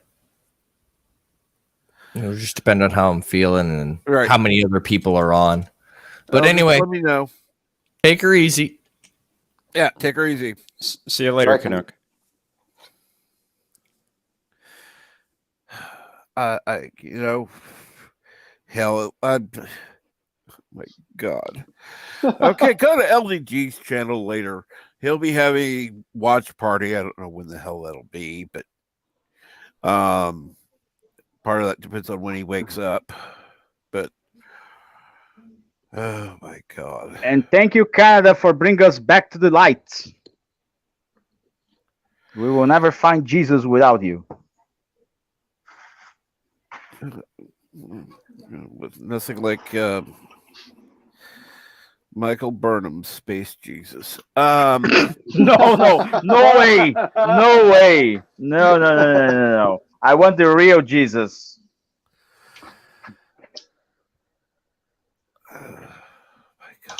I would be even open to accept Captain Trek as Jesus at this point.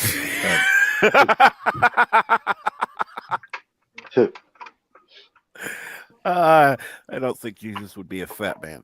I don't know if you are a fat man or not. I never saw you before. I would be more willing to accept the professor as Jesus than. Oh, please. Oh look, I can't. I'm okay, nowhere near. I can't accept Captain Trek as my fried duck at least. The only thing I need now is a Robin Hood. Friar Tuck. Yeah. If he is really fat, because I never saw him before.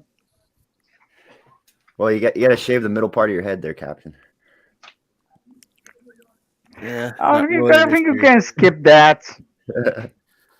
You can skip that on the makeup department.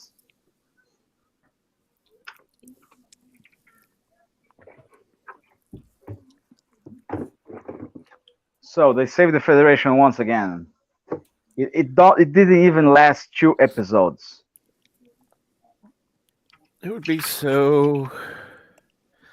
It's like Star Trek. It's like Star Trek Into the Darkness all over again. Kirk can die.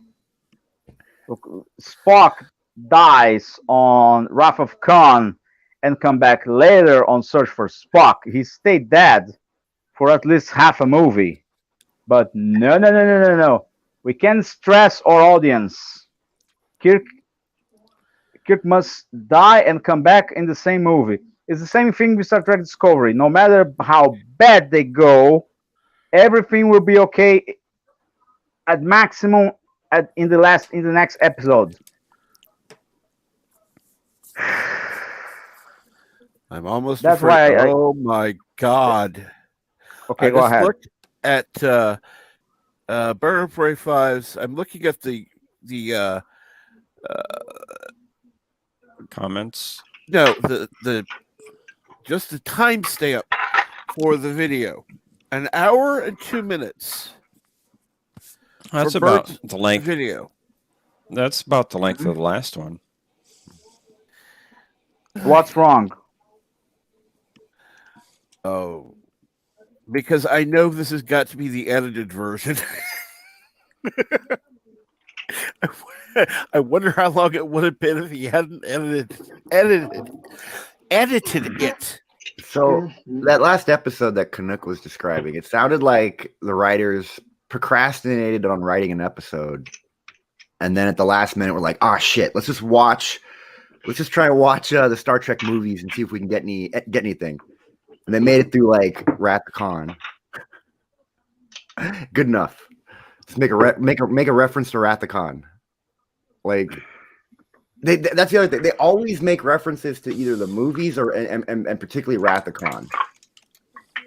To me, it just shows they don't watch the shows. They don't know what the fuck they're doing. At best, they've watched a couple movies. If they did that, they would make confused by competent people. I know. What'd they do? Watch 1 in 5? Well, but like they think that watching the movies like good enough, and it's like they always seem so impressed with themselves with the references. You know, if you're watching the behind the scenes with Kurtzman or any of those people, it's like they'll come up with like the most basic reference and just be like, "Wow, I think you guys are going to be impressed." And for those interested, which should be everyone, I did include the link to Bird's latest Star Trek Discovery reaction video of season 3, episode 12. Does this mean that that next week is the last one, please? Yes. For Thank season God. 3, but they are already in production for season 4. Kapla, Bird. Kapla. That means nothing because Enterprise went to season 4 and after that they canceled. Let's hope that. Yeah, but what I'm saying is there will be another season. Yeah, that's a shame. That is a shame. Yeah, that is a shame. Who is their audience? Like, is there some country that fucking loves this somewhere in the world? It's huge in Estonia. There are people that are singing Discovery's praises on Twitter and social media everywhere. Oh, So yeah. they're out there. They are. There are a lot of people out there that they're out there, love all right. Discovery. I bet Out the audience, the big chunk of their audience must be in Wakanda, because there are no other explanation. Hey, Bird of Prey. The problem And- is they tend to be, and not always, they tend to be Star Wars fans who want Star Trek to be, they want Star Trek to be more like Star Wars. And it's like, they're not the same. No. Yeah. Well, I don't want Warp Drive to look like jumping into fucking hyperspace. I need to go, everyone. So You need to go, yeah. thanks Yeah, for bringing me up have a back good up on one. the Have panel. a- Have a nice Yeah, I was day. really Happy hoping New to- Year. I was really hoping to stay home today, but the idiots. never know. I mean, the county judge decided not to close this. We have to respect the authority of the county because that's The important. Oh yes. Yeah, that's good Oh, listening yes. authority. It's good. 'Cause that's Uh-huh. they're always right. Uh-huh. Yeah. Except in lockdowns. Exactly. Okay. Have a good day, everyone. You too. Later. Bye, Yeah, Professor. good day.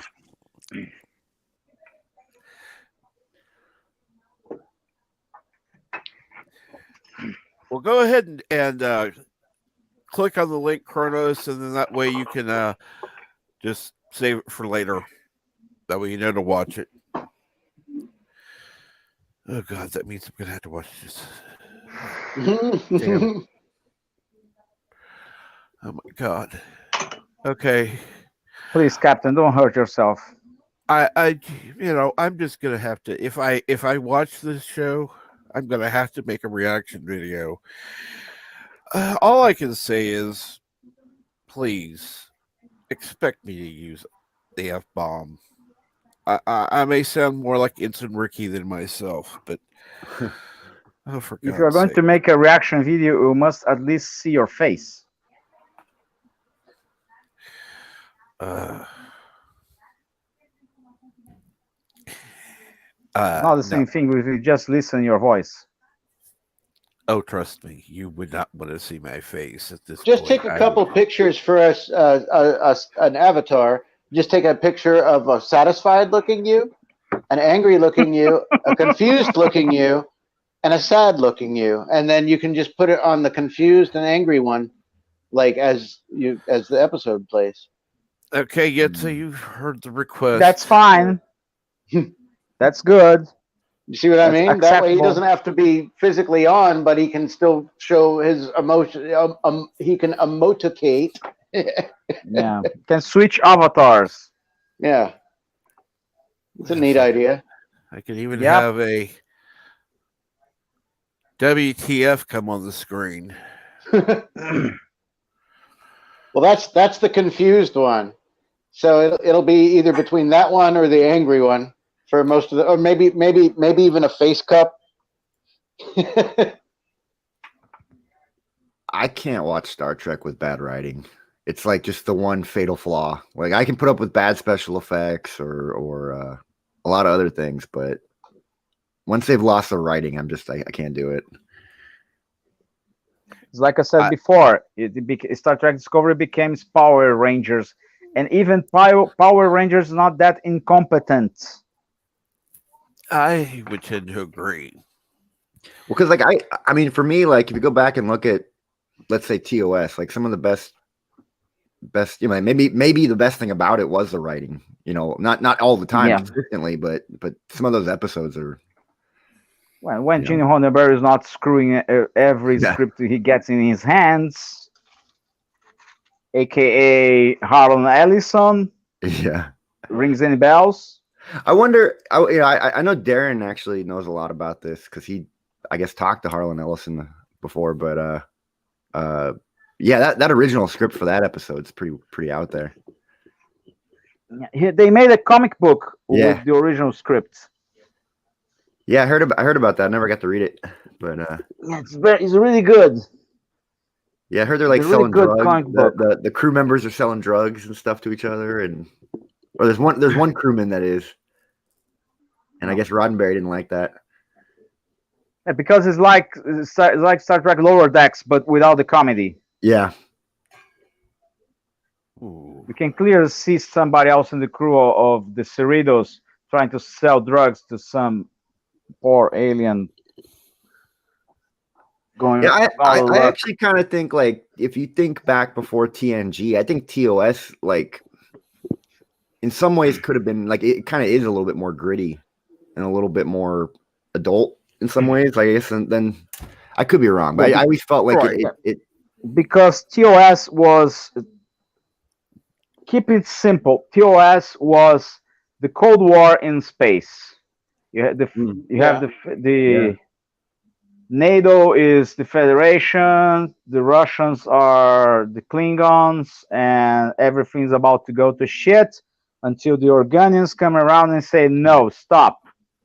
Dude, I will not allow that. Well, Jack, you just made me like, this is what Star Trek needs right now, is to look at the current situation That's what they tried to do, and they failed. They looked at the situation and said, "What's our biggest problem? Racism, sexism, the Orange Man." Yeah, exactly. Right. I mean, instead, like they didn't look at like, what's the biggest problems for us right now? Security, information, our identity, and this almost like a cyberpunk type of situation where you have a corporations and certain like Bill Gates or Zuckerberg have tons of power. We never get to vote them in. Those are things I think that they could have somehow worked in. And instead, corporations can be good. They just are not portrayed like that on any kind of fiction. Sure. Well, but I mean, like, what I'm saying though is like they should have looked at. I mean, look at this year alone with like COVID and everything that's going on. There's tons of stuff they could make allegories for. There's a lot of material this year, I would say. But do they have the balls to do it? No. I mean, it's just funny. Like we're in a situation where our governments are going to basically stomp down and oppress us in the coming years, and we're pretty much totally fucked if nothing changes. And yet, to them, the biggest deal is trans acceptance or something. It's just they're really trans acceptance. That's well, but I mean, they're just off the target on what's actually going to speak to people in a Star Trek way. Look, I would love to see science reaching the point where you can perfectly and without this, I would love to see science get to the point when it's impossible to differentiate between a person of one gender transformed into a person of the other gender, and you can't say that woman is not a woman or that guy is not a guy, but we are not there yet. Sorry. I think that would make a hell of a Star Trek episode, though, but they can never make it. They made another. There was a kind of Twilight Zone kind of series a few decades ago. Mm-hmm. I think it's called I think it was called Welcome to Paradox. There was an episode exactly like that. But again, that's science fiction. That's not reality. In our current reality, science is not able to do that. You're not changing your sex. You're mutilating yourself. Oh my God. Sorry. Okay. Carlos. Nah, I can't listen to even Bird review. Oh God. His next comment. Well, if I made a review about Star Trek Discovery, it would be pretty short. We'll just say it sucks. Don't watch it. Don't waste your time on Star Trek Discovery. You mentioned something. I actually always kind of thought that the Twilight Zone and Star Trek had a lot of similarities in writing, and maybe it's just it could just be the time period, but like the only thing missing on Twilight Zone is a ship and a crew. Yeah, and I want more of that in Star Trek. I feel like I don't know, more kind of episodes that kind of twist you at the end a little bit. But I feel like everything's just written to kind of be a long form story now, so it's kind of not. TV's not really set up that way anymore, I guess. No. Well, we want to know the greatest seal of approval that neither the Star Trek Discovery or the Star Trek Picard never get from previous series. There is not a single episode showing a kill. The kill continuing. Take a look on Star Trek Picard. Take a look on Star Trek Discovery. Say, no way. We are not doing this shit. He's coming back. You can't. What? No kill. Sorry. No Joe. There was an article that popped up in a Variety magazine, and you can take it as anything you like, that Q said to a fan, I guess he knew them because he was in personal communication with them, and I suppose it was verified. It was in like Variety or one of these little rags, and it said that John Delancey left a cryptical hint that he might return. No way. He'll totally be back. Totally, 100%. No, please. 100%, man. 100%. No, But please don't. what he said was so cryptic. No, well, here's the thing. What he said could have been taken because it was a Merry Christmas thing, and he was like, "Oh, you'll be seeing more of me very soon." I'll tell you why. Merry Christmas. Now that could be like him saying, "Anyway, see you out there." You know, like it could have just been like. Think about do you it. think that was really him giving a hint to somebody? No, but think about it, man. Like they've done everything. They've done every basic bitch move in Star Trek. You know, they keep milking Rathacon. They keep anything they did connecting TNG was like the most obvious. Q could save shit. it all, but they could also ruin Q. No, it's not going to be good. No, don't dare. But they'll do it. Yeah. No, they will not. Oh yeah, I'm they sorry. can do it with somebody else, but I doubt they can gonna pay come back for John Delancey to do that. John Delancey's going to come back in that Asian looking outfit, all wrinkly, and they're going to have him retry Picard again. Well, okay, I will react to Carlos' statement. Q could save it all. Watch LDG Pixels and Pixelate. I doubt he will, they're not enough. He agrees with you Go ahead. on that one, but I don't think it's feasible. I don't think they have the ability to write that good. Pickles needs a Photoshop of his head. That's what I'm afraid that they're going to. That he'll say, "Sure, I'll come on," and yeah, okay, all right. This is what you want me to say.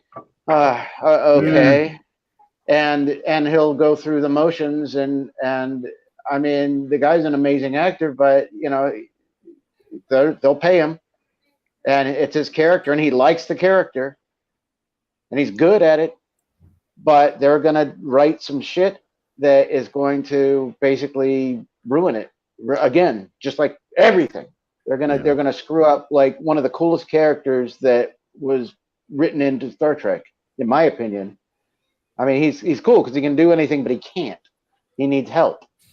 He's omnipotent, but he's flawed.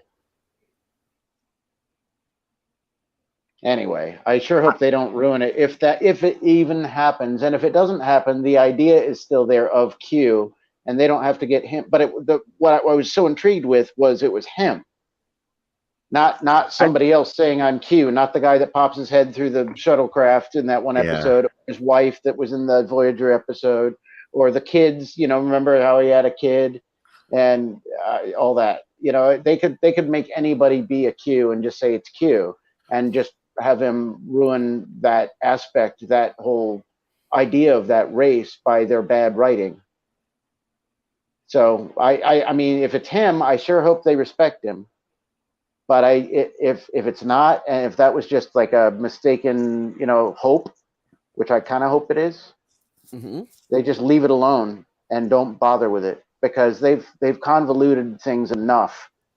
It might be a good way to write them out of the entire episode. Back, you know, like finish Discovery and Picard back in the courtroom with Q going, "So, what did you think? This is what happens to your puny humans if you keep going on your trek."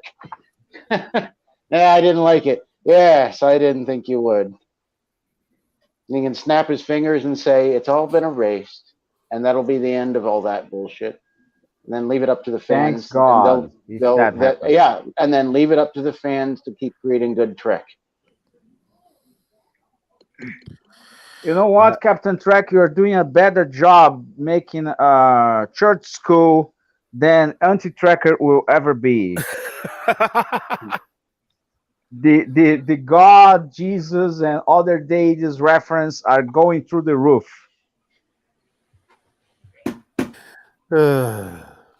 You're the best tele-evangelist I ever see. Okay, I don't know if I'd go that far. I've not tried to just accept it. Raise Okay, any money. You are that good. You are that awesome. Keep doing a good job. Okay, then. Okay, if you really think so, go to my PayPal link. Yeah, there Yes. you go. See, now you're becoming a televangelist.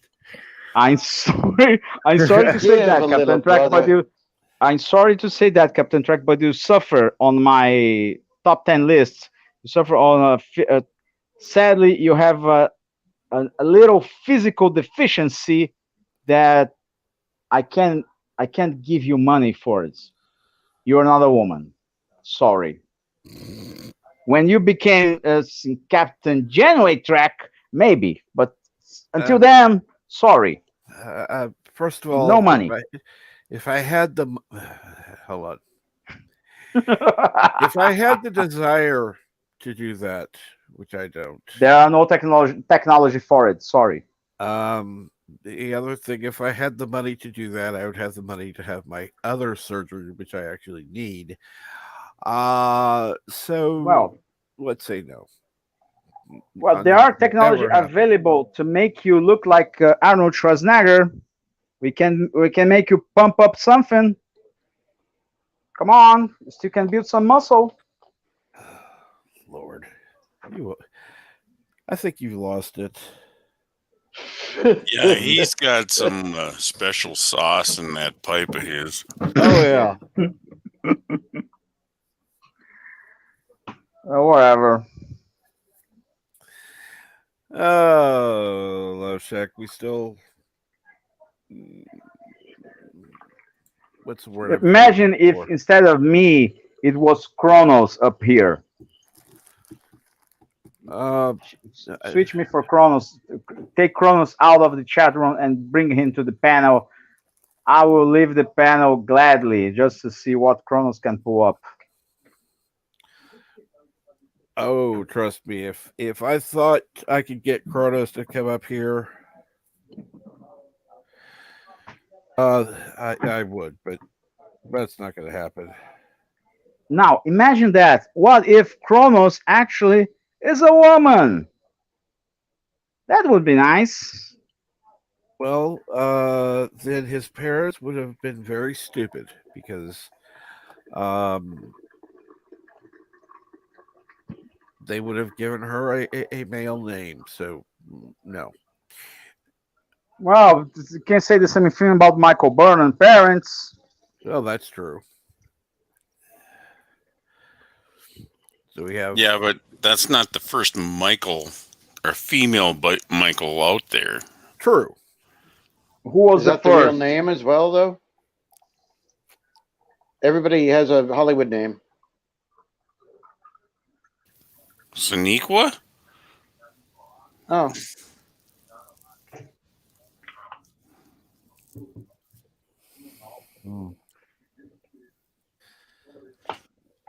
I don't know the context of where you're asking. Well, is it Michael Burnham? Yeah, Michael Burnham. Yes. Okay. Is that a Hollywood name? No, that's a character name. Yeah. That's interesting. But there have been other Michaels that have been female. Right. Who? Oh, we got Hooter the Owl over here. What's her name? Michael Learned. Never heard about that.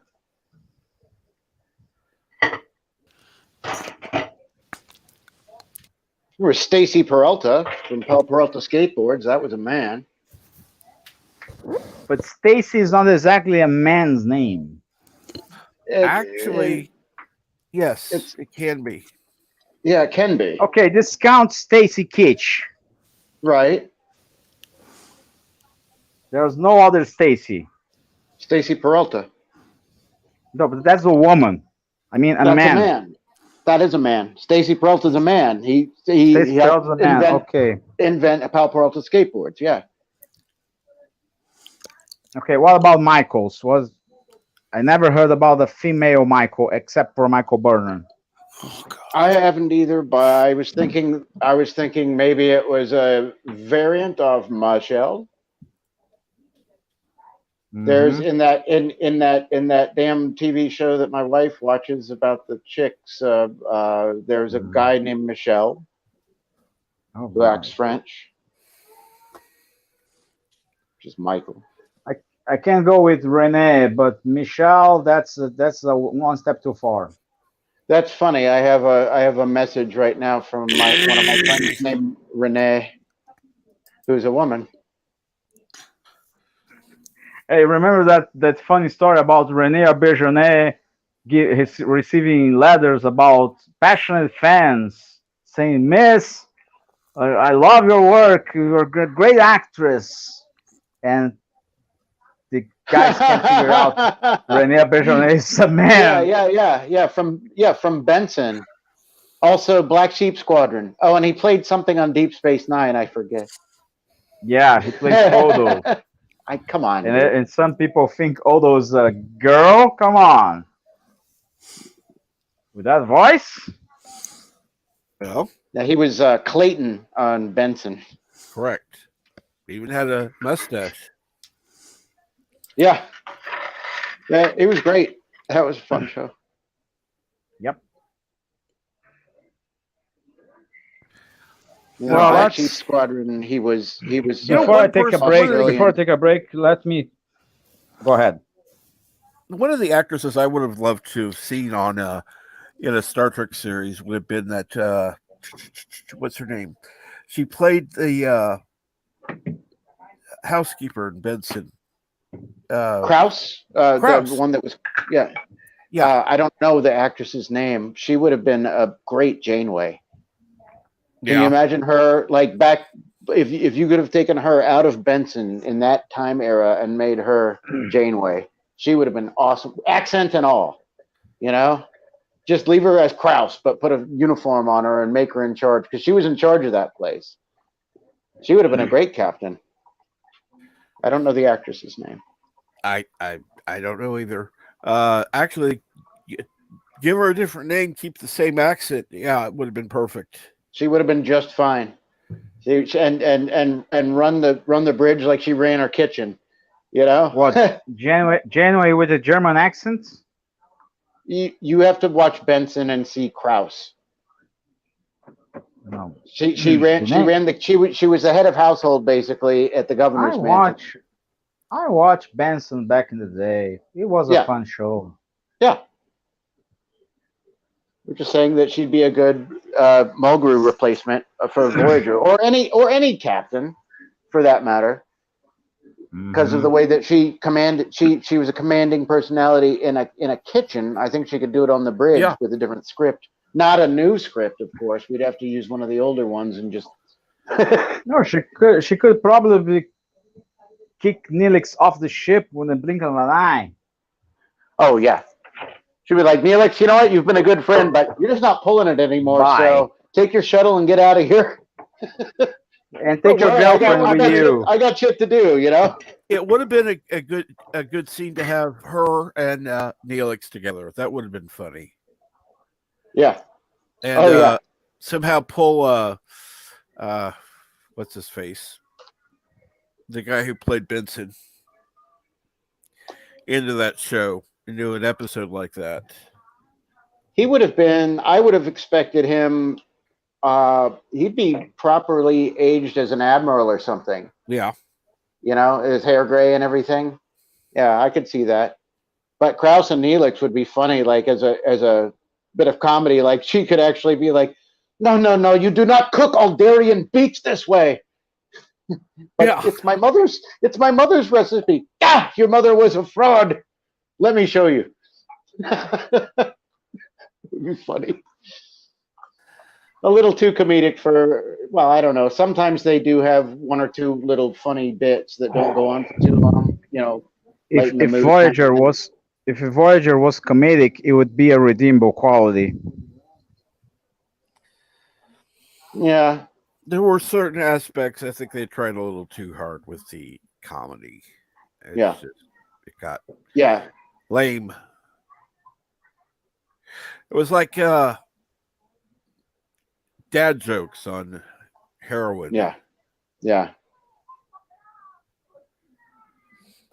And then 7 of 9 comes around, and everything turns into the Doctor Show with the Doctor and his companion.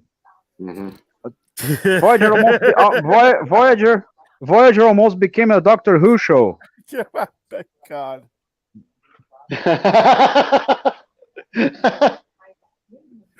Oh shit. Okay, guys, I will take a break now. Have a fun show. And every time the captain says something like "Oh God, Jesus" or something like that, take a drink. I'm way ahead of you, pal. Okay, have a good day. Or two. All right, See bye you bye. later.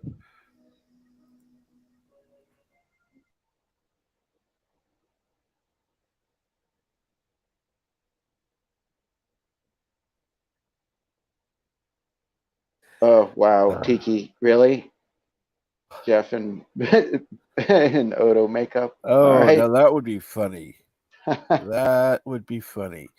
You can come up here, Tiki. You're more than welcome. You know that. Old Jeff Franklin as a changeling. Oh, that would be funny.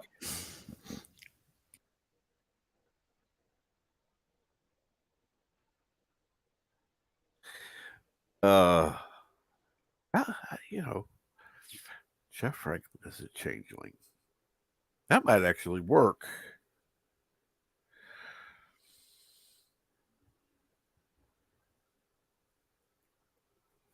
Although we'd probably have to find a way to get him to wear contacts, because I don't think the glasses would be fitting. I gotta go. My wife's calling. Last time I did this, Oh it yes, came through. it's about time to end this anyhow. I'm glad that everyone has joined us on the panel, and everyone has joined us in chat. It has been an absolute pleasure to have been on, and I will see you. Well, if I don't see you later, then I will see you When you next close year. out, don't leave the stream so quick. What? When you close out, don't leave the stream right away. Okay, no problem. Thank you again.